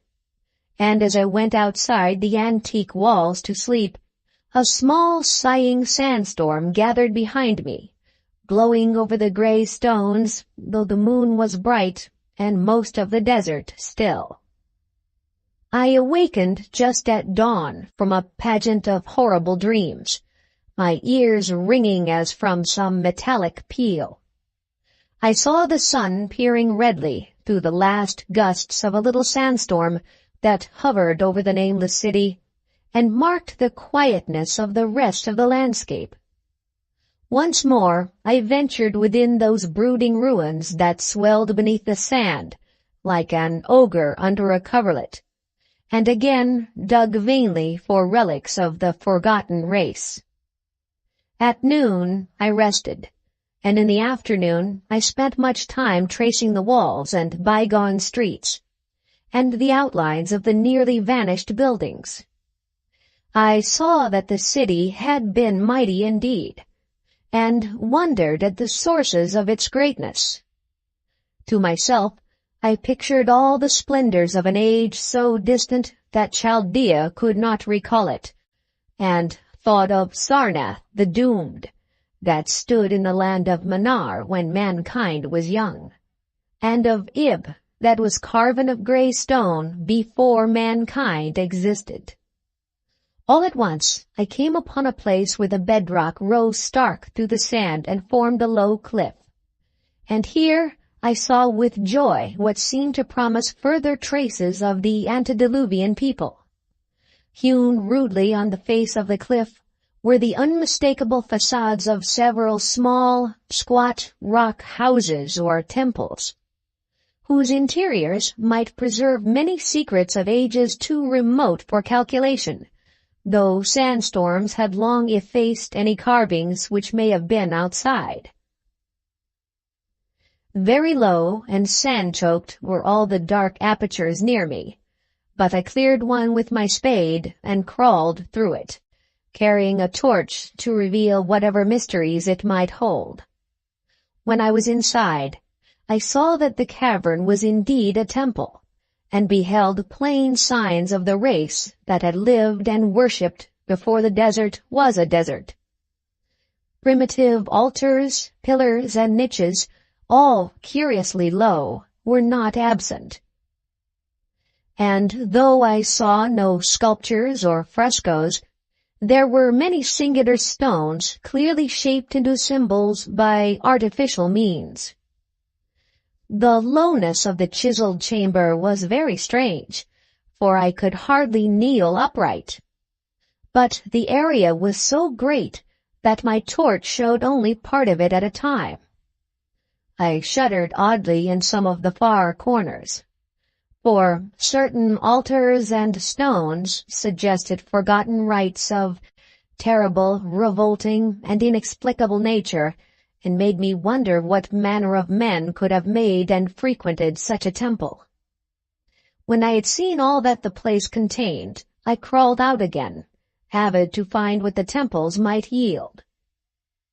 Night had now approached, yet the tangible things I had seen made curiosity stronger than fear, so that I did not flee from the long moon-cast shadows that had daunted me when first I saw the nameless city. In the twilight, I cleared another aperture and with a new torch crawled into it, finding more vague stones and symbols, though nothing more definite than the other temple had contained. The room was just as low, but much less broad, ending in a very narrow passage crowded with obscure and cryptical shrines. About these shrines I was prying, when the noise of a wind and my camel outside broke through the stillness and drew me forth to see what could have frightened the beast. The moon was gleaming vividly over the primitive ruins, lighting a dense cloud of sand that seemed blown by a strong but decreasing wind from some point along the cliff ahead of me. I knew it was this chilly, sandy wind which had disturbed the camel, and was about to lead him to a place of better shelter, when I chanced to glance up and saw that there was no wind atop the cliff. This astonished me and made me fearful again, but I immediately recalled the sudden local winds that I had seen and heard before at sunrise and sunset, and judged it was a normal thing. I decided it came from some rock fissure leading to a cave, and watched the troubled sand to trace it to its source, soon perceiving that it came from the black orifice of a temple a long distance south of me, almost out of sight. Against the choking sand cloud I plodded toward this temple, which, as I neared it, loomed larger than the rest, and showed a doorway far less clogged with caked sand. I would have entered had not the terrific force of the icy wind almost quenched my torch. It poured madly out of the dark door, sighing uncannily as it ruffled the sand and spread among the weird ruins. Soon it grew fainter, and the sand grew more and more still, till finally all was at rest again.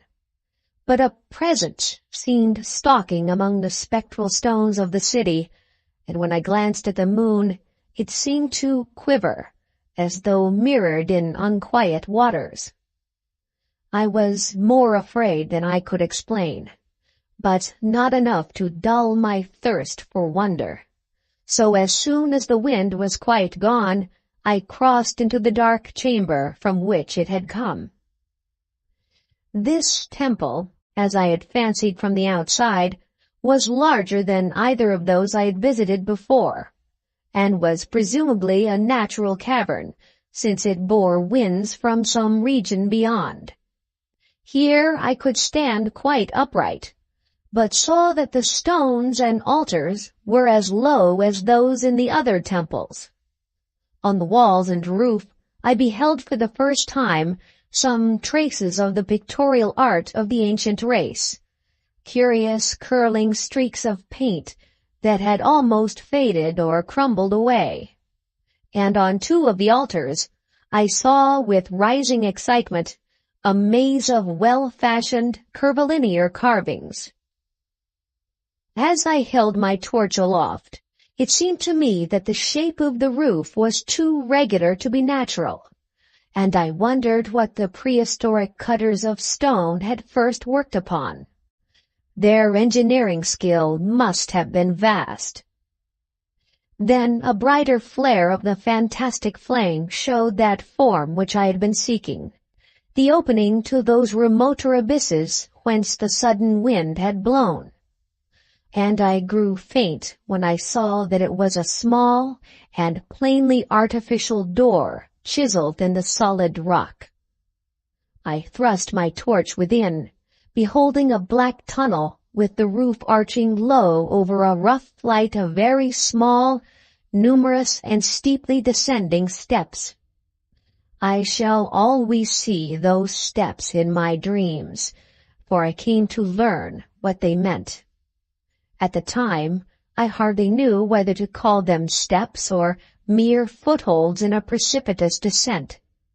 My mind was whirling with mad thoughts, and the words and warning of Arab prophets seemed to float across the desert from the land that men know to the nameless city that men dare not know. Yet I hesitated only for a moment before advancing through the portal and commencing to climb cautiously down the steep passage, feet first, as though on a ladder. It is only in the terrible phantasms of drugs or delirium that any other man can have such a descent as mine. The narrow passage led infinitely down like some hideous haunted well, and the torch I held above my head could not light the unknown depths towards which I was crawling.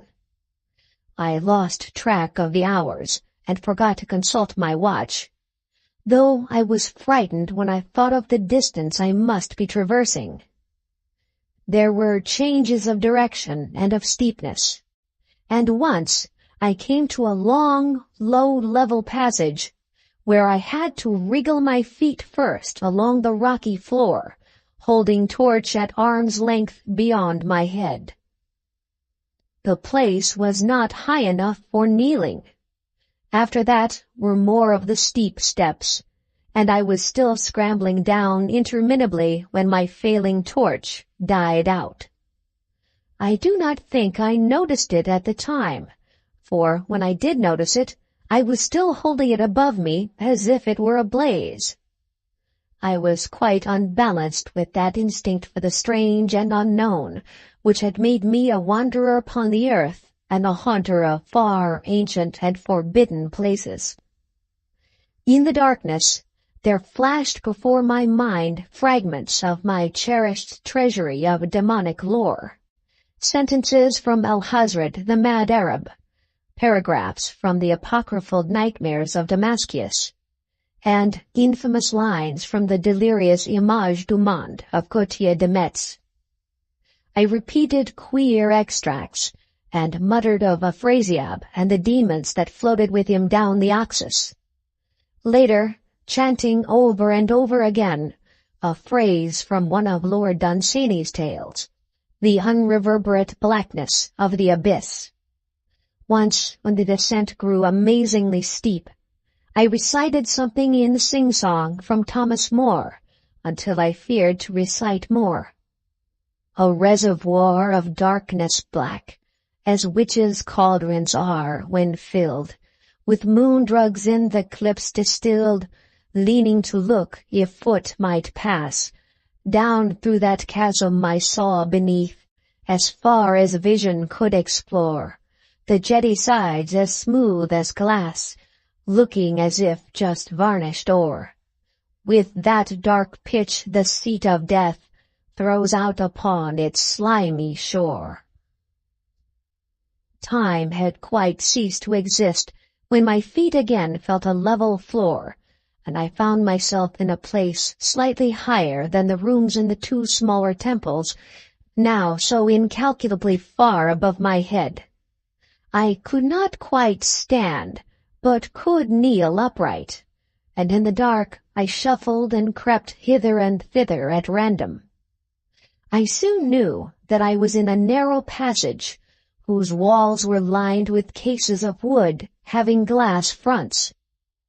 As in that Paleozoic and abysmal place I felt of such things as polished wood and glass, I shuddered at the possible implications. The cases were apparently ranged along each side of the passage at regular intervals, and were oblong and horizontal, hideously like coffins in shape and size. When I tried to move 2 or 3 for further examination, I found that they were firmly fastened. I saw that the passage was a long one, so floundered ahead rapidly in a creeping run that would have seemed horrible had any eye watched me in the blackness, crossing from side to side occasionally to feel of my surroundings, and be sure the walls and rows of cases still stretched on. Man is so used to thinking visually that I almost forgot the darkness, and pictured the endless corridor of wood and glass in its low-studded monotony as though I saw it. And then, in a moment of indescribable emotion, I did see it. Just when my fancy merged into real sight, I cannot tell. But there came a gradual glow ahead, and all at once I knew that I saw the dim outlines of a corridor and the cases, revealed by some unknown subterranean phosphorescence. For a little while, all was exactly as I had imagined it, since the glow was very faint. But as I mechanically kept stumbling ahead into the stronger light, I realized that my fancy had been but feeble. This hall was no relic of crudity like the temples in the city above, but a monument of the most magnificent and exotic art.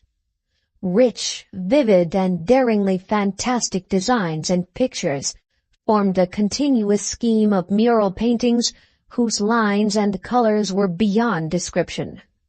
The cases were of a strange golden wood, with fronts of exquisite glass, and containing the mummified forms of creatures outreaching in grotesqueness the most chaotic dreams of man. To convey any idea of these monstrosities is impossible. They were of the reptile kind, with body lines suggesting sometimes the crocodile, sometimes the seal, and more often nothing of which either the naturalist or the paleontologist ever heard. In size they approximated a small man, and their forelegs bore delicate and evident feet, curiously like human hands and fingers. But strangest of all were their heads, which presented a contour violating all known biological principles. To nothing can such things be well compared. In one flash, I thought of comparisons as varied as the cat, the bullfrog, the mythic satyr, and the human being. Not Jove himself had had so colossal and protuberant a forehead. Yet the horns and the noselessness and the alligator-like jaw placed things outside all established categories. I debated for a time on the reality of the mummies, half suspecting they were artificial idols, but soon decided they were indeed some Paleogean species which had lived when the nameless city was alive. To crown their grotesqueness, most of them were gorgeously enrobed in the costliest of fabrics and lavishly laden with ornaments of gold, unknown shining metals. The importance of these crawling creatures must have been vast, for they held first place among the wild designs on the frescoed walls and ceiling. With matchless skill had the artist drawn them in a world of their own, wherein they had cities and gardens fashioned to suit their dimensions. And I could not help but think that their pictured history was allegorical, perhaps showing the progress of the race that worshipped them. These creatures, I said to myself, were to men of the nameless city what the she-wolf was to Rome, or some totem beast is to a tribe of Indians. Holding this view, I could trace roughly a wonderful epic of the nameless city, the tale of a mighty seacoast metropolis that ruled the world before Africa rose out of the waves, and of its struggles as the sea shrank away and the desert crept into the fertile valley that held it. I saw its wars and triumphs, its troubles and defeats, and afterwards its terrible fight against the desert when thousands of its people, here represented in allegory by the grotesque reptiles, were driven to chisel their way down through the rocks in some marvelous manner to another world whereof their prophets had told them. It was all vividly weird and realistic, and its connection with the awesome descent I had made was unmistakable. I even recognized the passages. As I crept along the corridor toward the brighter light, I saw later stages of the painted epic, the leave-taking of the race that had dwelt in the nameless city and the valley around for 10 million years. The race whose souls shrank from quitting scenes their bodies had known so long, where they had settled as nomads in the earth's youth, hewing in the virgin rock those primal shrines at which they had never ceased to worship. Now that the light was better, I studied the pictures more closely, and remembering that the strange reptiles must represent the unknown men, pondered upon the customs of the nameless city. Many things were peculiar and inexplicable. The civilization, which included a written alphabet, had seemingly risen to a higher order than those immeasurably later civilizations of Egypt and Chaldea. Yet there were curious omissions. I could, for example, find no pictures to represent deaths or funeral customs, save such as were related to wars, violence, and plagues. And I wondered at the reticence shown concerning natural death. It was as though an ideal of immortality had been fostered as a cheering illusion. Still nearer the end of the passage was painted scenes of the utmost picturesqueness and extravagance, contrasted views of the nameless city in its desertion and growing ruin, and of the strange new realm of paradise to which the race had hewed its way through the stone. In these views, the city and the desert valley were shown always by moonlight, golden nimbus hovering over the fallen walls, and half revealing the splendid perfection of former times, shown spectrally and elusively by the artist.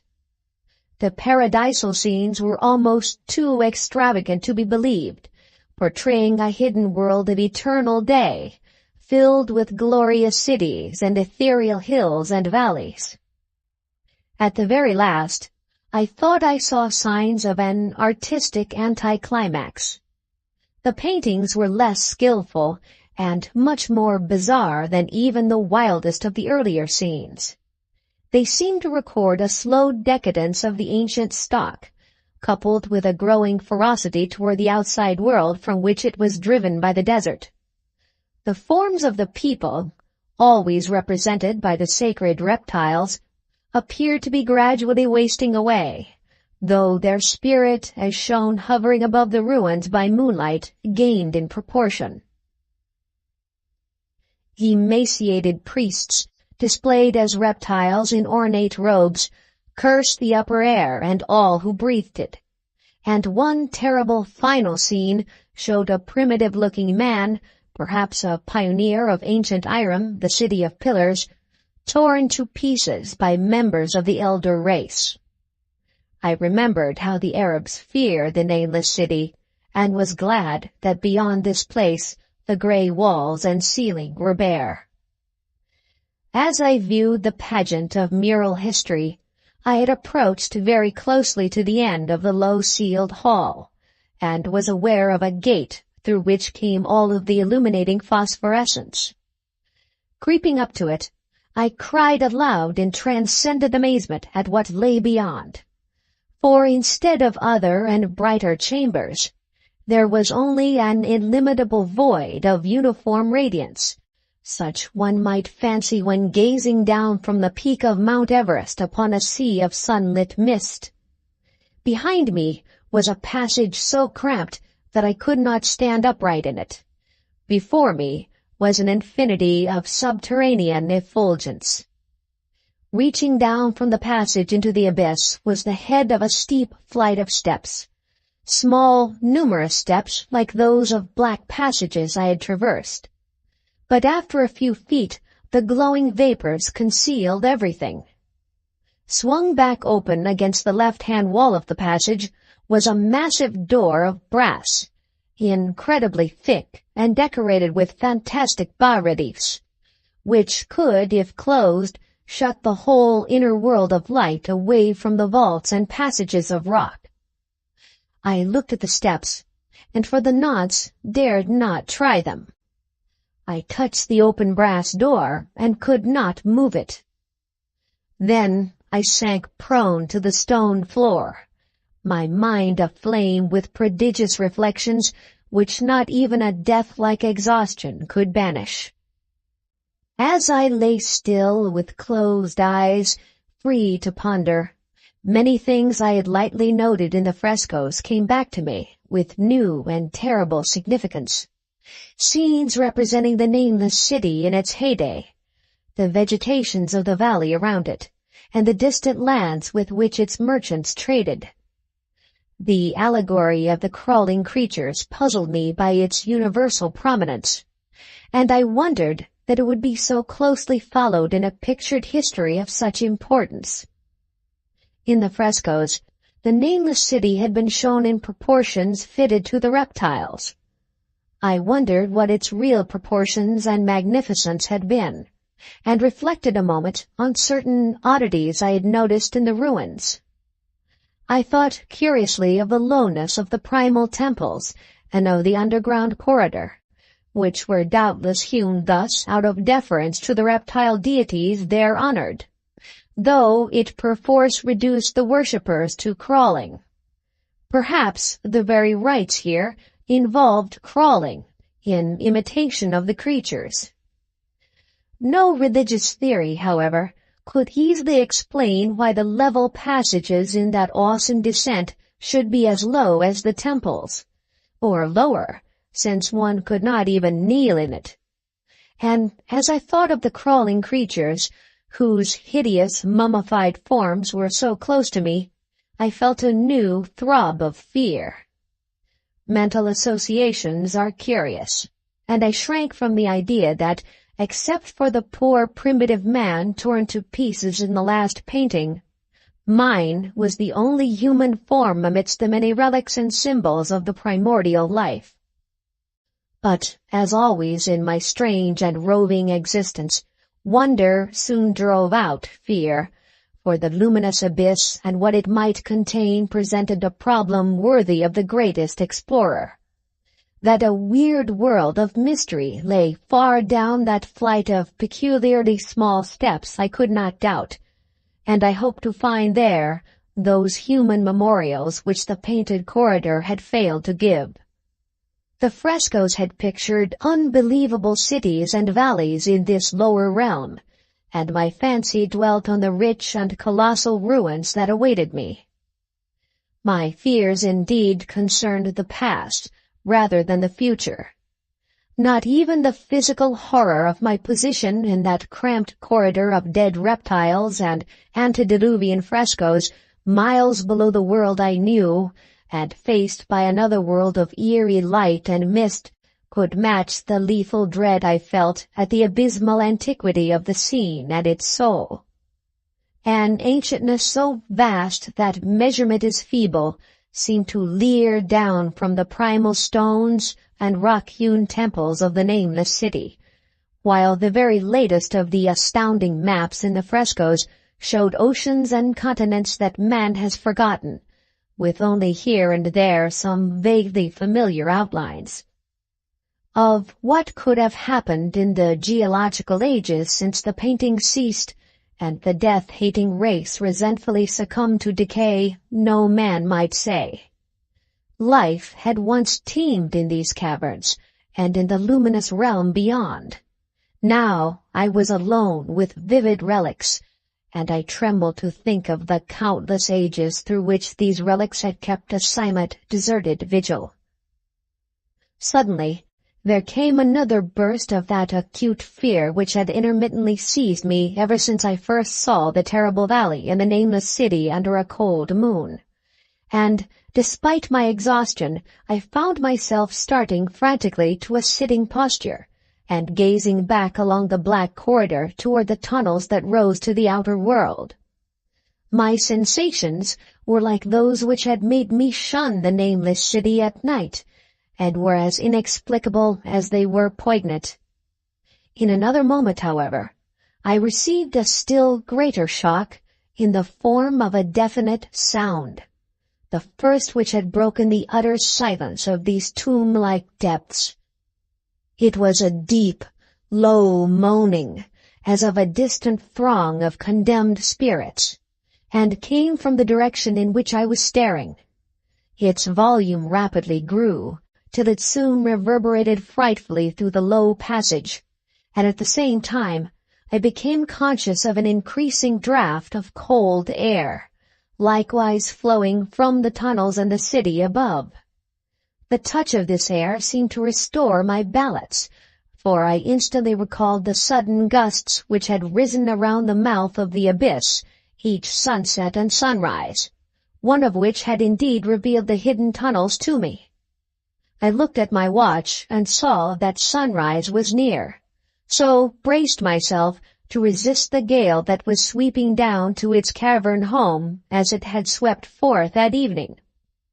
My fear again waned low, since a natural phenomenon tends to dispel broodings over the unknown. More and more madly poured the shrieking, moaning night wind into the gulf of the inner earth. I dropped prone again, and clutched vainly at the floor, for fear of being swept bodily through the open gate into the phosphorescent abyss. Such fury I had not expected, and as I grew aware of an actual slipping of my form toward the abyss, I was beset by 1,000 new terrors of apprehension and imagination. The malignancy of the blast awakened incredible fancies. Once more, I compared myself shudderingly to the only human image in that frightful corridor, the man who was torn to pieces by the nameless race. For, in the fiendish clawing of the swirling currents, there seemed to abide a vindictive rage, all the stronger because it was largely impotent. I think I screamed frantically near the last. I was almost mad. But if I did so, my cries were lost in the hell-born babble of the howling wind-wraiths. I tried to crawl against the murderous invisible torrent, but I could not even hold my own, as I was pushed, slowly and inexorably toward the unknown world. Finally, reason must have wholly snapped, for I fell to babbling over and over that unexplainable couplet of the mad Arab Alhazred, who dreamed of the nameless city that is not dead which can eternal lie, and with strange eons even death may die. Only the grim, brooding desert gods know what really took place, what indescribable struggles and scrambles in the dark I endured, or what abaddon guided me back to life, where I must always remember and shiver in the night wind till oblivion, or worse, claims me. Monstrous, unnatural, colossal was the thing, too far beyond all the ideas of man to be believed, except in the silent, damnable small hours of the morning when one cannot sleep. I have said that the fury of the rushing blast was infernal, cacodemoniacal, that its voices were hideous with the pent-up viciousness of desolate eternities. Presently these voices, while still chaotic before me, seemed to my beating brain to take articulate form behind me, and down there in the grave of unnumbered eon-dead antiquities, leagues below the dawn-lit world of men, I heard the ghastly cursing and snarling of strange-tongued fiends. Turning, I saw, outlined against the luminous ether of the abyss, what could not be seen against the dusk of the corridor. A nightmare horde of rushing devils, hate-distorted, grotesquely panoplied, half-transparent devils of a race no man might mistake, the crawling reptiles of the nameless city. And as the wind died away, I was plunged into the ghoul-pooled darkness of earth's bowels. For, behind the last of the creatures, the great brazen door clanged shut, with a deafening peal of metallic music, whose reverberation swelled out. End. Thank you very much for watching. Please don't forget to subscribe our channel for more stories.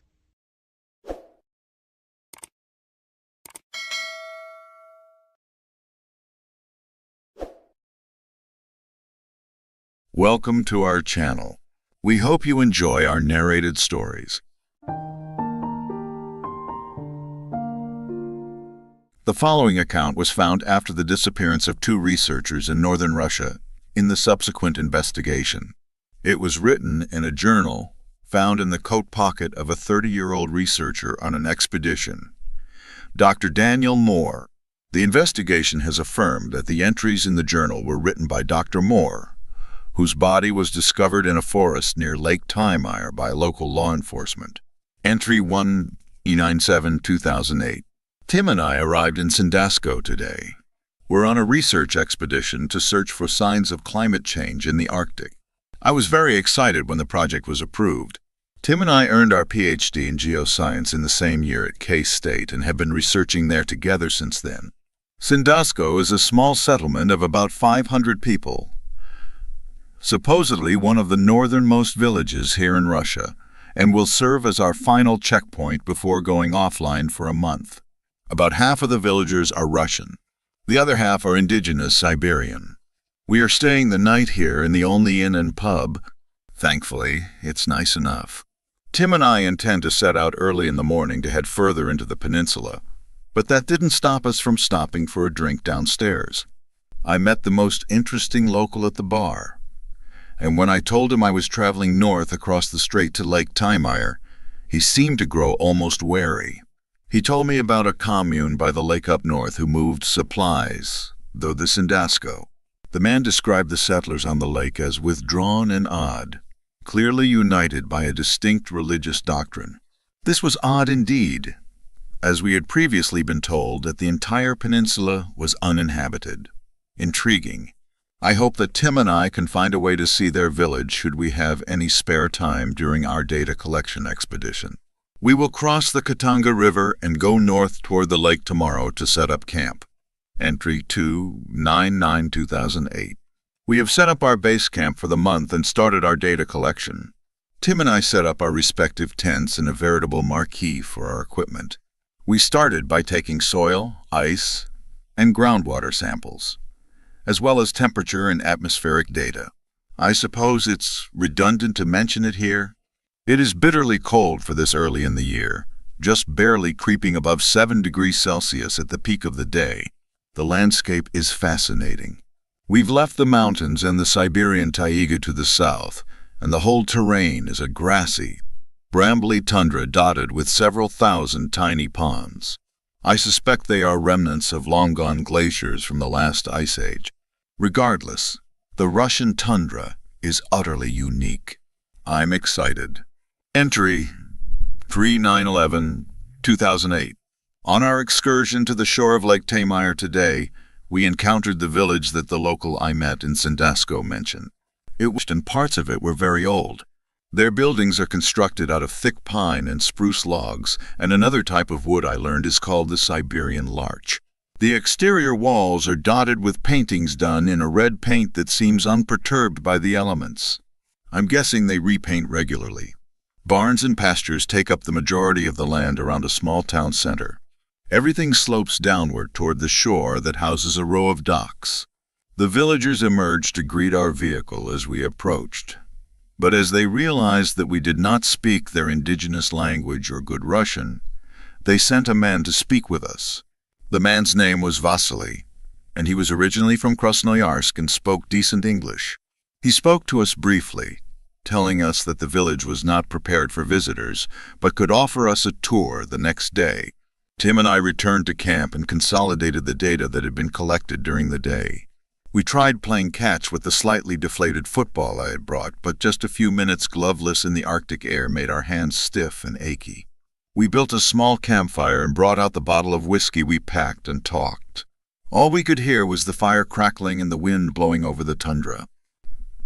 It was nice. Entry 4-2912-2008. Vasily is much younger than he looks. He told us he's 25, but he has some deeply set wrinkles in his face and very dark circles under his eyes. He looks almost 40. I suspect this is because he grew up during the industrialization of Krasnoyarsk. A myriad of pollutants was pumped into the air and water during the years when he grew up there. But I digress. Vasily greeted us at the entrance to the settlement and offered to show us around.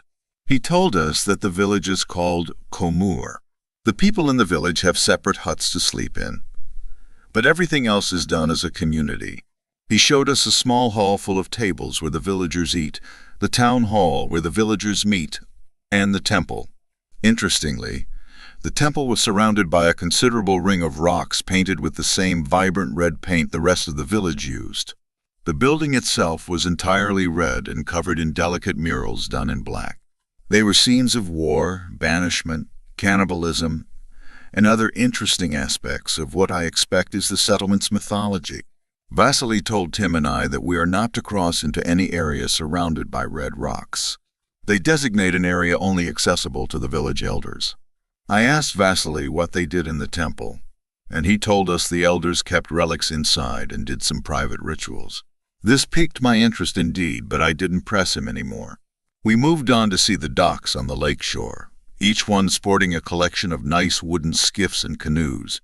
All of the food that is not delivered to the village must be raised as livestock or caught from the lake. I expect it is much too cold up here to grow anything. I asked Vasily how the village made money to afford supplies, and he told me that they had some very successful and loyal investors. Finally, we came to a large grove of trees a little way out of the village. The whole thing was surrounded by red rocks, with some trails running into the thicket, also lined with red. He told us this was the amphitheater where village-wide ceremonies are held. I scooted around, trying to catch a glimpse inside of the arena. The only thing I was able to see was a few large wooden T-shaped posts, each constructed with 2 perpendicular logs. Vasily moved us along before I could see anything more. This excursion is feeling equally anthropological as geographical. But Komur is absolutely fascinating to me. Tim and I returned to camp this evening before the villagers sat for dinner and took down our data. We will collect more samples tomorrow, but I expect to return to the village in 2 days. Entry 5 line 14, 2008. We drove to the village again today. Vasily, Tim, and I sat down outside the town hall and talked about Komor. He explained how its residents are descendants of migrants from the Ural Mountains. Their first language is a type of Ugric language that's no longer spoken anywhere else. He told me that the settlement was named after a figure in their mythology, the original deity that led the settlers to the lake. After guiding them to their final destination, Komor bestowed the mask of his father, Erlich, upon them. They began to worship them both. There is a ceremony celebrating Komor's origins coming up in a week. When I asked if they still had the mask, he told me that it is kept in the temple. I had to see it. Now I consider myself a moral man, but curiosity is what led me to science. Besides, I'm not looking to broadcast this village's secrets to the world. I just had to know. Tim and I waited. Many people were busy this afternoon with their jobs or preparation for next week's ceremony. At this point in the day, most of the town center was deserted. Vasily had to attend to some business by the docks, so we seized the opportunity to sneak around the side of the temple. Crossing the line of scarlet-painted rocks was exhilarating. The door was heavy. I only opened it wide enough to slip inside. It was only illuminated by a small skylight at the roof's apex that cast a sparse gray glow through the room that didn't reach the corners. Peeking out of the darkness at the back of the room was a very imposing object indeed. As my eyes adjusted, it became clearer. A sign was posted below it that read Maska. It was horrible. The mask was fully red with deep lines carved out of it to create a wicked grimace. Black horns erupted from the sides of it, and the whole relic emanated cruelty and brutality. In retrospect, it is a fascinating cultural monument, but while I was in that room, all I wanted to do was leave. Tim left before me. He told me as he left the room, he saw an older man across the road watching him, whose eyes seemed to bore into him. It's an effect that's likely a product of his own guilt. I left the room just after Tim and the man was gone, so we went down to the docks to see where Vasily had gone. Tim is understandably still nervous about that man watching him. We're going to keep our distance from the village for now. We have a good amount of research to attend to over the next few days. We're here for work, to do research. The village is just a bonus. Entry 6, 9/21/2008. Vasily met Tim and I as we approached Komor this evening and told us they had been anticipating our arrival. After a week of nothing but data and sample collection and analysis with Tim, I was itching to get back to different human interaction. As we were walking through the main part of the village, Vasily informed the both of us that we had been invited by the elders to attend tomorrow night's ceremony. This was very exciting news to me, but Tim seemed apprehensive. I get the feeling that he doesn't completely trust Komor's hospitality, or at least Vasily's. The streets have been lined with torches and everything is draped in red banners. Elaborately painted shields and drums are hung from buildings and posts and trees. The whole scene is very festive. Small fire rings with wooden teepees have been set up along the trail to the ceremony ring, and the villagers are very lively, passing around beer and wine and spirits. When the sun sets this far north, it never gets darker than dusk. So much of the horizon still burns with a hazy orange glow. I was extremely charmed by the whole scene. Vasily told us to return tomorrow before sunset so that we don't miss anything. I'm not sure what to expect, but I'm experiencing an interesting cocktail of elation and apprehension. Entry 7, 9/22/2008. Today, Tim and I are in the village for the ceremony. I brought my journal and I'm going to jot down notes and impressions at different points throughout the evening. The village is having a nice feast ahead of the ceremony. The village elders are seated at the front of the hall at the high table. They've donned beautiful ceremonial garments covered in ornate patterns and fur. The striking red of the fabric matches the banners, drums, and shields hung around the inside of the hall. The juxtaposition of the scarlet and the wooden interior is magical. Each elder is wearing a different headdress. One has a fur hood, One is wearing the horns of a bighorn sheep, and one is wearing some kind of beaver pelt. Vasily tells me they're significant of their ranks. Torches and braziers and candles on the tables illuminate the hall warmly. Everyone was given an entire whitefish and a healthy amount of an interesting liquor. It's positively euphoric. I'm sitting in the amphitheater. After the feast was complete, the elders rose from their table and filed out of the hall. Each table then began to leave, one at a time. It would be about 15 minutes before the next table got up and left. Tim and Vasily and I got up and began making our way toward the amphitheater. The small fires that had been built the night before were lit.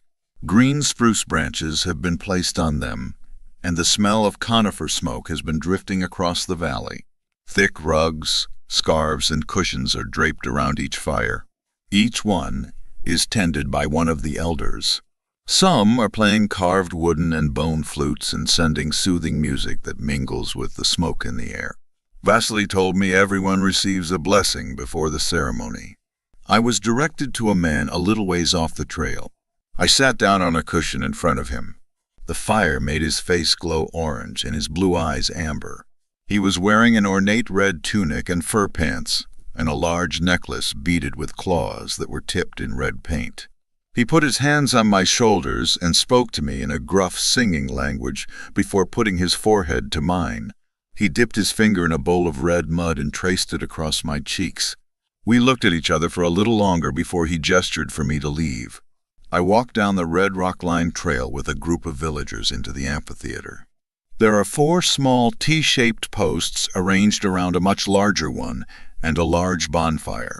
A separate seating area is situated on the opposite side of the ring, I assume for the elders. I haven't seen Tim since dinner. I've looked around the whole council ring but can't spot him. The elders came in bearing 4 shields and the mask of Erlich. The mask looks even more hideous in the dusky light of the fire, and the 4 posts around the larger one now bear the shields carried by the elders as they took their seats. All of the villagers and elders have the same red mud on their faces. The man wearing the headdress with the bighorn sheep horns is speaking now in the same indigenous language as the man who blessed me. I cannot communicate with anyone, so all I can do is record what happened. I feel nauseous. They brought Tim into the council ring, bound and gagged. He was clearly intoxicated. He could barely hold his head up and his feet were dragging. The elders. They crucified him. They untied his hands and then hoisted him up onto the largest post. Everyone began chanting as they put the mask on his head. It was so loud and I didn't even know what was happening, but the man in horns pulled out a knife and drove it into Tim's stomach and dragged it sideways. I screamed, but no one stopped their chanting. The fire turned red and all sounds from the trees or lakes stopped and they just kept chanting. I couldn't hear it, but I saw when Tim's intestines hit the gravel. Trees behind the elders began creaking as a creature emerged from the forest. I've never seen anything like it in my most horrifying nightmares. It had to be at least 10 feet tall, a stretched perversion of a human being with blood-red skin and limbs that were far too long. Its skin was stretched so tightly across its bones that I could see its abdominal organs pulsating inside it. It was so hideously thin and long that it was almost insectile. Its ropey muscles whipped beneath its skin, mechanically jerking its limbs around. Its face was emaciated and wrinkled. Black eyes were deeply set in bony sockets. The whole arena let out a sick wailing sound as the creature took the mask off of Tim's head and put its mouth to his. It sucked his viscera out of him. I watched him get thinner and thinner as his organs fell out his gaping wound and hit the ground one after another. It donned the mask and the villagers went into a frenzy. Its head dipped and lolled with the weight of the wooden relic. I jumped over the back row of benches and ran through the trees and the brush. I ran away from the lake, up towards the entrance to the village. I couldn't find my car. They took the car. They crucified Tim, and they took the car. What are they going to do to me? How could they revere that abomination? I kept running, out into the tundra. I found another patch of trees where they might not find me. I'm writing this down. Someone has to find this. I can hear them coming. What are they going to? Investigators found this journal in the coat pocket of Dr. Daniel Moore. His body was found eviscerated in the middle of the Siberian tundra on October 28. No trace or record was ever discovered of a village by the name of Khumur. Moreover, there were no signs of villages anywhere on Lake Tamar. The current understanding is that he encountered some hallucinogenic substance or chemical in the line of his research and was attacked by wildlife after wandering into the wilderness. No sign has been found yet of his partner on the expedition, Dr. Timothy Holman.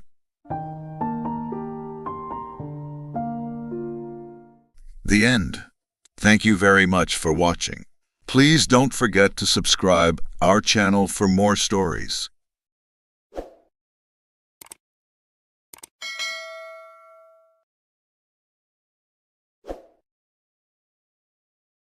Welcome to our channel. We hope you enjoy our narrated stories. Misery is manifold. The wretchedness of earth is multiform. Overreaching the wide horizon as the rainbow, its hues are as various as the hues of the arch. As distinct too, yet as intimately blended. Overreaching the wide horizon as the rainbow. How is it that from beauty I have derived a type of unloveliness, from the covenant of peace a simile of sorrow? But as, in ethics, evil is a consequence of good, so in fact, out of joy is sorrow born.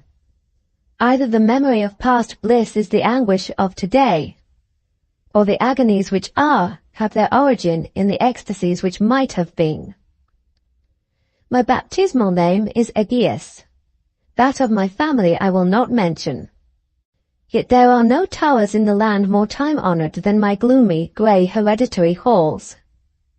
Our line has been called a race of visionaries, and in many striking particulars, in the character of the family mansion, in the frescoes of the chief's saloon, in the tapestries of the dormitories, in the chiseling of some buttresses in the armory, but more especially in the gallery of antique paintings, in the passion of the library chamber, and lastly, in the very peculiar nature of the library's contents, there is more than sufficient evidence to warrant the belief.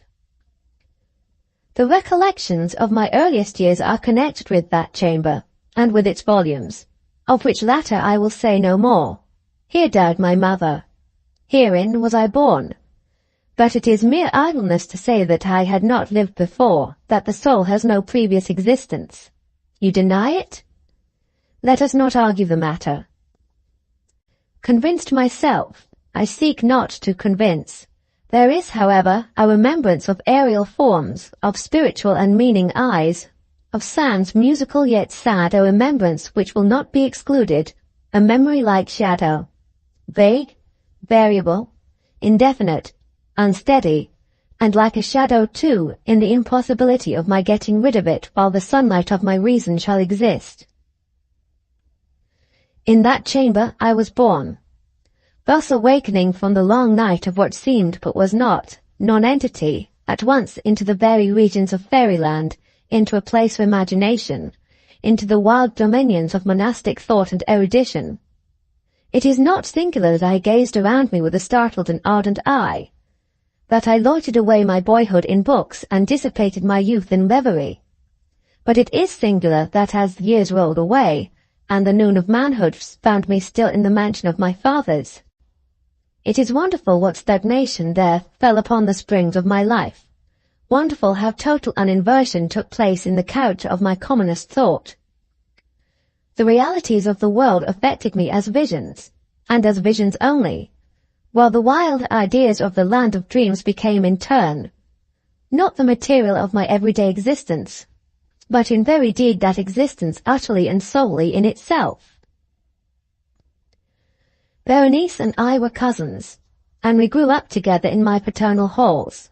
Yet differently we grew, I ill of health and buried in gloom, she agile, graceful, and overflowing with energy.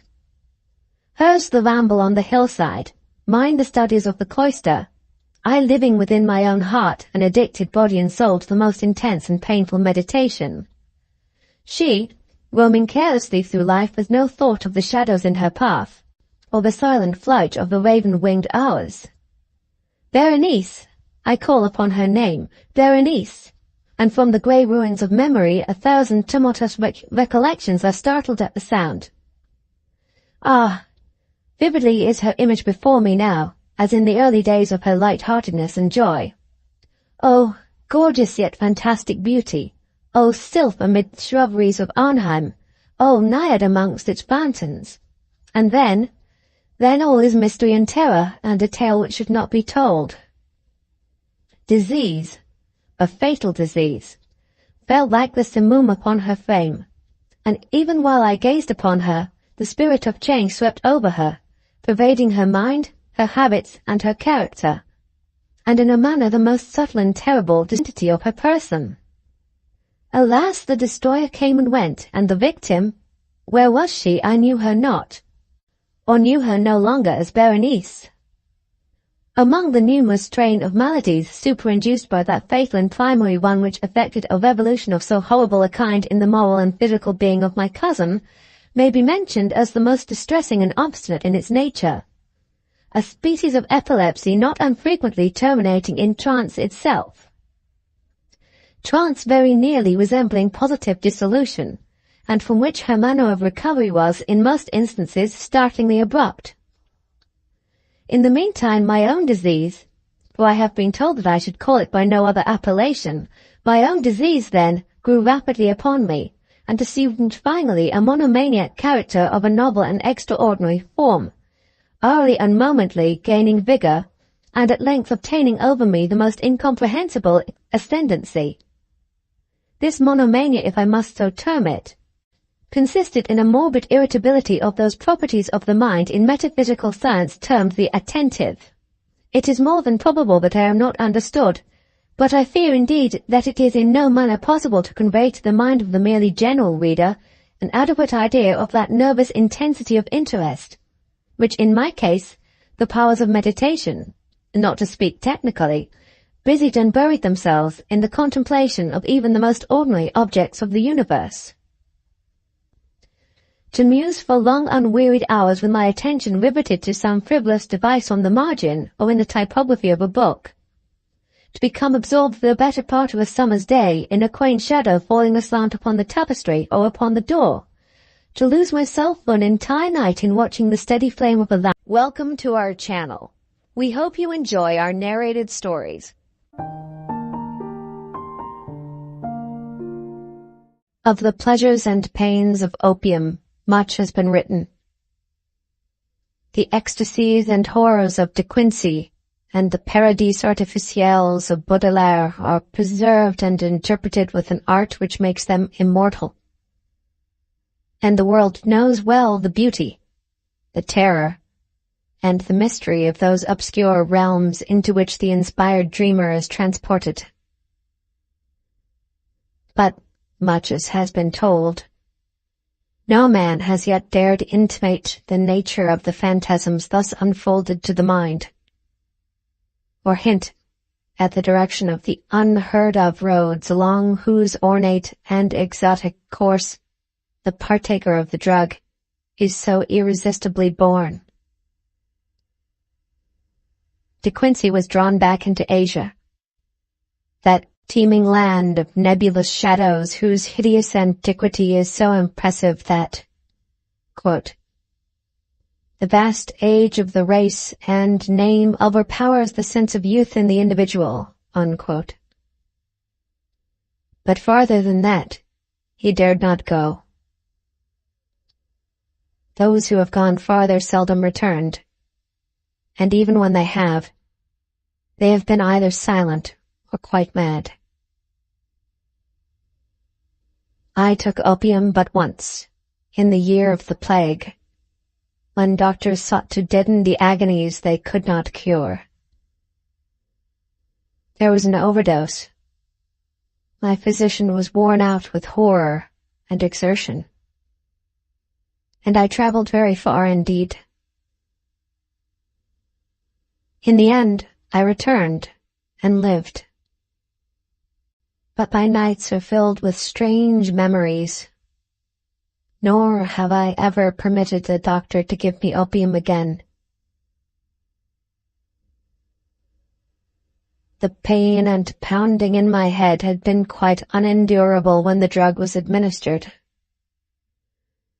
Of the future I had no heed. To escape, whether by cure, unconsciousness, or death, was all that concerned me. I was partly delirious, so that it is hard to place the exact moment of transition. But I think the effect must have begun shortly before the pounding ceased to be painful. As I've said, there was an overdose, so my reactions were probably far from normal. The sensation of falling, curiously dissociated from the idea of gravity or direction, was paramount. Though there was subsidiary impression of unseen throngs in incalculable profusion, throngs of infinitely diverse nature, but all more or less related to me. Sometimes it seemed less as though I were falling than as though the universe or the ages were falling past me. Suddenly, my pain ceased, and I began to associate the pounding with an external rather than internal force.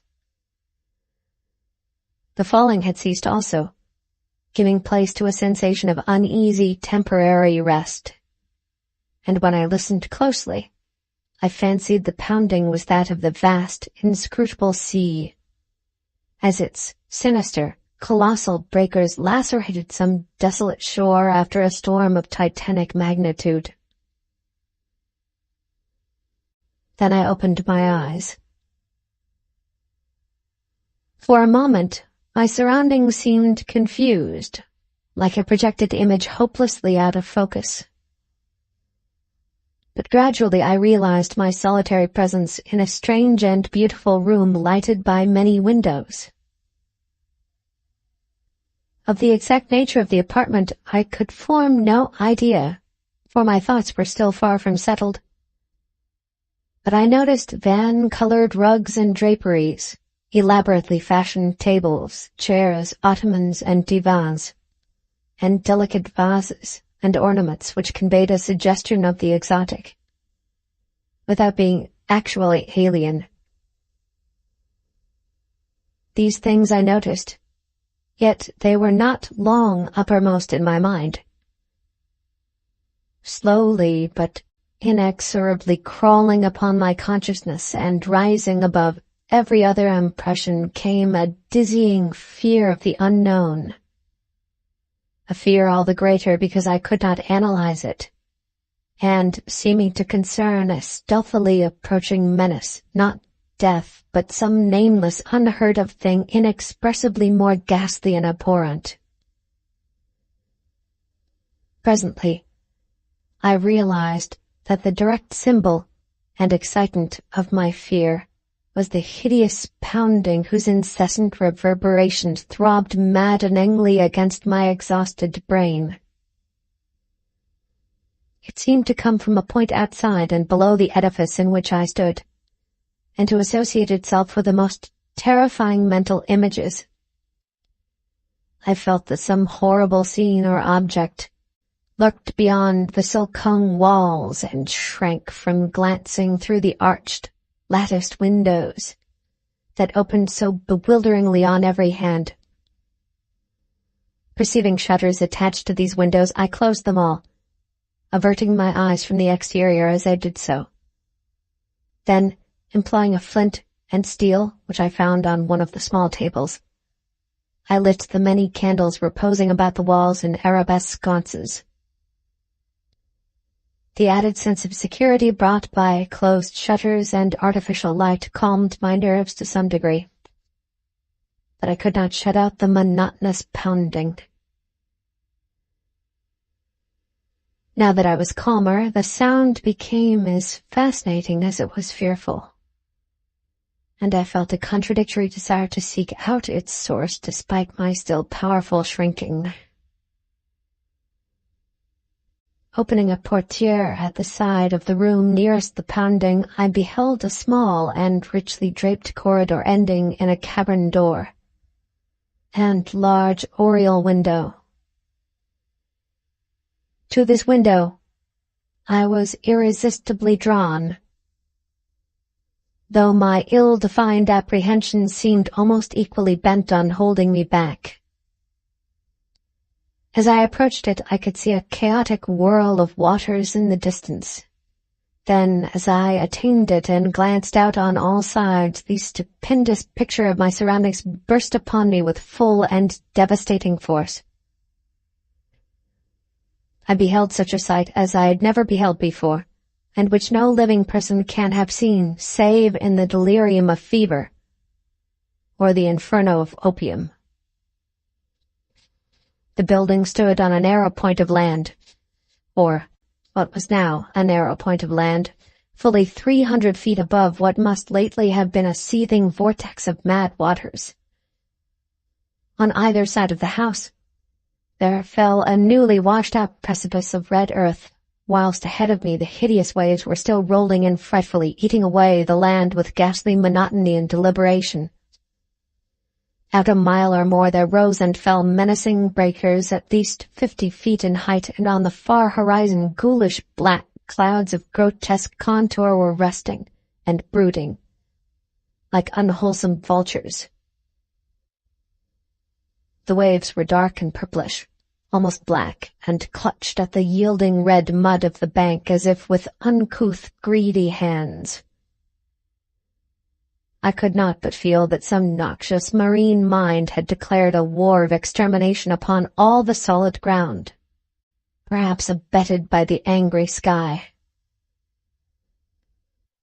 Recovering at length from the stupor into which this unnatural spectacle had thrown me, I realized that my actual physical danger was acute. Even whilst I gazed, the bank had lost many feet, and it could not be long before the house would fall, undermined, into the awful pit of lashing waves. Accordingly, I hastened to the opposite side of the edifice, and finding a door, emerged at once, locking it after me with a curious key which had hung inside. I now beheld more of the strange region about me, and marked a singular division which seemed to exist in the hostile ocean and firmament. On each side of the jutting promontory, different conditions held sway. At my left, as I faced inland, was a gently heaving sea with great green waves rolling peacefully in under a brightly shining sun. Something about that sun's nature and position made me shudder, but I could not then tell, and cannot tell now, what it was. At my right also was the sea, but it was blue, calm, and only gently undulating, while the sky above it was darker, and the washed-out bank more nearly white than reddish. I now turned my attention to the land, and found occasion for fresh surprise, for the vegetation resembled nothing I had ever seen or read about. It was apparently tropical, or at least subtropical, a conclusion borne out by the intense heat of the air. Sometimes I thought I could trace strange analogies with the flora of my native land, fancying that the well-known plants and shrubs might assume such forms under a radical change of climate. But the gigantic and omnipresent palm trees were plainly foreign.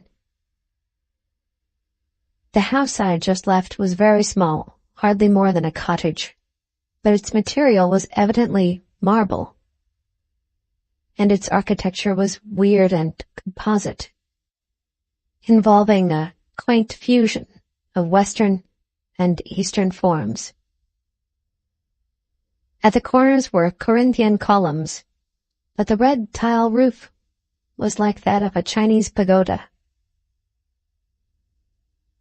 From the door inland there stretched a path of singularly white sand, about 4 feet wide. and lined on either side with stately palms and unidentifiable flowering shrubs and plants. It lay toward the side of the promontory, where the sea was blue and the bank rather whitish. Down this path I felt impelled to flee, as if pursued by some malignant spirit from the pounding ocean. At first it was slightly uphill. Then I reached a gentle crest. Behind me, I saw the scene I had left. The entire point with the cottage and the black water, with the green sea on one side and the blue sea on the other, and a curse unnamed and unnameable lowering over all. I never saw it again, and often wonder. After this last look, I strode ahead and surveyed the inland panorama before me. The path, as I have intimated, ran across the right-hand shore as one went inland.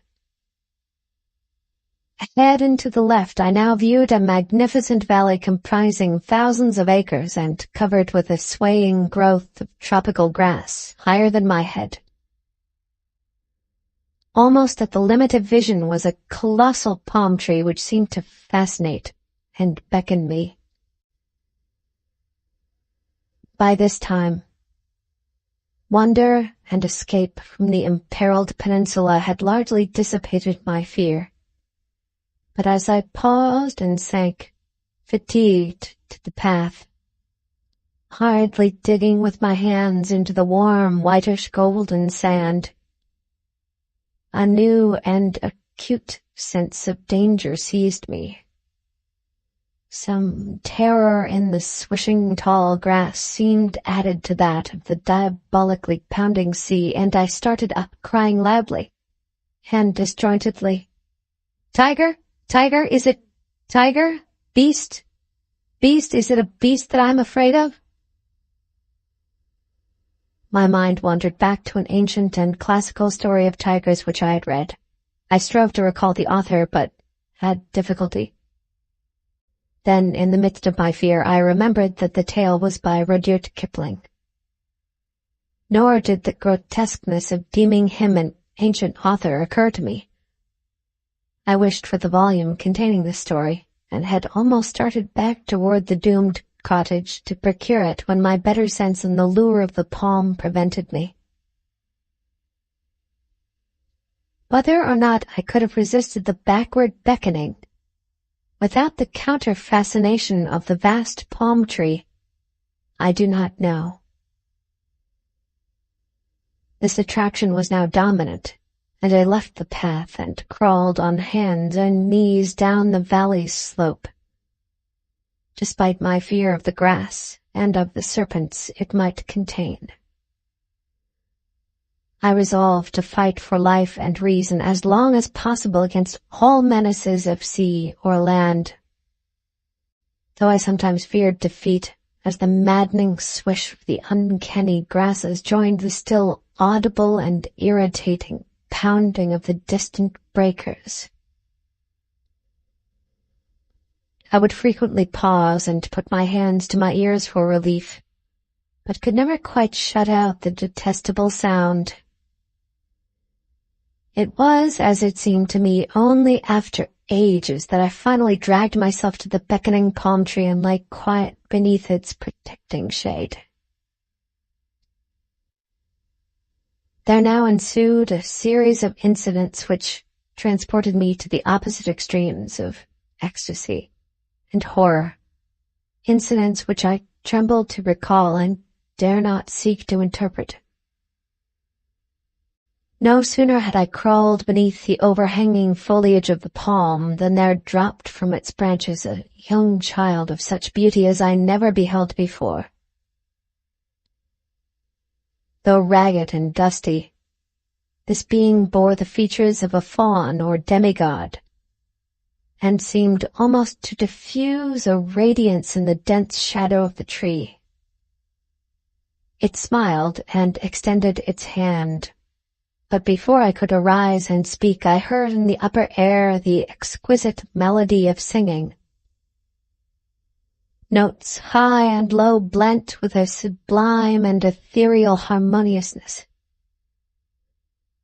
The sun had by this time sunk below the horizon, and in the twilight I saw an aureole of lambent light encircled the child's head. Then in a tone of silver it addressed me. "It is the end. They have come down through the gloaming from the stars. Now all is over, and beyond the Aranurian streams we shall dwell blissfully in Teloi."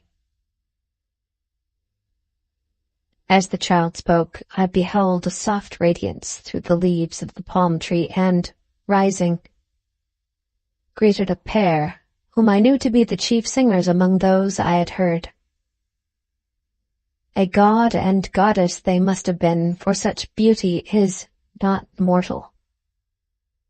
And they took my hands, saying, "Come, child, you have heard the voices, and all is well.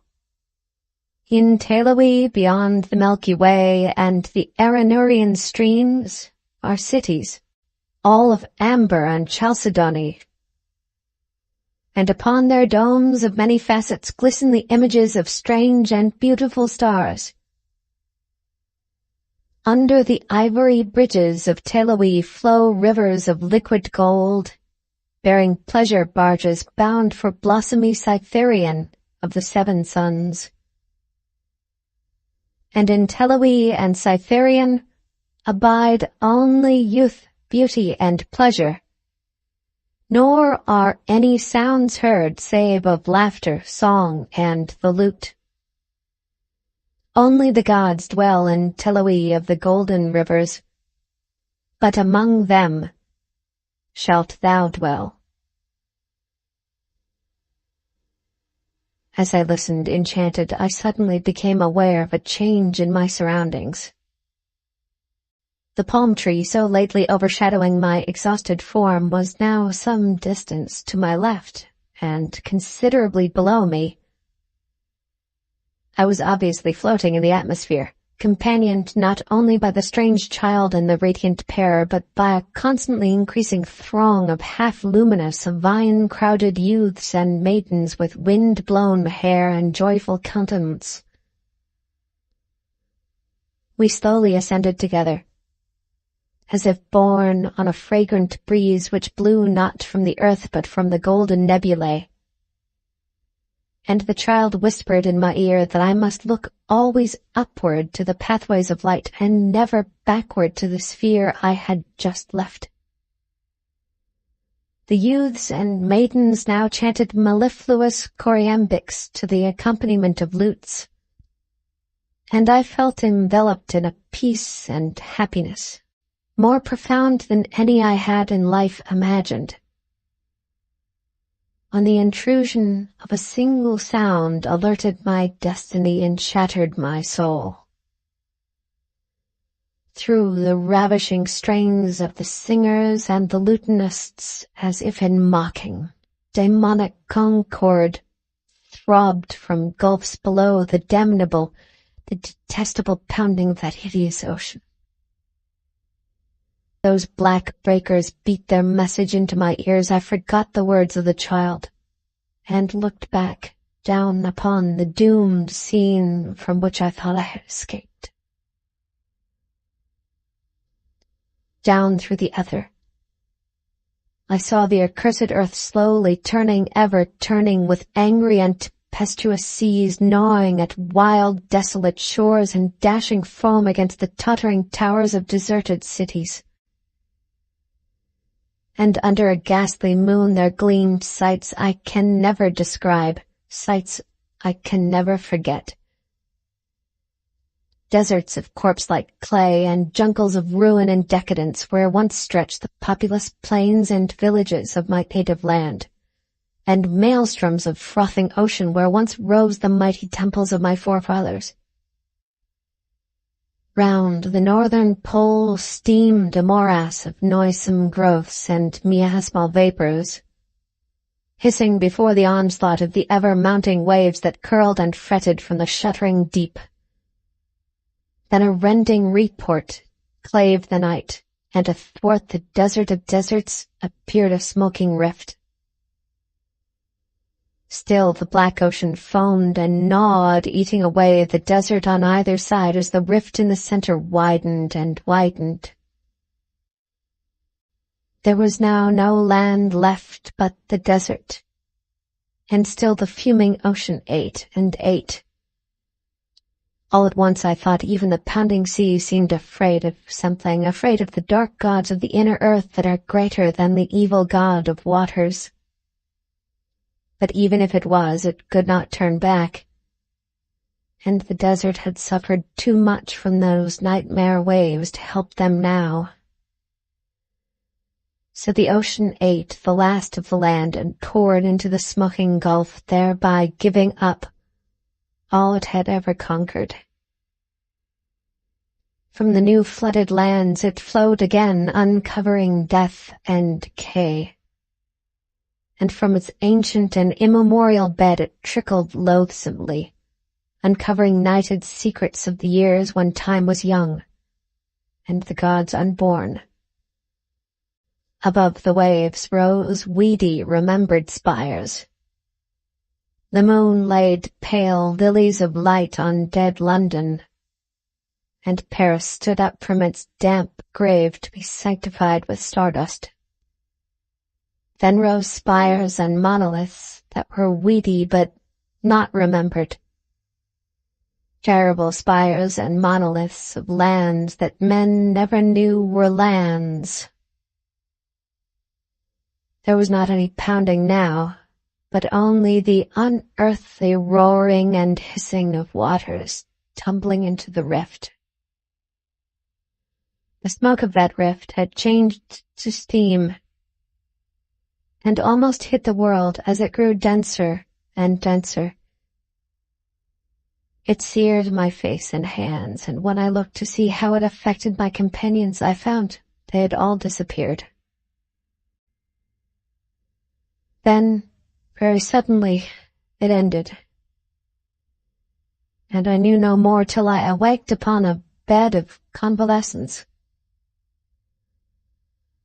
As the cloud of steam from the Plutonic Gulf finally concealed the entire surface from my sight, all the firmament shrieked at a sudden agony of mad reverberations which shook the trembling ether. In one delirious flash and burst it happened, one blinding, deafening holocaust of fire, smoke, and thunder that dissolved the wan moon as it sped outward to the void.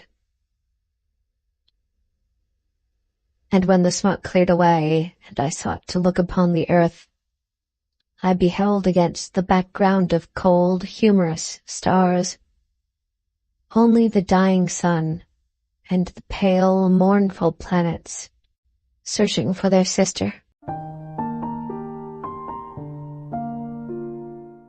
The end. Thank you very much for watching. Please don't forget to subscribe our channel for more stories.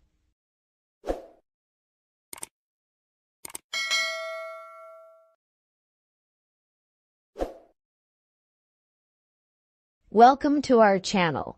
We hope you enjoy our narrated stories.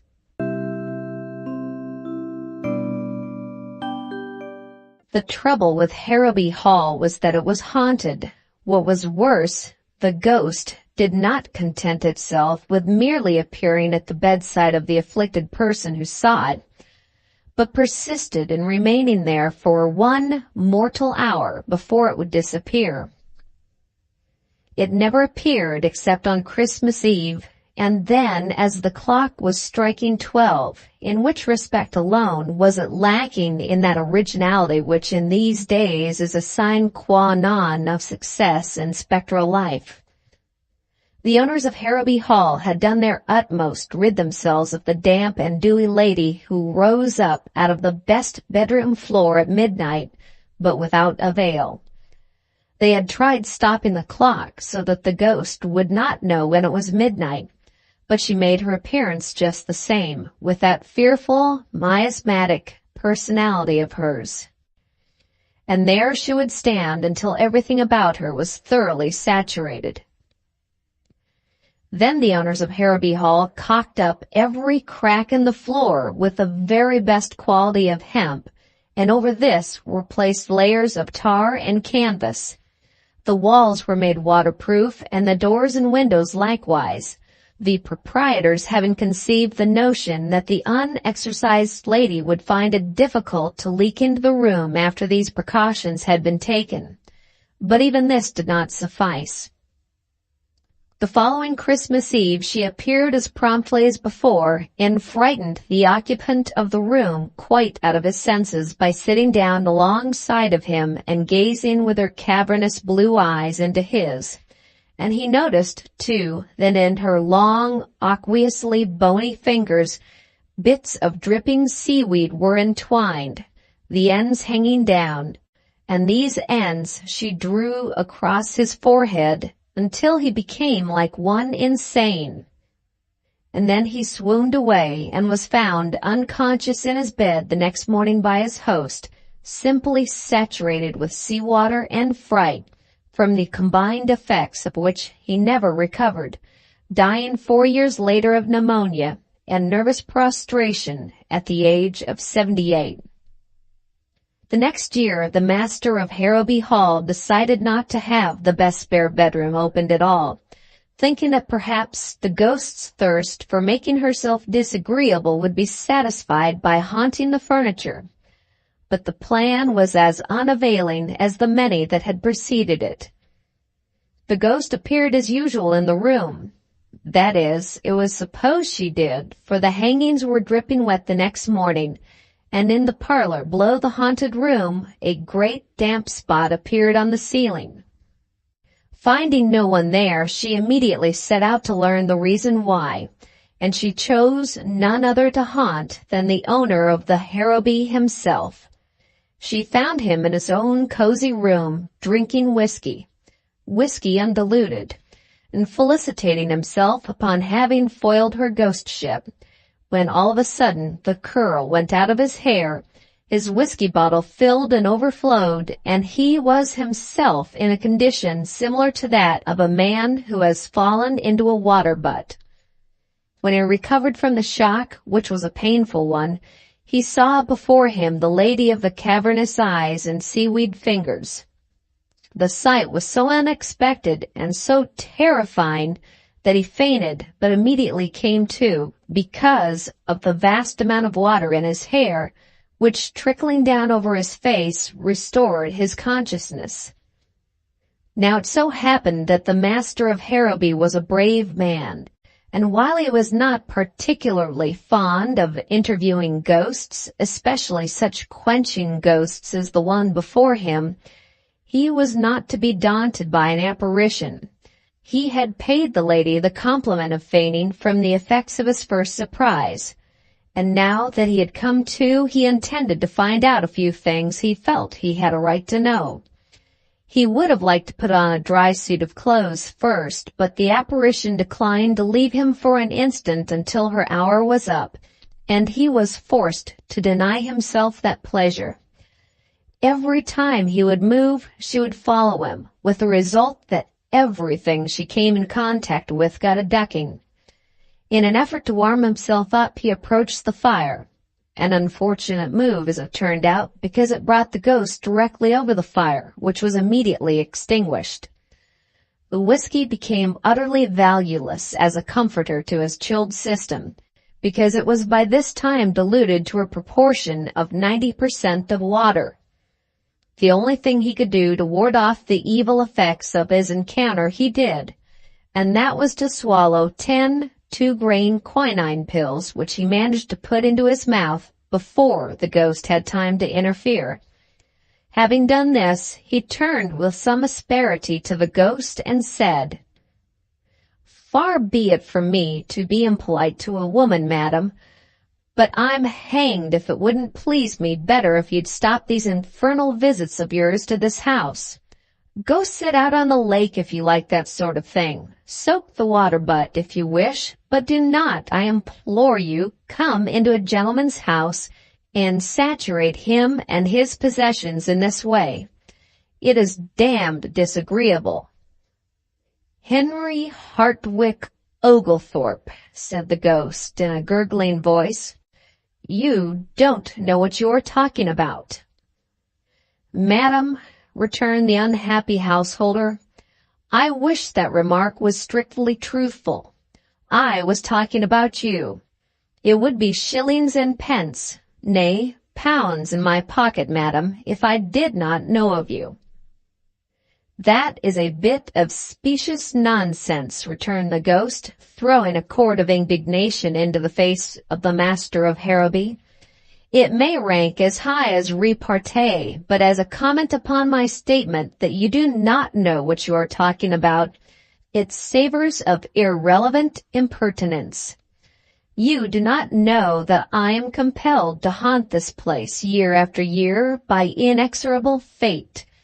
It is no pleasure to me to enter this house and ruin and mildew everything I touch. I never aspired to be a shower bath, but it is my doom. Do you know who I am?" "No, I don't," returned the master of Harrowby. "I should say you were the Lady of the Lake, or little Sally Waters." "You are a witty man for your years," said the ghost. "Well, my humor is drier than yours will ever be," returned the master. "No doubt. I am never dry. I am the water ghost of Harrowby Hall, and dryness is a quality entirely beyond my wildest hope. I have been the incumbent of this highly unpleasant office for 200 years tonight." "How the deuce did you ever come to get elected?" asked the master. "Through a suicide," replied the spectre. "I am the ghost of that fair maiden whose picture hangs over the mantelpiece in the drawing-room. I should have been your great-great-great-great-great-aunt if I had lived, Henry Hartwick Oglethorpe, for I was the own sister of your great-great-great-great-grandfather." "But what induced you to get this house into such a predicament?" "I was not to blame, sir," returned the lady. "It was my father's fault. He it was who built Harrowby Hall, and the haunted chamber was to have been mine. My father had it furnished in pink and yellow, knowing well that blue and gray formed the only combination of color I could tolerate. He did it merely to spite me, and with what I deem a proper spirit, I declined to live in the room, whereupon my father said I could live there or on the lawn, he didn't care which. That night I ran from the house and jumped over the cliff into the sea." "That was rash," said the master of Harrowby. "So I've heard," returned the ghost. "If I had known what the consequences were to be, I should not have jumped. But I never really realized what I was doing until after I was drowned. I had been drowned a week when a sea nymph came to me and informed me that I was to be one of her followers forever afterwards, adding that it should be my doom to haunt Harrowby Hall for 1 hour every Christmas Eve throughout the rest of eternity. I was to haunt that room on such Christmas Eves as I found it inhabited, and if it should turn out not to be inhabited, I was and am to spend the allotted hour with the head of the house." "I'll sell the place." "That you cannot do, for it is also required of me that I shall appear as the deeds are to be delivered to any purchaser, and divulge to him the awful secret of the house."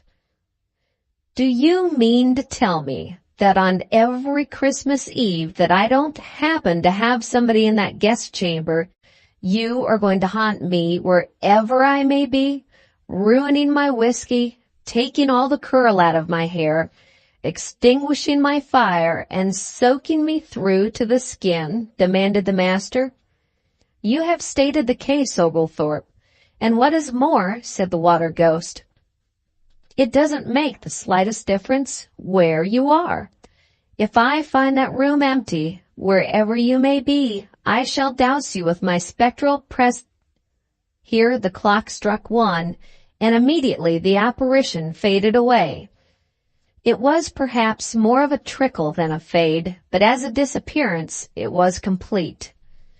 "By St. George and his dragon," ejaculated the master of Harrowby, wringing his hands. "It is guineas to hot cross buns that next Christmas there's an occupant of the spare room, or I spend the night in a bathtub." But the master of Harrowby would have lost his wager had there been anyone there to take him up. For when Christmas Eve came again, he was in his grave, never having recovered from the cold contracted that awful night. Harrowby Hall was closed, and the heir to the estate was in London, where to him in his chambers came the same experience that his father had gone through, saving only that, being younger and stronger, he survived the shock. Everything in his rooms was ruined. His clocks were rusted in the works. A fine collection of watercolor drawings was entirely obliterated by the onslaught of the water ghost, and what was worse, the apartments below his were drenched with the water soaking through the floors, a damage for which he was compelled to pay, and which resulted in his being requested by his landlady to vacate the premises immediately.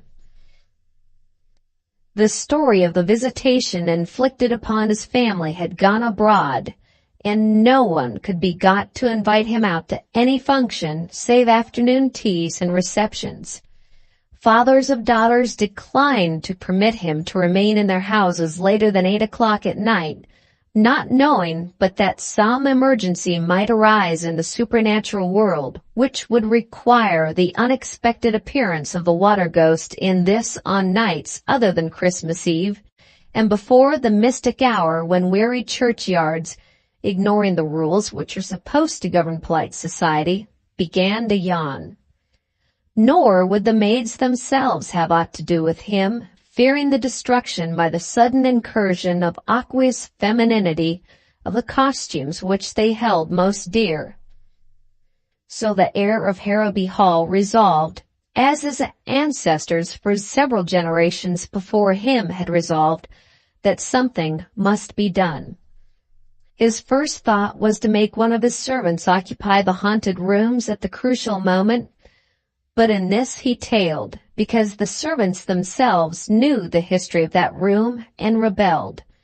None of his friends would consent to sacrifice their personal comfort to his, nor was there to be found in all of England a man so poor as to be willing to occupy the doomed chamber on Christmas Eve for pay.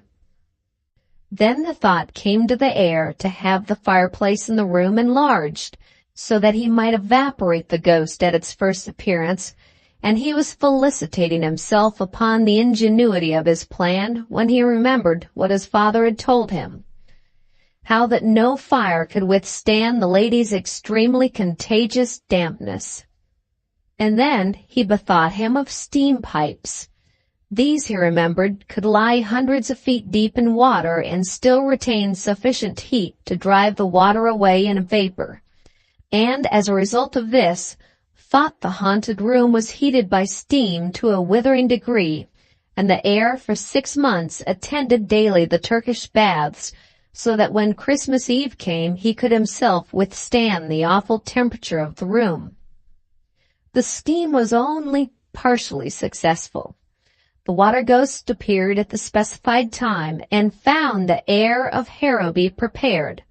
But hot as the room was, it shortened her visit by no more than 5 minutes in the hour, during which time the nervous system of the young master was well nigh shattered, and the room itself was cracked and warped to an extent which required the outlay of a large sum of money to remedy.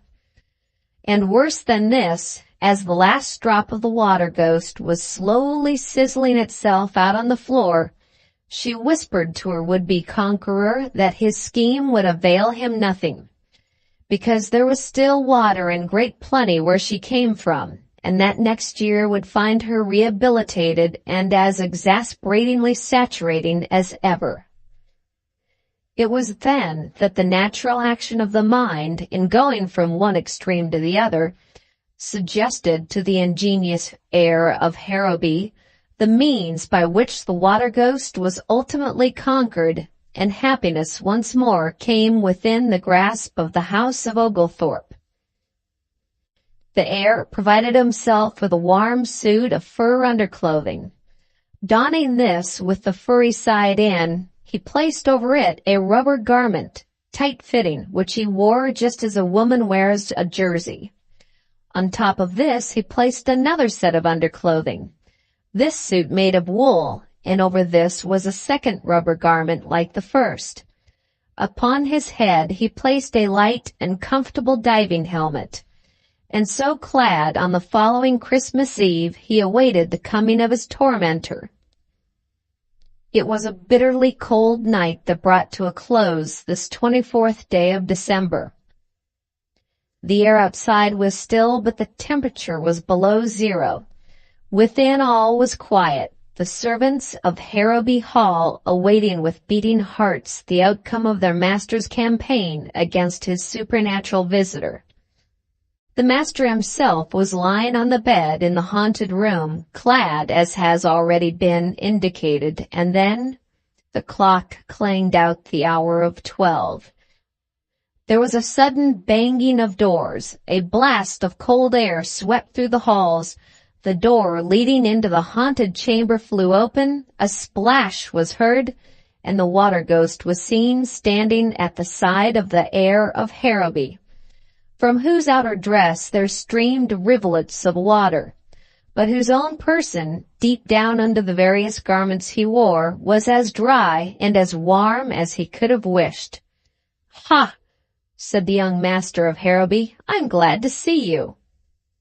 "Original man I've met, if that is true," returned the ghost.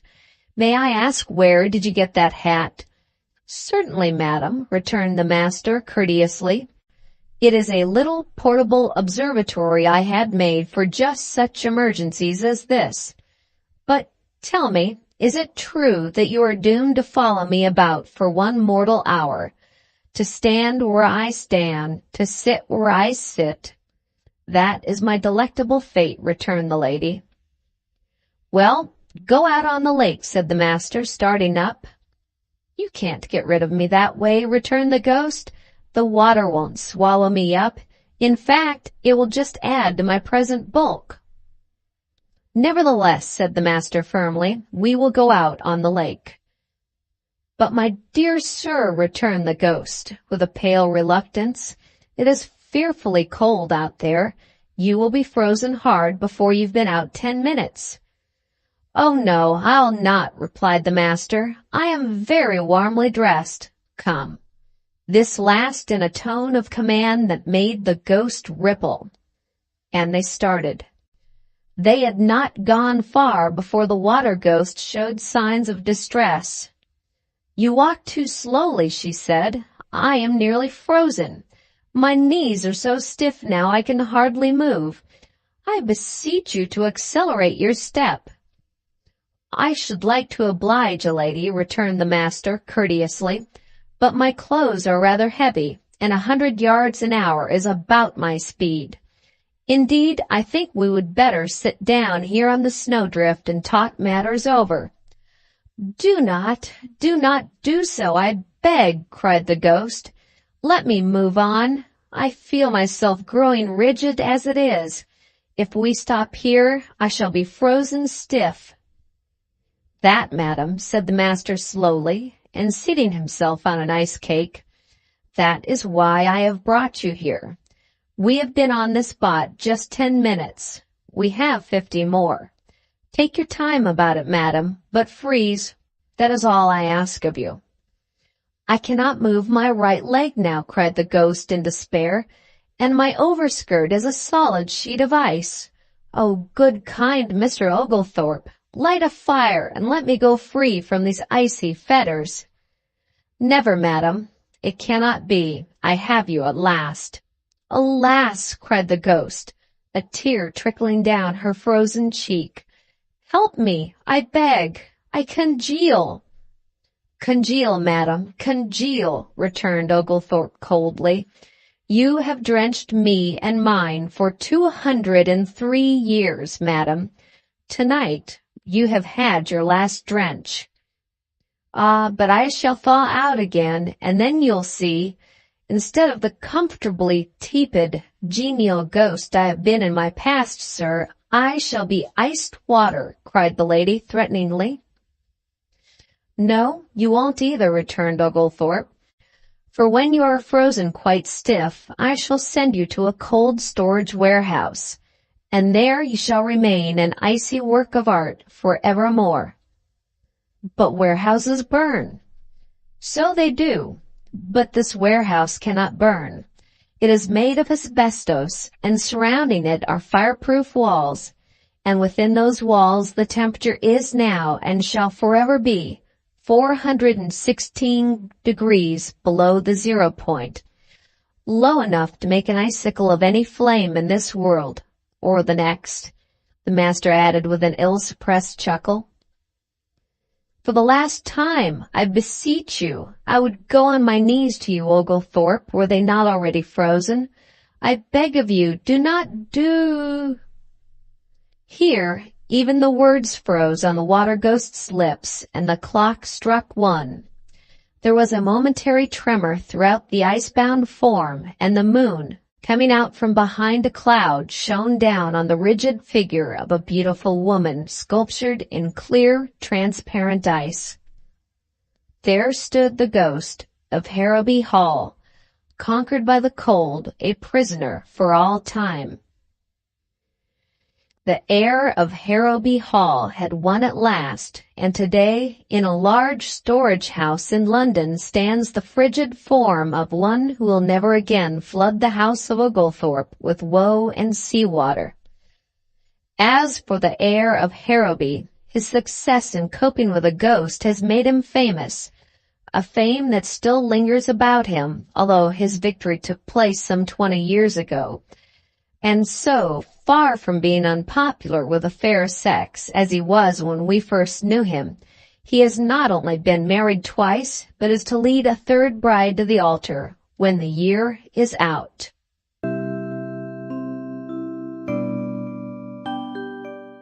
The end. Thank you very much for watching. Please don't forget to subscribe our channel for more stories.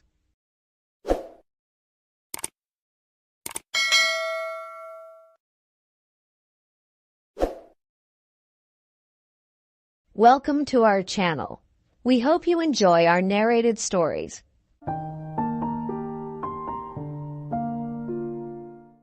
Willis had met Miss Hollister but once, and that, for a certain purpose, was sufficient. He was smitten. She represented, in every way, his ideal, although until he had met her, his ideal had been something radically different. She was not at all Juno-esque, and the maiden of his dreams had been decidedly so. She had auburn hair, which hitherto Willis had detested. Indeed, if the same hirsute wealth had adorned some other woman's head, Willis would have called it red. This shows how completely he was smitten. She changed his point of view entirely.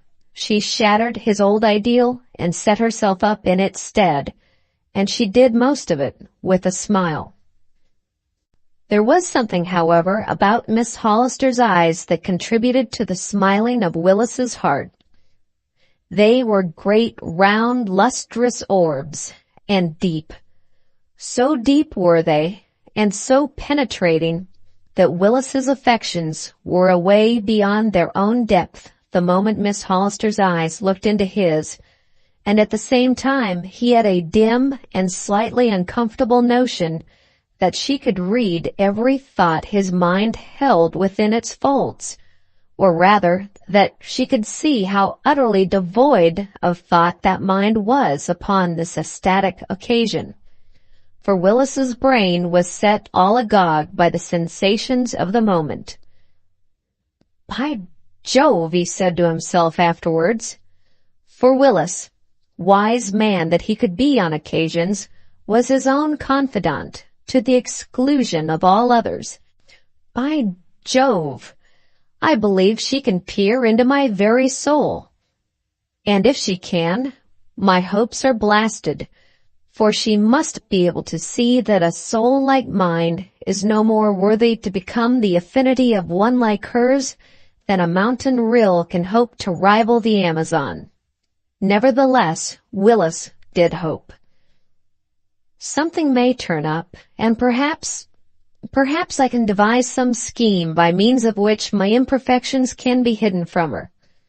Maybe I can put stained glass over the windows of my soul and keep her from looking through them at my shortcomings.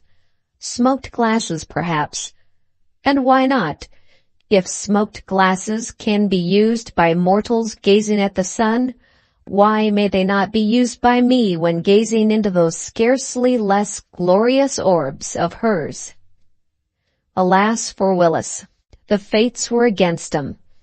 A far-off tribe of fates were in league to blast his chances of success forever, and this was how it happened. Willis had occasion one afternoon to come uptown early. At the corner of Broadway and Astor Place, he entered a Madison Avenue car, paid his fare, and sat down in one of the corner seats at the rear end of the car. His mind was, as usual, intent upon the glorious Miss Hollister. Surely no one who had once met her could do otherwise than think of her constantly, he reflected, and the reflections made him a bit jealous. What business had others to think of her? Impertinent, groveling mortals! No man was good enough to do that. No, not even himself. But he could change. He could at least try to be worthy of thinking about her. And he knew of no other man who could.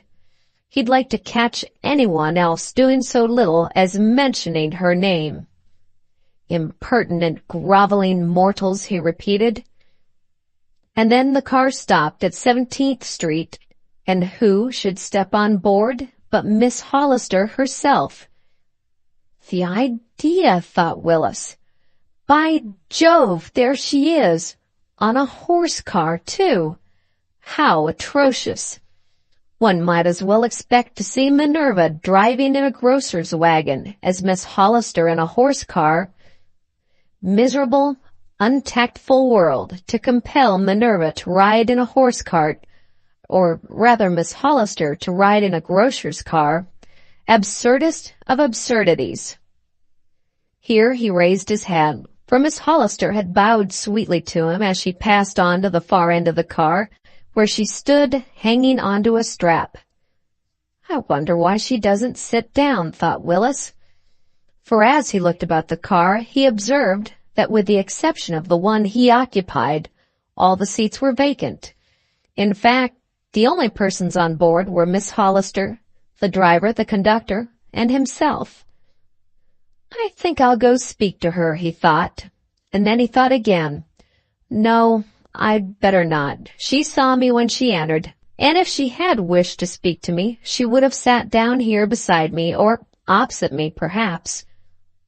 I shall show myself worthy of her by not thrusting my presence upon her.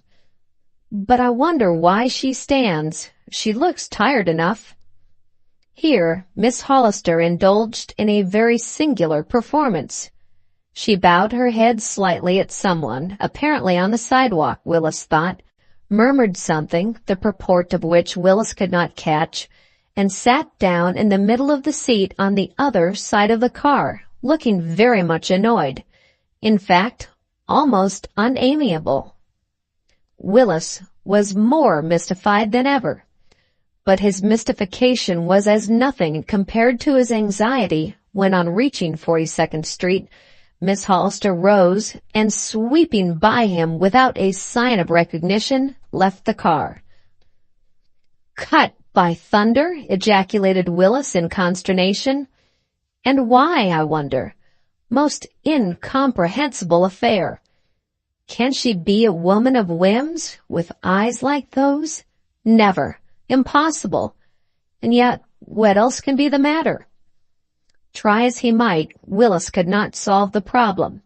It was utterly past solution as far as he was concerned. "I'll find out, and I'll find out like a brave man," he said, after racking his brains for an hour or two in a vain endeavor to get at the cause of Miss Hollister's cut. "I'll call upon her tonight and ask her." He was true to his first purpose, but not to his second. He called, but did not ask her, for Miss Hollister did not give him the chance to do so. Upon receiving his card, she sent down word that she was out. 2 days later, meeting him face to face upon the street, she gazed coldly at him and cut him once more. 6 months later, her engagement to a Boston man was announced, and in the autumn following, Miss Hollister of New York became Mrs. Barrows of Boston. There were cards, but Willis did not receive one of them. The cut was indeed complete and final. But why? That had now become one of the great problems of Willis's life. What had he done to be so badly treated? A year passed by, and Willis recovered from the dreadful blow to his hopes. But he often puzzled over Miss Hollister's singular behavior towards him. He had placed the matter before several of his friends, and with the exception of one of them, none was more capable of solving his problem than he. This one had heard from his wife, a school friend and intimate acquaintance of Miss Hollister, now Mrs. Barrows, that Willis's ideal had once expressed herself to the effect that she had admired Willis very much, until she had discovered that he was not always as courteous as he should be. "Courteous? Not as courteous as I should be," retorted Willis. "When have I ever been anything else? Why, my dear Bronson," he added, "you know my attitude towards womankind, as well as mankind, has always been. If there is a creature in the world whose politeness is his weakness, I am that creature. I am the most courteous man living. When I play poker in my own rooms, I lose money, because I've made it a rule never to beat my guests in cards or anything else." "That isn't politeness," said Bronson. "That's idiocy." "It proves my point," retorted Willis. "I'm polite to the verge of insanity. Not as courteous as I should be. Great Scott! What did I ever do or say to give her that idea?" "I don't know," Bronson replied. "Better ask her. Maybe you overdid your politeness. Overdone courtesy is often worse than boorishness. You may have been so polite on some occasion that you made Miss Hollister think you considered her an inferior person. You know what the poet insinuated, 'Sorosis holds no fury like a woman condescended to by a man.'" "I've half a mind to write Mrs. Barrows and ask her what I did," said Willis. "That would be lovely," said Bronson. "Barrows would be pleased." "True, I never thought of that," replied Willis. "You are not a thoughtful thinker," said Bronson dryly. "If I were you, I'd bide my time, and some day you may get an explanation. Stranger things have happened, and my wife tells me that the Barrowses are about to spend the coming winter in New York. You'll meet them out somewhere, no doubt." "No, I shall decline to go where they are. No woman shall cut me a second time, not even Mrs. Barrows," said Willis firmly. "Good. Stand by your color," said Bronson with an amused smile. A week or two later, Willis received an invitation from Mr. and Mrs. Bronson to dine with them informally. "I have some very clever friends I want you to meet," she wrote, "so be sure to come." Willis went. The clever friends were Mr. and Mrs. Barrows, and to the surprise of Willis, he was received most effusively by the quondam Miss Hollister. "Why, Mr. Willis," she said, extending her hand to him, "how delightful to see you again." "Thank you," said Willis in some confusion. I am sure it is a very pleasant surprise for me. I had no idea." Nor I, returned Mrs. Barrows. And really, I should have been a little embarrassed, I think, had I known you were to be here. It's so very absurd that I almost hesitate to speak of it, but I feel I must. I have treated you very badly. Indeed, said Willis with a smile. How, pray? Well, it wasn't my fault, really, returned Mrs. Barrows. But do you remember, a little over a year ago, my riding uptown on a horse car, a Madison Avenue car, with you? Said Willis, with an affectation of reflection. Let me see. Yes, I think I do. We were the only ones on board, I believe, and, here Mrs. Barrows laughed outright. You thought we were the only ones on board, but we weren't. The car was crowded, she said. Then I don't remember it, said Willis. The only time I ever rode on a horse car with you, to my knowledge, was— I know. This was the occasion, interrupted Mrs. Barrows. You sat in a corner at the rear end of the car when I entered, and I was very much put out with you because it remained for a stranger whom I had often seen and to whom I had, for reasons unknown even to myself, taken a deep aversion, to offer me his seat, and what is more, compel me to take it. I don't understand, said Willis. We were alone on the car. To your eyes we were, although at the time I did not know it. To my eyes, when I boarded it, the car was occupied by enough people to fill all the seats. You returned my bow as I entered, but did not offer me your seat. The stranger did, and while I tried to decline it, I was unable to do so. He was a man of about my own age, and he had a most remarkable pair of eyes. There was no resisting them. His offer was a command, and as I rode along and thought of your sitting motionless at the end of the car, compelling me to stand, and being indirectly responsible for my acceptance of courtesies from a total and disagreeable stranger, I became so very indignant with you that I passed you without recognition as soon as I could summon up courage to leave. I could not understand why you, who had seemed to me the soul of politeness, should upon this occasion have failed to do not what I should exact from any man, but what I had reason to expect of you. But Mrs. Barrows, remonstrated Willis, why should I give up a seat to a lady when there were 20 other seats unoccupied on the same car? There is no reason in the world why you should, replied Mrs. Barrows. But it was not until last winter that I discovered the trick that had been put upon us. Ah, said Willis, trick? Yes, said Mrs. Barrows, it was a trick. The car was empty to your eyes, but crowded to mine with the astral bodies of the members of the Boston Theosophical Society. What? Roared Willis. It is just as I have said, replied Mrs. Barrows with a silvery laugh. They are all great friends of my husband's, and one night last winter he dined with them at our house, and who do you suppose walked in first? Madame Blavatsky's ghost, suggested Willis with a grin. Not quite, returned Mrs. Barrows, but the horrible stranger of the horse car. And do you know, he recalled the whole thing to my mind, assuring me that he and the others had projected their astral bodies over to New York for a week, and had a magnificent time unperceived by all save myself, who was unconsciously psychic, and so able to perceive them in their invisible forms. It was a mean trick on me, Mrs. Barrows, said Willis ruefully, as soon as he had recovered sufficiently from his surprise to speak. Oh, no, she replied, with a repetition of her charming laugh, which re-aroused in Willis's breast all the regrets of a lost cause. They didn't intend it especially for you anyhow. Well, said Willis, I think they did. They were friends of your husband's, and they wanted to ruin me.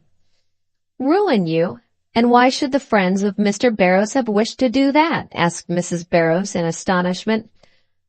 Because, began Willis slowly and softly, because they probably knew that from the moment I met you, But that is a story with a disagreeable climax, Mrs. Barrows, so I shall not tell it. How do you like Boston?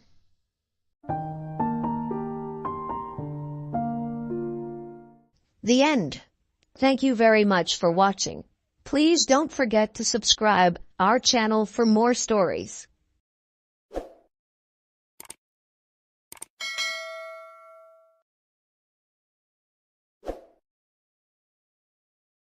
Welcome to our channel. We hope you enjoy our narrated stories.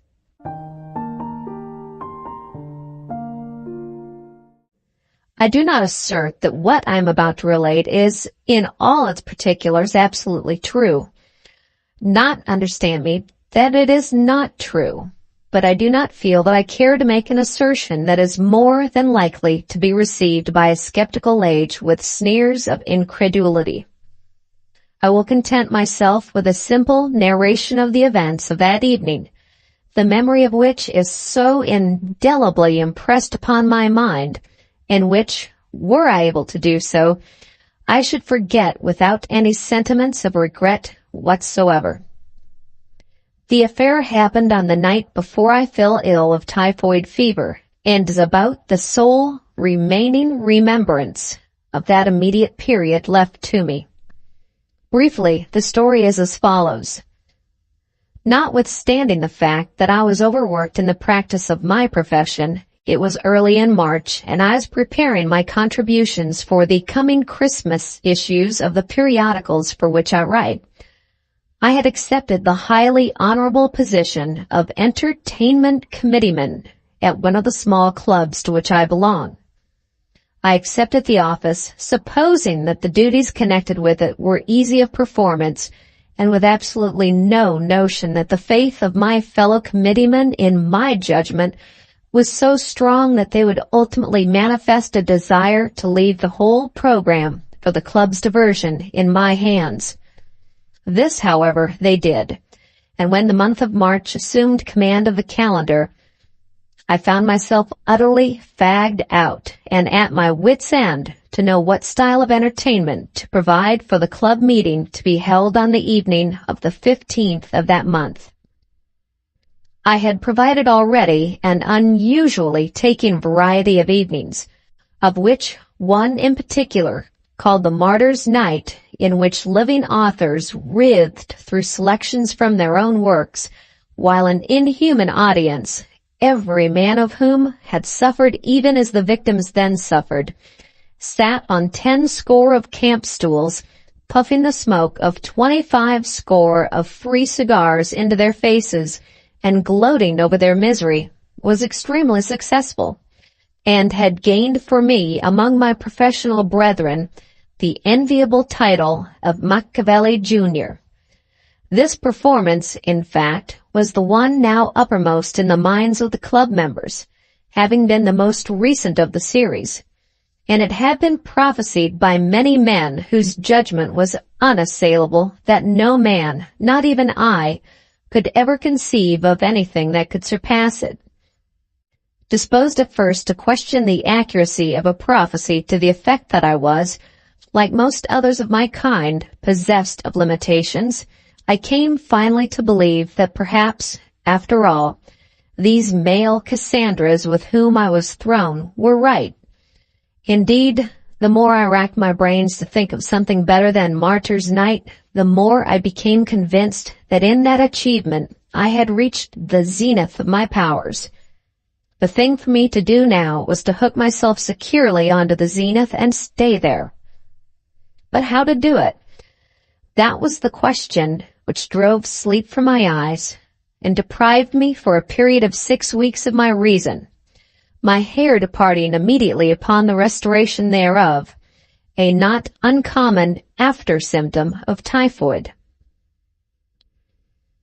It was a typical March night, this one upon which the extraordinary incident about to be related took place. It was the kind of night that novelists use when they are handling a mystery that in the abstract would amount to nothing, but which in the concrete of a bit of wild, weird, and windy nocturnalism sends the reader into hysterics. It may be, I shall not attempt to deny it, that had it happened upon another kind of an evening, a soft, mild, balmy June evening, for instance, my own experience would have seemed less worthy of preservation in the amber of publicity. But of that, the reader must judge for himself. The fact alone remains that upon the night when my uncanny visitor appeared, the weather department was apparently engaged in getting rid of its remnants.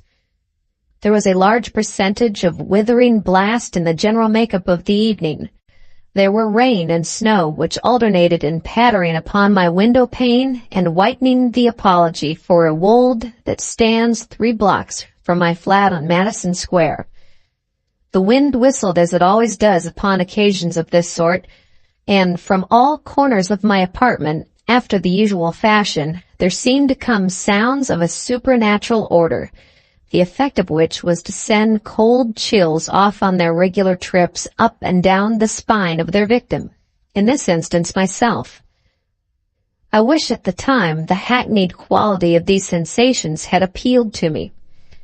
That it did not do so was shown by the highly nervous state in which I found myself as my clock struck 11. If I could only have realized at that hour that these symptoms were the same old threadbare premonitions of the appearance of a supernatural being, I should have left the house and gone to the club, and so have avoided the visitation then imminent. Had I done this, I should doubtless also have escaped the typhoid, since the doctors attributed that misfortune to the shock of my experience, which, in my then wearied state, I was unable to sustain. And what the escape of typhoid would have meant to me, only those who have seen the bills of my physician and druggist for services rendered and prescriptions compounded are aware. That my mind unconsciously took thought of spirits was shown by the fact that when the first chill came upon me, I arose and poured out for myself a stiff bumper of old reserve rye, which I immediately swallowed. But beyond this I did not go. I simply sat there before my fire and cudgeled my brains for an idea whereby my fellow members at the Gutenberg Club might be amused. How long I sat there I do not know. It may have been 10 minutes. It may have been an hour. I was barely conscious of the passing of time. But I do know that the clock in the Dutch Reformed Church steeple at 29th Street and 5th Avenue was clanging out the first stroke of the hour of midnight when my doorbell rang. Heretofore, if I may be allowed the word, the tintinnabulation of my doorbell had been invariably pleasing unto me. I am fond of company, and company alone was betokened by its ringing, since my creditors gratify their passion for interviews at my office, if perchance they happen to find me there. But on this occasion, I could not at the moment tell why, its clanging seemed the very essence of discord. It jangled with my nervous system, and as it ceased I was conscious of a feeling of irritability which is utterly at variance with my nature outside of business hours. In the office, for the sake of discipline, I frequently adopt a querulous manner, finding it necessary in dealing with office boys.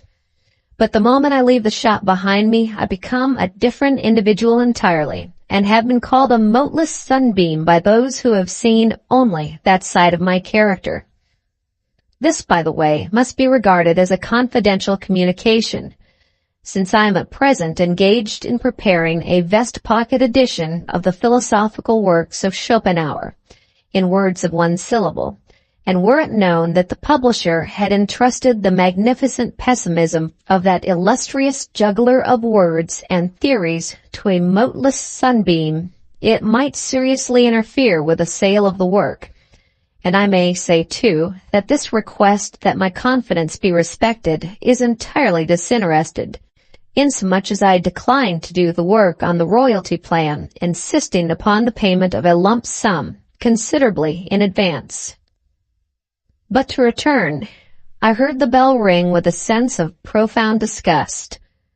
I did not wish to see anybody. My whiskey was low, my quinine pills few in number. My chills alone were present in a profusion bordering upon ostentation. I'll pretend not to hear it, I said to myself, resuming my work of gazing at the flickering light of my fire, which, by the way, was the only light in the room. Ting-a-ling-a-ling went the bell, as if in answer to my resolve. Confound the luck, I cried, jumping from my chair and going to the door with the intention of opening it, an intention, however, which was speedily abandoned, for as I approached it, a sickly fear came over me. A sensation I had never before known seemed to take a hold of my being, and instead of opening the door, I pushed the bolt to make it more secure. "There's a hint for you, whoever you are," I cried. "Do you hear that bolt slide, you?" I added tremulously, for from the other side there came no reply, only a more violent ringing of the bell. "See here," I called out as loudly as I could. "Who are you, anyhow? What do you want?" There was no answer, except from the bell, which began again. "Bell wire's too cheap to steal," I called again. "If you want wire, go buy it. Don't try and pull mine out. It isn't mine anyhow. It belongs to the house." Still there was no reply, only the clanging of the bell.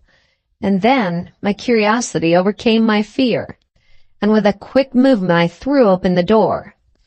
"Are you satisfied now?" I said angrily. But I addressed an empty vestibule. There was absolutely no one there, and then I sat down on the mat and laughed. I never was so glad to see no one in my life, but my laugh was short-lived. What made the bell ring? I suddenly asked myself, and then the feeling of fear came upon me again. I gathered my somewhat shattered self together, sprang to my feet, slammed the door with such force that the corridors echoed to the sound, slid the bolt once more, turned the key, moved a heavy chair in front of it, and then fled like a frightened hare to the sideboard in my dining room. There I grasped the decanter holding my whiskey, seized a glass from the shelf, and started to pour out the usual dram, when the glass fell from my hand and was shivered into 1,000 pieces on the hardwood floor. For as I poured, I glanced through the open door, and there in my sanctum the flicker of a random flame divulged the form of a being, the eyes of whom seemed fixed on mine, piercing me through and through. To say that I was petrified but dimly expresses the situation. I was granitized, and so I remained until by a more luminous flicker from the burning wood, I perceived that the being wore a flaring red necktie. He is a human, I thought, and with the thought the tension of my nervous system relaxed, and I was able to feel a sufficiently well-developed sense of indignation to demand an explanation. "This is a mighty cool proceeding on your part," I said, leaving the sideboard and walking into the sanctum. "Yes," he replied in a tone that made me jump. It was so extremely sepulchral, a tone that seemed as if it might have been acquired in a damp corner of some cave off the earth. "But it's a cool evening." "I wonder that a man of your coolness doesn't hire himself out to some refrigerating company," I remarked with a sneer which would have delighted the soul of Cassius himself. "I've thought about it," returned the being calmly, "but never went any further. Summer hotel proprietors have always outbid the refrigerating people, and they in turn have been laid low by millionaires who have hired me on occasion to freeze out people they didn't like, but who have persisted in calling. I must confess, though, my dear Hiram, that you are not much warmer yourself. This greeting is hardly what I expected." "Well, if you want to make me warmer," I retorted hotly, "just keep on calling me Hiram. How the deuce did you know of that blot on my escutcheon anyhow?" I added, for Hiram was one of the crimes of my family that I had tried to conceal, my parents having fastened the name of Hiram Spencer Carrington upon me at baptism, for no reason other than that my rich bachelor uncle, who subsequently failed and became a charge upon me, was so named. I was standing at the door of the church when you were baptized, returned the visitor, and as you were an interesting baby, I have kept an eye on you ever since. Of course, I knew that you discarded Hiram as soon as you got old enough to put away childish things. And since the failure of your uncle, I have been aware that you desired to be known as Spencer Carrington. But to me, you are, always have been, and always will be, Hiram. Well, don't give it away, I pleaded. I hope to be famous someday. And if the American newspaper paragrapher ever got a hold of the fact that once in my life I was Hiram, I'd have to hire him to let me alone. That's a bad joke, Hiram, said the visitor, and for that reason I like it, though I don't laugh. There is no danger of your becoming famous if you stick to humor of that sort. Well, I'd like to know, I put in, my anger returned. I'd like to know who in Brindisi you are, what in Cairo you want, and what in the name of the 17 hinges of the gates of Singapore you are doing here at this time of night. When you were a baby, Hiram, you had blue eyes, said my visitor. Bonny blue eyes, as the poet says. What of it? I asked. This, replied my visitor. If you have them now, you can very easily see what I am doing here. I am sitting down and talking to you. Oh, are you? I said with fine scorn. I had not observed that. The fact is, my eyes were so weakened by the brilliance of that necktie of yours that I doubt I could see anything, not even one of my own jokes. It's a scorcher, that tie of yours. In fact, I never saw anything so red in my life. I do not see why you complain of my tie, said the visitor. Your own is just as bad. Blue is never so withering as red, I retorted, at the same time caressing the scarf I wore. Perhaps not, but, if you will look in the glass, Hiram, you will observe that your point is not well taken, said my vis-a-vis calmly. I acted upon the suggestion and looked upon my reflection in the glass, lighting a match to facilitate the operation. I was horrified to observe that my beautiful blue tie, of which I was so proud, had in some manner changed, and was now of the same aggressive hue as was that of my visitor, red even as a brick is red. To grasp it firmly in my hands and tear it from my neck was the work of the moment, and then in a spirit of rage I turned upon my companion. See here, I cried, I've had quite enough of you. I can't make you out, and I can't say that I want to. You know where the door is. You will oblige me by putting it to its proper use. Sit down, Hiram, said he, and don't be foolish and ungrateful. You are behaving in a most extraordinary fashion, destroying your clothing and acting like a madman generally. What was the use of ripping up a handsome tie like that? I despise loud hues. Red is a jockey's color, I answered. But you did not destroy the red tie, he said with a smile. You tore up your blue one. Look, there it is on the floor, the red one you still have on. Investigation showed the truth of my visitor's assertion. That flaunting streamer of anarchy still made my neck infamous, and before me, on the floor, an almost unrecognizable mass of shreds, lay my cherished cerulean tie. The revelation stunned me. Tears came into my eyes, and trickling down over my cheeks, fairly hissed with the feverish heat of my flesh. My muscles relaxed, and I fell, limp into my chair. You need stimulant, said my visitor kindly.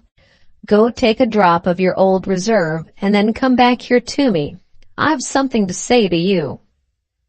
Will you join me? I asked faintly. No, returned the visitor. I am so fond of whiskey that I never molest it. That act which is your stimulant is death to the rye. Never realized that, did you? No, I never did, I said meekly. And yet you claim to love it. Bah, he said. And then I obeyed his command, drained my glass to the dregs, and returned. What is your mission? I asked, when I had made myself as comfortable as was possible under the circumstances. To relieve you of your woes, he said.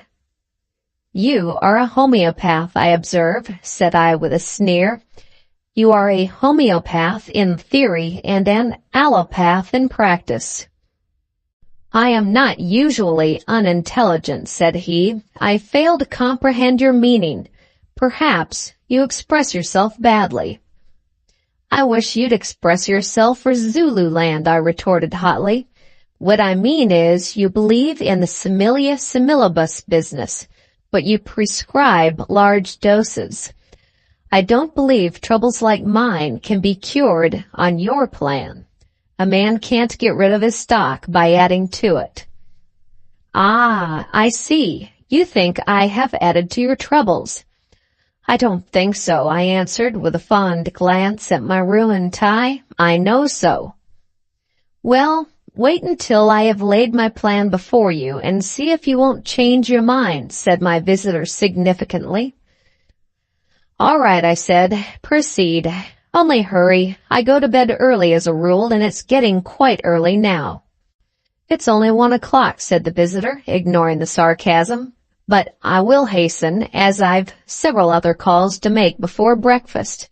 Are you a milkman? I asked. You are flippant, he replied. But, Hiram, he added, I have come here to aid you in spite of your unworthiness. You want to know what to provide for your club night on the 15th. You want something that will knock the martyr's night silly. Not exactly that, I replied. I don't want anything so abominably good as to make all the other things I've done seem failures. That is not good business. Would you like to be hailed as the discoverer of genius? Would you like to be the responsible agent for the greatest exhibition of skill in a certain direction ever seen? Would you like to become the most famous impresario the world has ever known? Now, I said, forgetting my dignity under the enthusiasm with which I was inspired by my visitor's words, and infected more or less with his undoubtedly magnetic spirit. Now you're shouting. I thought so, Hiram. I thought so. And that's why I am here. I saw you on Wall Street today and read your difficulty at once in your eyes, and I resolved to help you. I am a magician, and 1 or 2 little things have happened of late to make me wish to prestidigitate in public. I knew you were after a show of some kind, and I've come to offer you my services. Oh, pshaw, I said. The members of the Gutenberg Club are men of brains, not children. Card tricks are hackneyed, and sleight of hand shows Paul. Do they indeed? Said the visitor. Well, mine won't. If you don't believe it, I'll prove to you what I can do. I have no paraphernalia, I said. Well, I have, said he, and as he spoke, a pack of cards seemed to grow out of my hands. I must have turned pale at this unexpected happening, for my visitor smiled and said, Don't be frightened. That's only one of my tricks. Now choose a card, he added, and when you have done so, toss the pack in the air. Don't tell me what the card is. It alone will fall to the floor. Nonsense, said I. It's impossible. Do as I tell you. I did as he told me, to a degree only. I tossed the cards in the air without choosing one, although I made a feint of doing so. Not a card fell back on the floor. They every one disappeared from view in the ceiling. If it had not been for the heavy chair I had rolled in front of the door, I think I should have fled. How's that for a trick? Asked my visitor. I said nothing, for the very good reason that my words stuck in my throat. Give me a little creme de menthe, will you please? Said he after a moment's pause. I haven't a drop in the house, I said. relieved to think that this wonderful being could come down to anything so earthly. "Pshaw, Hiram," he ejaculated, apparently in disgust. "Don't be mean, and above all, don't lie.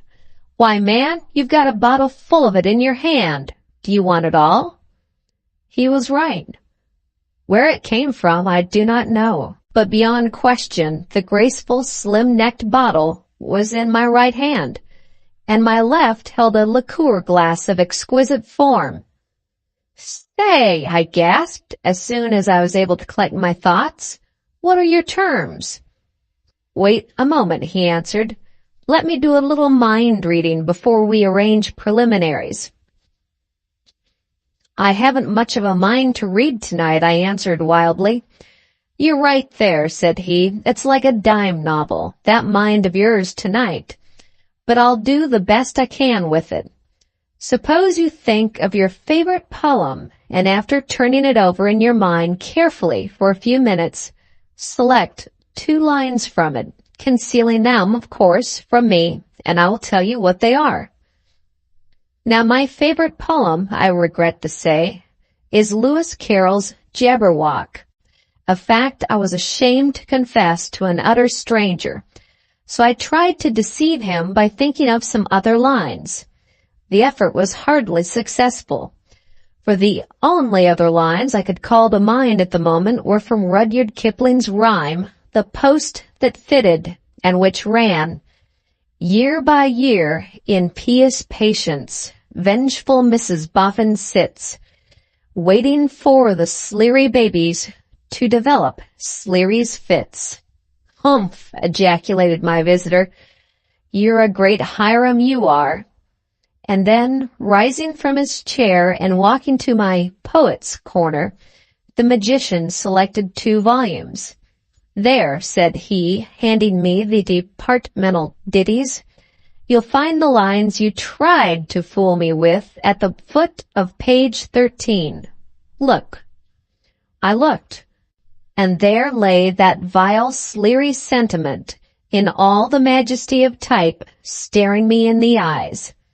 "And here," added my visitor, opening through the looking glass, "here is the poem that to your mind holds all the philosophy of life. Come to my arms, my beamish boy," he chortled in his joy. I blushed and trembled, blushed that he should discover the weakness of my taste, trembled at his power. "I don't blame you for coloring," said the magician, "but I thought you said the Gutenberg was made up of men of brains. Do you think you could stay on the rolls a month if they were aware that your poetic ideals are summed up in the Jabberwock and Sleary fits?" "My taste might be far worse," I answered. "Yes, it might. You have stooped to liking some of your own verses. I ought really to congratulate you, I suppose," retorted the visitor with a sneering laugh. This roused my ire again. "Who are you, anyhow, that you come here and take me to task?" I demanded angrily. "I'll like anything I please, and without asking your permission. If I cared more for the Peterkin papers than I do for Shakespeare, I wouldn't be accountable to you, and that's all there is about it." "Never mind who I am," said the visitor. "Suffice to say that I am myself. You'll know my name soon enough. In fact, you will pronounce it involuntarily the first thing when you wake in the morning, and then—" Here he shook his head ominously, and I felt myself grow rigid with fright in my chair. "Now, for the final trick," he said, after a moment's pause. "Think of where you would most like to be at this moment, and I'll exert my power to put you there. Only close your eyes first." I closed my eyes and wished. When I opened them, I was in the billiard room of the Gutenberg Club with Perkins and Thompson. "For heaven's sake, Spencer," they said in surprise, "where did you drop in from? Why, man, you're as white as a sheet. And what a necktie! Take it off." "Grab hold of me, boys, and hold me fast," I pleaded, falling on my knees in terror. If you don't, I believe I'll die."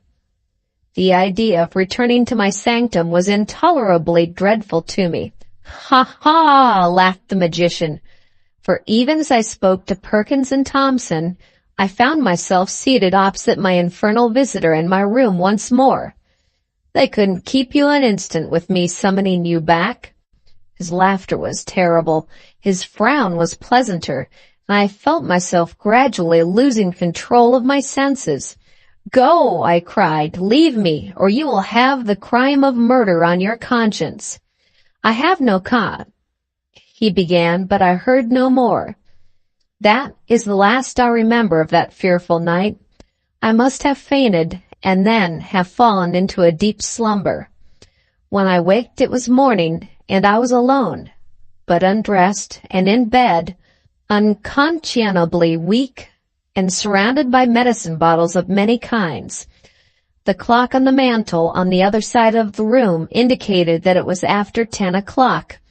"Great Beelzebub!" I cried, taking note of the hour. "I've an engagement with Barlow at 9. And then a sweet-faced woman, who I afterwards learned was a professional nurse, entered the room, and within an hour I realized two facts. One was that I had lain ill for many days, and that my engagement with Barlow was now for 6 weeks unfulfilled. The other, that my midnight visitor was none other than...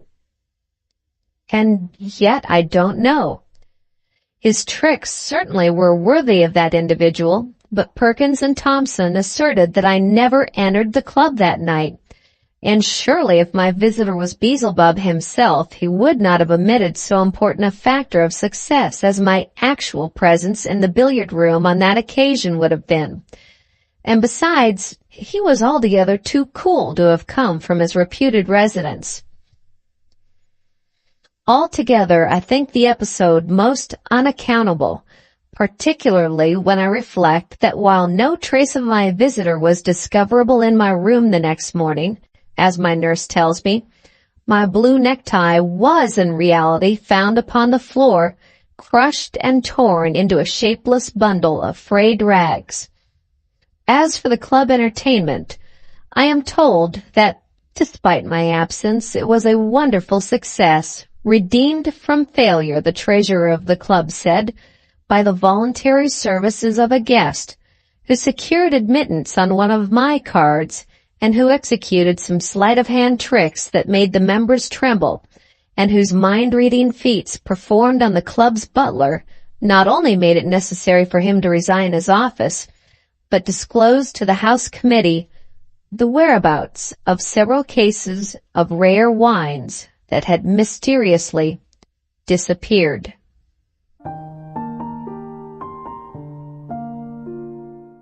The end. Thank you very much for watching. Please don't forget to subscribe our channel for more stories.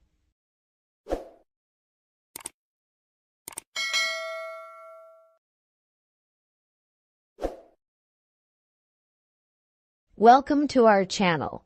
We hope you enjoy our narrated stories.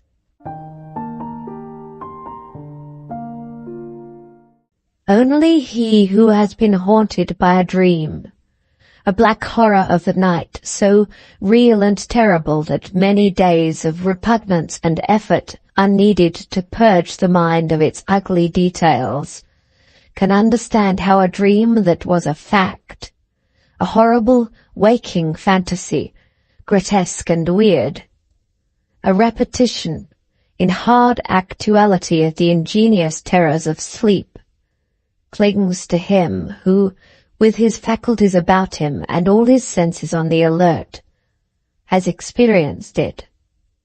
Some 5 years ago, I was hunting in the southwest corner of Colorado, where the great mountain spurs slope down in rocky ravines and gullies from the inland ranges towards the green plains, along the course of the Rio San Juan.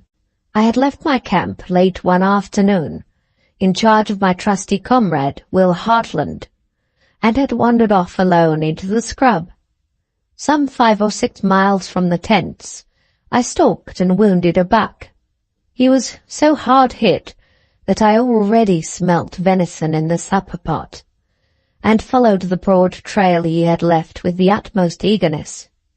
He crossed a couple of stony ridges with their deep intervening hollows, and came at last into a wild, desolate gorge, full of loose rocks and bushes, and ribboned with game tracks, but otherwise a most desolate and God-forsaken place, where no man had been, or might come for 50 years. Here I sighted my venison staggering down the glen, and dashed after him as fast as I could, through the bushy tangles and the dry, slippery summer grass. In a few 100 yards the valley became a pass, and in a score more the steep, bare sides had drawn in until they were walls on either hand, and the way trailed along the bottom of what was little better than a knife cleft in the hills. I was a good runner, and the hunter blood was hot within me. My moccasins flashed through the yellow herbage, my cheeks burnt with excitement. I dropped my gun to be the freer. The quarry was plunging along only 10 yards ahead, and seemed a certain victim. In front was the outing of that narrow ravine. Long reaches of the silver San Juan twining in countless threads through interminable leagues of green pasture and forest. I saw it all, like a beautiful picture, in the narrow black frame of the rocks. The evening wind was blowing softly up the canyon, and the sky was already gorgeous and livid with the streaks of sunset. Another 10 yards, and we were flying down the narrowest part of the defile, the beast path under our feet hardly a foot wide, and almost hidden by long, wiry, dead grass. Suddenly the wounded buck, now within my grasp, staggered up onto its hind legs in a mad fit of terror, just as, with a shout of triumph, I leapt up to it, and in half a breathing space, I and the stag were reeling on the very brink of a horrible funnel, a slippery yellow slope that had opened suddenly before us, leading down to a cavernous mouth, gaping, dark, and dreadful in the heart of the earth. With a scream louder than my shout of triumph, I threw up my hands and tried to stop. It was too late. I felt my feet slip from under me, and in a second, shouting and plunging and clutching at the rotten herbage, I was flying downwards. I caught a last glimpse of the San Juan and the blaze of sky overhead, and then I was spinning into darkness, horrible, Stygian darkness, through which I fell for a giddy, senseless moment or two, and then landed with a thud which ought to have killed me, bruised and nearly senseless, on a soft, quaggy mound of something that seemed to sink under me like a feather bed. I passed out. My first sensation on recovering consciousness was that of an overpowering smell, a sickly, deadly taint in the air that there was no growing accustomed to, and which, after a few gasps, seemed to have run its deadly venom into every corner of my frame, and, turning my blood yellow, to have transformed my constitution into keeping with its own accursed nature. It was a damp, musty, charnel house smell, sickly and wicked, with the breath of the slaughter pit in it, an aroma of blood and corruption. I sat up and glared, gasped about in the gloom, and then I carefully felt my limbs up and down. All was safe and sound, and I was unhurt, though as sore and bruised as if my body had stood a long day's pummeling. Then I groped about me in the pitch dark, and soon touched the still, warm body of the dead buck I had shot, and on which, indeed, I was sitting. Still feeling about, I found on the other side something soft and furry too. I touched and patted it, and in a minute recognized with a start that my fingers were deep in the curly mane of a bull bison. I pulled, and the curly mane came off in stinking tufts. That bull bison had been lying there 6 months or more. All about me wherever I felt, was cold, clammy fur and hair and hoofs and bare ribs and bones mixed in wild confusion. And as that wilderness of death unfolded itself in the darkness to me, and the fetid, close atmosphere mounted to my head, my nerves began to tremble like harp strings in a storm, and my heart, that I had always thought terror-proof, to patter like a girl's. Plunging and slipping, I got upon my feet, and then became conscious of a dim circle of twilight far above, representing the hole through which I had fallen. The twilight was fading outside every moment, and it was already so faintly luminous that my hand, held in front of me, looked ghostly and scarcely discernible. I began to explore slowly around the walls of my prison. With a heart that grew sicker and sicker, and sensations that you can imagine better than I can describe, I traced the jagged but unbroken circle of a great chamber in the underground, 100 feet long perhaps, by 50 across, with cruel, remorseless walls that rose, sloping gently inward from an uneven, horrible floor of hides and bones to that narrow neck far overhead, where the stars were already twinkling in a cloudless sky. By this time I was fairly frightened, and the cold perspiration of dread began to stand in beads upon my forehead. A fancy then seized me that someone might be within hearing distance above. I shouted again and again, and listening acutely each time as the echoes of my shout died away, I could have sworn something like the clash of ghostly teeth on teeth, something like the rattle of jaws in an ague fit, fell on the silence behind. With beating heart and an unfamiliar dread creeping over me, I crouched down in the gloom and listened. There was water dripping out in the dark, monotonous and dismal, and something like the breath from a husky throat, away in the distance of the cavern, came fitfully to my ears, though so uncertain that at first I thought it might have been only the rustle of the wind in the grass far overhead.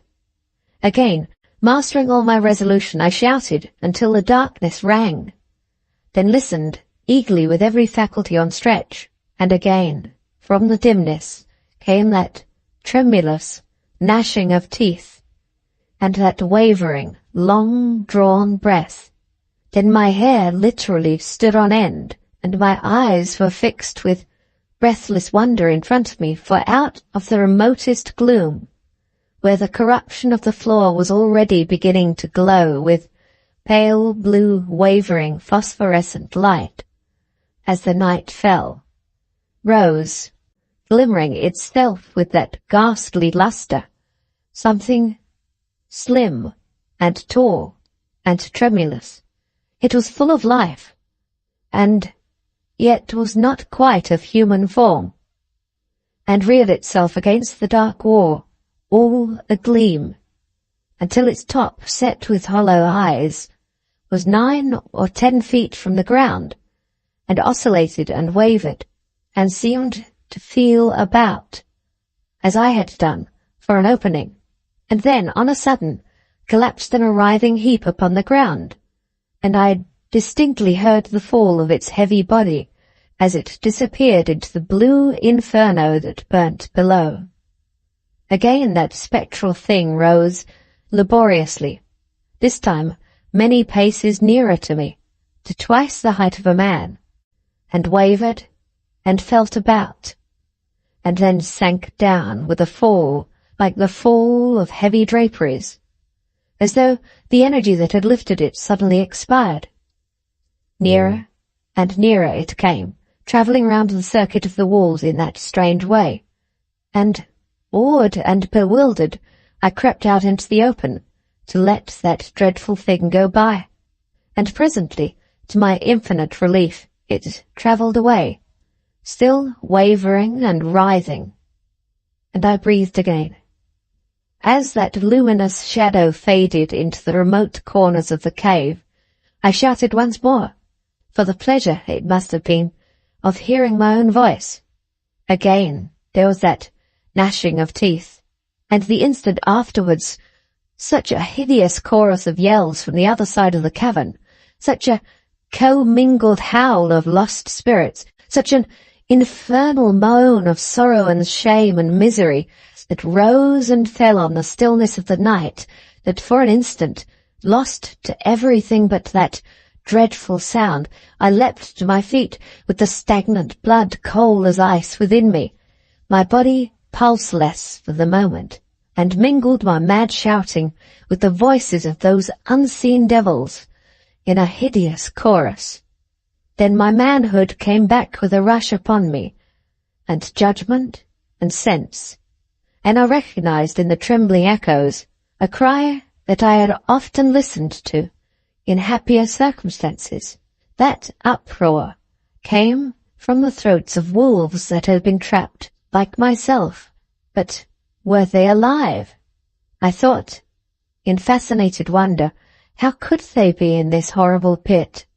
And if they were not, picture oneself cornered in such a trap, with a pack of wolfish spirits. It would not bear thinking of. Already my fancy saw constellations of fierce yellow eyes everywhere, and herds of wicked grey backs racing to and fro in the shadows. With a tremulous hand I felt in my pocket for a match, and found I had 2, and 2 only. By this time the moon was up, and a great band of silver light, broad and bright, was creeping down the walls of our prison, but I would not wait for it. I struck the match with feverish eagerness, and held it overhead. It burnt brightly for a moment, and I saw I was in a great natural crypt, with no outlet anywhere but by the narrow neck above, and all chance of reaching that was impossible, as the walls sloped inwards everywhere as they rose to it. All the floor was piled thigh-deep with a ghastly tangle of animal remains, in every state of return to their native earth, from the bare bones that would have crumbled at a touch, to the hide still glossy and sleek of the stag that had fallen in only a week or 2 before. Such a carnage place I never saw. Such furs, such trophies, such heads and horns there were all round, as raised the envy of my hunter spirit even in that emergency. But what held me spellbound and rooted my eyes into the shadows was 20 paces off, lying full stretch along the glossy undulating path which the incessant feet of new victims had worn, month after month, over the hill and valley of dead bodies under the walls. A splendid 18-foot python. It was this creature's ghostly rambles and ineffectual attempts to scale the walls that had first scared me in that place of horrors. I turned round, for the match was short, and scarcely noticing a score or 2 of dejected rats, who squeaked and scrambled amongst lesser snakes and strange reptiles, looked hard across the cave. There, on their haunches, in a huddle against the far wall, staring at me with dull, cold eyes, were 5 of the biggest, ugliest wolves ever mortal saw. I had often seen wolves, but never any like those. All the pluck, grace, and savage vigour of their kind had gone from them. Their bodies, gorged with carrion, were vast, swollen, and hideous. Their shaggy fur was hanging in tatters from their red and mangy skins. The saliva streamed from their jaws in yellow ribbons. Their bleary eyes were drowsy and dull. Their great throats, as they opened them to howl in sad chorus at the handful of purple night above, were dry and yellow, and there was about them such an air of disgusting misery and woe-begonness that with a shudder and a cry I could not suppress, I let the last embers of the burning match fall to the ground. How long I crouched in the darkness against the wall, with those hideous serenaders grinding their foam-flecked teeth, and bemoaning our common fate in hideous unison? I do not know, nor have I space to tell the wild, horrible visions which filled my mind for the next hour or two. But presently the moonlight had come down off the wall, and was spread at my feet in a silver carpet, and as I sullenly watched the completion of that arena of light, I was aware that the wolves were moving. Very slowly they came forward out of the darkness, led by the biggest and ugliest, until they were all in the silver circle, gaunt, spectral, and vile, every mangy tuft of loose hair upon their sore speckled backs, clear as daylight. Then those pot-bellied, phosphorescent undertakers began the strangest movements, and after watching them for a moment or two in fascinated wonder, I saw they had come to me, in their despair, to solicit my companionship and countenance. I could not have believed it possible that dumb brutes could have made their meaning so clear as those poor shaggy scoundrels did. They halted 10 yards off, and with humble heads sagged down, and averted eyes slowly wagged their mud-locked tails. Then they came a few steps further, and whined and fawned, and then another pace, and lay down upon their stomachs, putting their noses between their paws like dogs who watch and doze, while they regarded me steadfastly, with sad, great eyes, forlorn and terrible. Foot by foot, grey and silver in the moonlight, they advanced with the offer of their dreadful friendship, until at last I was fairly bewitched, and when the big wolf came forward, till he was at my knees, a horrible epitome of corruption, and licked my hand with his great burning tongue, I submitted to the caress as readily as though he were my favourite hound. Henceforth the pack seemed to think the compact was sealed, and thrust their odious company upon me, trotting at my heels, howling when I shouted, and muzzling down to me, putting their heavy paws upon my feet and their great steaming jaws upon my chest, whenever, in despair and weariness, I tried to snatch a moment's sleep. But it would be impossible to go step by step through the infinitely painful hours of that night. Not only was the place full of spectral forms and strange cries, but presently legions of unclean things of 100 kinds that had lived on those dead beasts when they too were living, swarmed in thousands and assailed us, adding a new terror to the inferno, ravaging us who still kept body and soul together, till our flesh seemed burning on our bones. There was no rest for man or brute. The light was a mockery, and the silence hideous. Round and round we pattered, I and the gaunt wolves, over the dim tracks worn by the feet of disappointment and suffering. We waded knee-deep through a wavering sea of steamy blue flame that rose from the remains and bespattered us from head to heel, stumbling and tripping and groping and cursing our fates, each in his separate tongue. While the night waned, the dew fell clammy and cold into our prison, and the stars, who looked down upon us from the free purple sky overhead, made a dim twilight in our cell. I was blundering and staggering around the walls for the 100th time, feeling about with my hands in a hopeless search for some cleft or opening, when the grimmest thing of the whole evening happened.